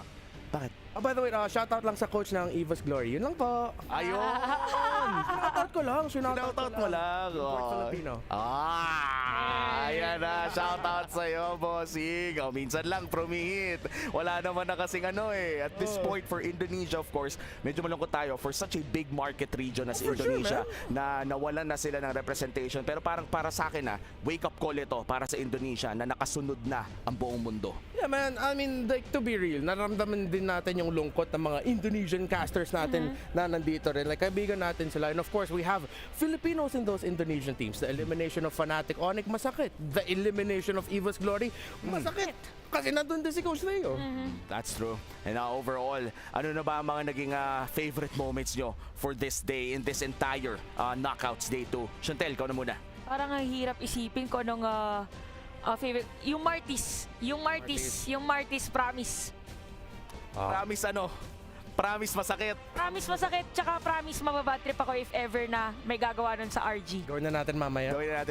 Habang nasa Saudi server pa tayo, hindi nila ma-expect yan. Right. Surprise Martis mid. Pero men, the Martis mid, I wouldn't mind at this point. Basta marunong yung Martis mid. Basta alam yung gagawin pagka mid kasi baka yung gawin ng iba. Iba kasi siya sa usual na mid laner. So, pagka Martis mid ka, iba yung magiging rotation mo, iba yung magiging path mo para makapitalize yung pagkakaroon. Baka mamaya nang Martis clear ka na minion wave, tapos balik ka lang ulit sa lane mo, tapos clear ka ulit. Umikot ka. Wag na. Sana naglaro ka na lang ng Vexana, di ba? Pero men, bukas na pala talaga ang tapatan ng Liquid Echo, pati na rin ng Falcons AP Bren. Ang sinasabi nilang finals na sana, nagkita pa ng semifinals. Ano bang thoughts nyo dito? Sana makita lang natin yung grand finals performance na hindi natin nakita from Falcons AP Bren. Si Coach Ducky mismo na nagsabi, pointed out they were themselves disappointed sa performance na pinakita nila nung grand finals ng MPL Philippines Season 13. I'm really hoping 5 games maximum, kahit 20 to 30 minutes each game, masaya na ako dun. Oo, sakto din weekend ngayon sa Riyadh. So for sure madami din pupunta ng mga kabayan para manood bukas. So gusto ko lang din na 5 games kahit first time din natin ma-experience na magka 1 hour na laban. Pero paano rin kasi tayo? Kaya magiging caster. Caster pala ako bukas. Caster ka bukas. Man, just put on a show, no? Ito na yun. World Champions and current MPL PH Champions. Dalawa sa pinakamalakas na team sa buong mundo ay maglalaban bukas sa semifinals ng MSC 2024. Kung kabayan ka, nanonood ng Filipino broadcast ngayon sa mga bahay nyo dito sa Riyadh o kahit malapit lang sa Jeddah at iba pang malapit na mga lugar dito sa Riyadh, bukas na ang araw na dapat manood ka. Dahil isang laban lang ang papanoorin, isang laban between sa dalawang pinakamalakas na team sa buong mundo. 8 p.m. MPL na. Bukas ang laban ng Team Liquid PH, Liquid Echo at Falcons AP Bren. Excited ako makita talaga ng laban na to. Ito na yun kumbaga wala na talagang lalaban pa na ibang teams. Kung tutuusin, parang preview na sana to na magiging finals natin. But once again, ang ating PH versus PH para sa lahat ng mga nanonood na Pilipino dito ay semi-finals magkikita. Wala tayong choice, may isang mawawala. At saka ang kinagandahan dito is sa other group naman natin is dalawang team or dalawang bansa yung naglalaban para matuloy pa rin dito sa ating tournament. So for Malaysia, yung mga players doon ay first time din nila. Karamihan sa international, if I'm not mistaken, first time pala talaga nila sa MSC. And para naman dito sa Singapore, parang kung nandun na yung momentum nila, pwede na ituloy-tuloy. Oo nga, and NIP Flash, habang nagpapahinga sila bukas, panigurado, aabangan din nila kung sino ang mananalo in that matchup. Dahil kung sabihin na nating palarin sila against Selangor Red Giants, ay lalabanan naman nila ang mananalo sa Falcons AP Bren and Liquid Echo. At panigurado, hindi magiging madali ang seryeng iyon. Pero men, ang hirap isipin na kung sino yung kakalabanin mo sa dalawang yon na may Selangor Red Giants ka pa sa harapan mo. Yeah, SRG, of course, they'll try to continue the unbeaten run. At this point, hindi ko nasasabihin na sure win to para sa SRG. Nahirapan sila against Fireflux. Again, Fireflux is the team that NIP Flash swept noong group stages. If NIP Flash can sweep Fireflux in 2 very quick games, what more can they do to the Giants of Malaysia? Dito natin malalaman no, kung lason nga ba talaga ang NIP Flash, at nabanggit na nga rin naman ni Curtizzi sa interview nila mismo na ang dali daw, mas dumali ang bracket nila ngayon dahil walang lower bracket. Mas madali daw man lason. Oo, kasi mga heroes nga nila is parang hindi mo na i-expect. Yep. Tsaka parang ikaw din mismo ay mahihirapan ka isipin kung paano nga ba talaga kukontrahin yung ganong klase mga heroes na pinupull off nila. And what if meron pa palang ibang mga heroes unlike aside from Martis na pwede nilang ilabas, kasi si Curtizzi ang dami na niyang pinagdaanan din na di ba nag-jungler din siya before? Nag-umpisa siya as a jungler. So malawak ang kanyang hero pool, kaya mga ganong heroes kung playable naman or doable sa may mid lane, bakit hindi? At hindi lang yun, no? Ang dami na rin niyang pinagdaanan na team overall across the Philippines at pati na rin sa Singapore. And how far has Curtizzi gone at this point? Nakitang-kita talaga sa kanyang ngiti at sa kanyang pagtingin, sa pagtanong at pagsagot kung gaano siya kasaya. Minsan na lang tayo makakita ng mga ganong mga manlalaro. Yung mga unang beses na makakaangat ng ganitong level ng kompetisyon, nakakatuwang makita at marinig ang kanilang mga sagot. From his days in Omega, nung karibal niya si Carl Tizzi. Ayan. He was one of the top junglers in the Philippines, to suddenly parang nawala siya sa eksena, coming back with Echo, with Aura. Hindi siya nag-Aura, nag-Echo lang, Echo lang. Nag-MDL pa nga siya. Two-time MDL champion si Curtizzi din. So grabe talaga yung journey niya alongside Hades. Naging journeyman siya sa ibang bansa. He's still registered loan pa rin si Hades to NIP Flash from Geek Fam. So technically loan pa lang siya from Geek Fam, but now he's setting out on his own as a major player sa Singapore and major player in the world stage. Making their mark under the Singaporean flag and sa titulong All-Star ng Singapore. Nakakatuwang isipin na yung mga Filipino imports natin ay nagbibigay ng positibong impact sa mga regions na kailangan ng dagdag na lakas sa kanilang mga lineup until makahabol ang kanilang mga players. Tsaka maganda dyan is nakikita natin na hindi lang naman yung mga regions na yung natutulungan, kasi yung growth din talaga ng pinakaliga natin is lumalaki. So at the end of the day, mas gusto natin yung competition na talagang lahat ay darating na sa punto na hindi mo na malalaman kung sino nga ba talagang pinakamalakas, pero sana Pilipinas pa rin. Diba? And ang nakakatuwa dito yung cultural exchange. No? I wanna say as well na yung mga Filipino imports natin kapag bumabalik dito ay parang may mga natututunan na bago tungkol sa mga ibang bansa at nasi-share nila lahat ng yon sa buong MLBB community. Puntaan na natin ang Key Crush video for our second series. For Singapore, and here again for MSC 2024, make it into the top 4 all the way out from NIP Flash. I have Diablo.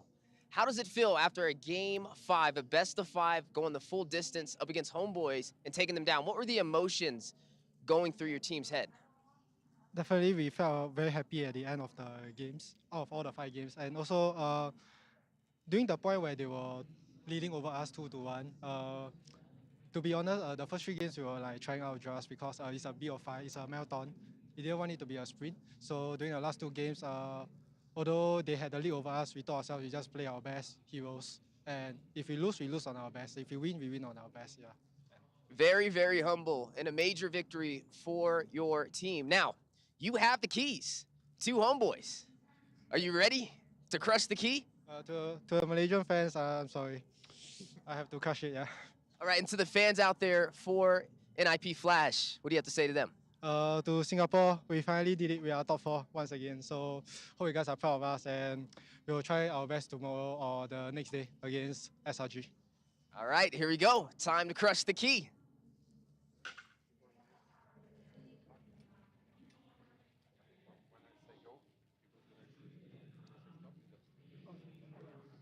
All right, and as the key is getting ready to be crushed, an amazing victory for NIP Flash, our hardest battle in MSC 2024, taking down Homeboys, the team that made it all the way through the wild cards, but stopped right before top 4. You see it right there inside the machine. Diablo, the one to insert it for NIP Flash. One small step for Diablo, one major step for NIP Flash. As the key is in shambles, We're running lower and lower and lower on teams as we climb up that pedestal. And speaking of the key, there it is. So Diablo, it's your first time crushing a key. How does it feel? It feels great because it's not our key that got crushed. Yeah. Yeah, definitely hold on to your key for as long as you can. You've officially made it into top 4. How does that feel? Honestly, it's my first time going to top 4, so definitely excited, and also it's been one of my dreams in the international stage to go to top 4, and I finally did it right here. Yeah. Well, top 4 hopefully isn't the finish line for you. Who would you like to face in the grand finals? Definitely Liquid Echo, because I want to face off against Sanford. You'd like to crush Liquid Echo's key? Would you be the one to do it? I can't say that. Well, time will tell. We won't spoil that one, but congratulations again, Diablo. NIP Flash, one step closer to the grand finals. We look forward to your future matches. Totoo naman eh, di ba? Parang bukod sa class act na first time maka-top 4 at iba pa, totoo naman na ang saya niya dahil hindi daw susi nila ang crinash sa video na yun. Oo, totoo naman. Tsaka kitang-kita mo yung kilig, parang hindi talaga natatago sa mga players. Parang lahat ng pagod, lahat ng puyat, doon napupunta yung sweet victory na may achievement ka na naman, not just for yourself, but for your countrymen. Yeah, ang tagal na ni Diablo din sa eksena ng MLBB Esports, na to hear him say, I can't believe that, yeah, ito yung first time sa career niya, umabot siya ng top 4, and for him to say na out of all the players, it's him to say, hey, Singapore, we're in the top 4 again. Parang poetic, sobrang poetic talaga. Yeah, hits diff. Oh, hits diff, pare. Buong ko yung taga-Singapore nung sinabi niya. Ako rin parang lumambot bigla yung parang sana Singaporean ako. Grabe no, ang hirap hindi maging fan ng NIP Flash after those interviews, after that entire series against Homeboys. And right now, I just have to say for Selangor Red Giants, entering this matchup mukhang mas lalo pang nasolidify yung pagiging Goliath ng Red Giants against the dark horses of our tournament, NIP Flash. Wow. Ilang araw pa bago natin mapapanood yan, pero bukas na po ang PH versus PH. Baka lang nagkakalimutan tayo dito. Kailangan na natin maging mentally prepared doon, kapatid. Grand Finals rematch, mag-iiba yung pag-analysis natin kasi parang nag-a-analyze tayo, nasa MPL Philippines tayo. And it's poetic in a way na kasi matagal na natin sinasabi yung Philippine era, PH versus PH. But now, once again, here in MSC, makikita natin na PH versus a team from another region. And it's a perfect way to cap off the fact na yung PH era nag-evolve na. Welcome to the global era of Mobile Legends Bang Bang, where competitors can come from everywhere, but the greatest imports come from the Philippines. Shoutout ulit sa'yo. Kilala mo na kung sino ka. Pero ito na nga yun, guys. Natapos na ang knockout stage day 2. 4 na teams na lamang ang natitira para sa MSC 2024. Bukas, Pilipinas, ay huwag kayong maging absent dahil maglalaban na ang Liquid Echo at Falcons AP Bren sa isang best of 5. Isang serye lang ang papanoorin natin bukas. Muli kami ang inyong naging panelist para sa araw na to. Ako pala si Umi, kasama dito si Renmar, pati na rin si Chantel. And in behalf of our casters and field reporter na si Hans, magbabalik ang MSC 2024.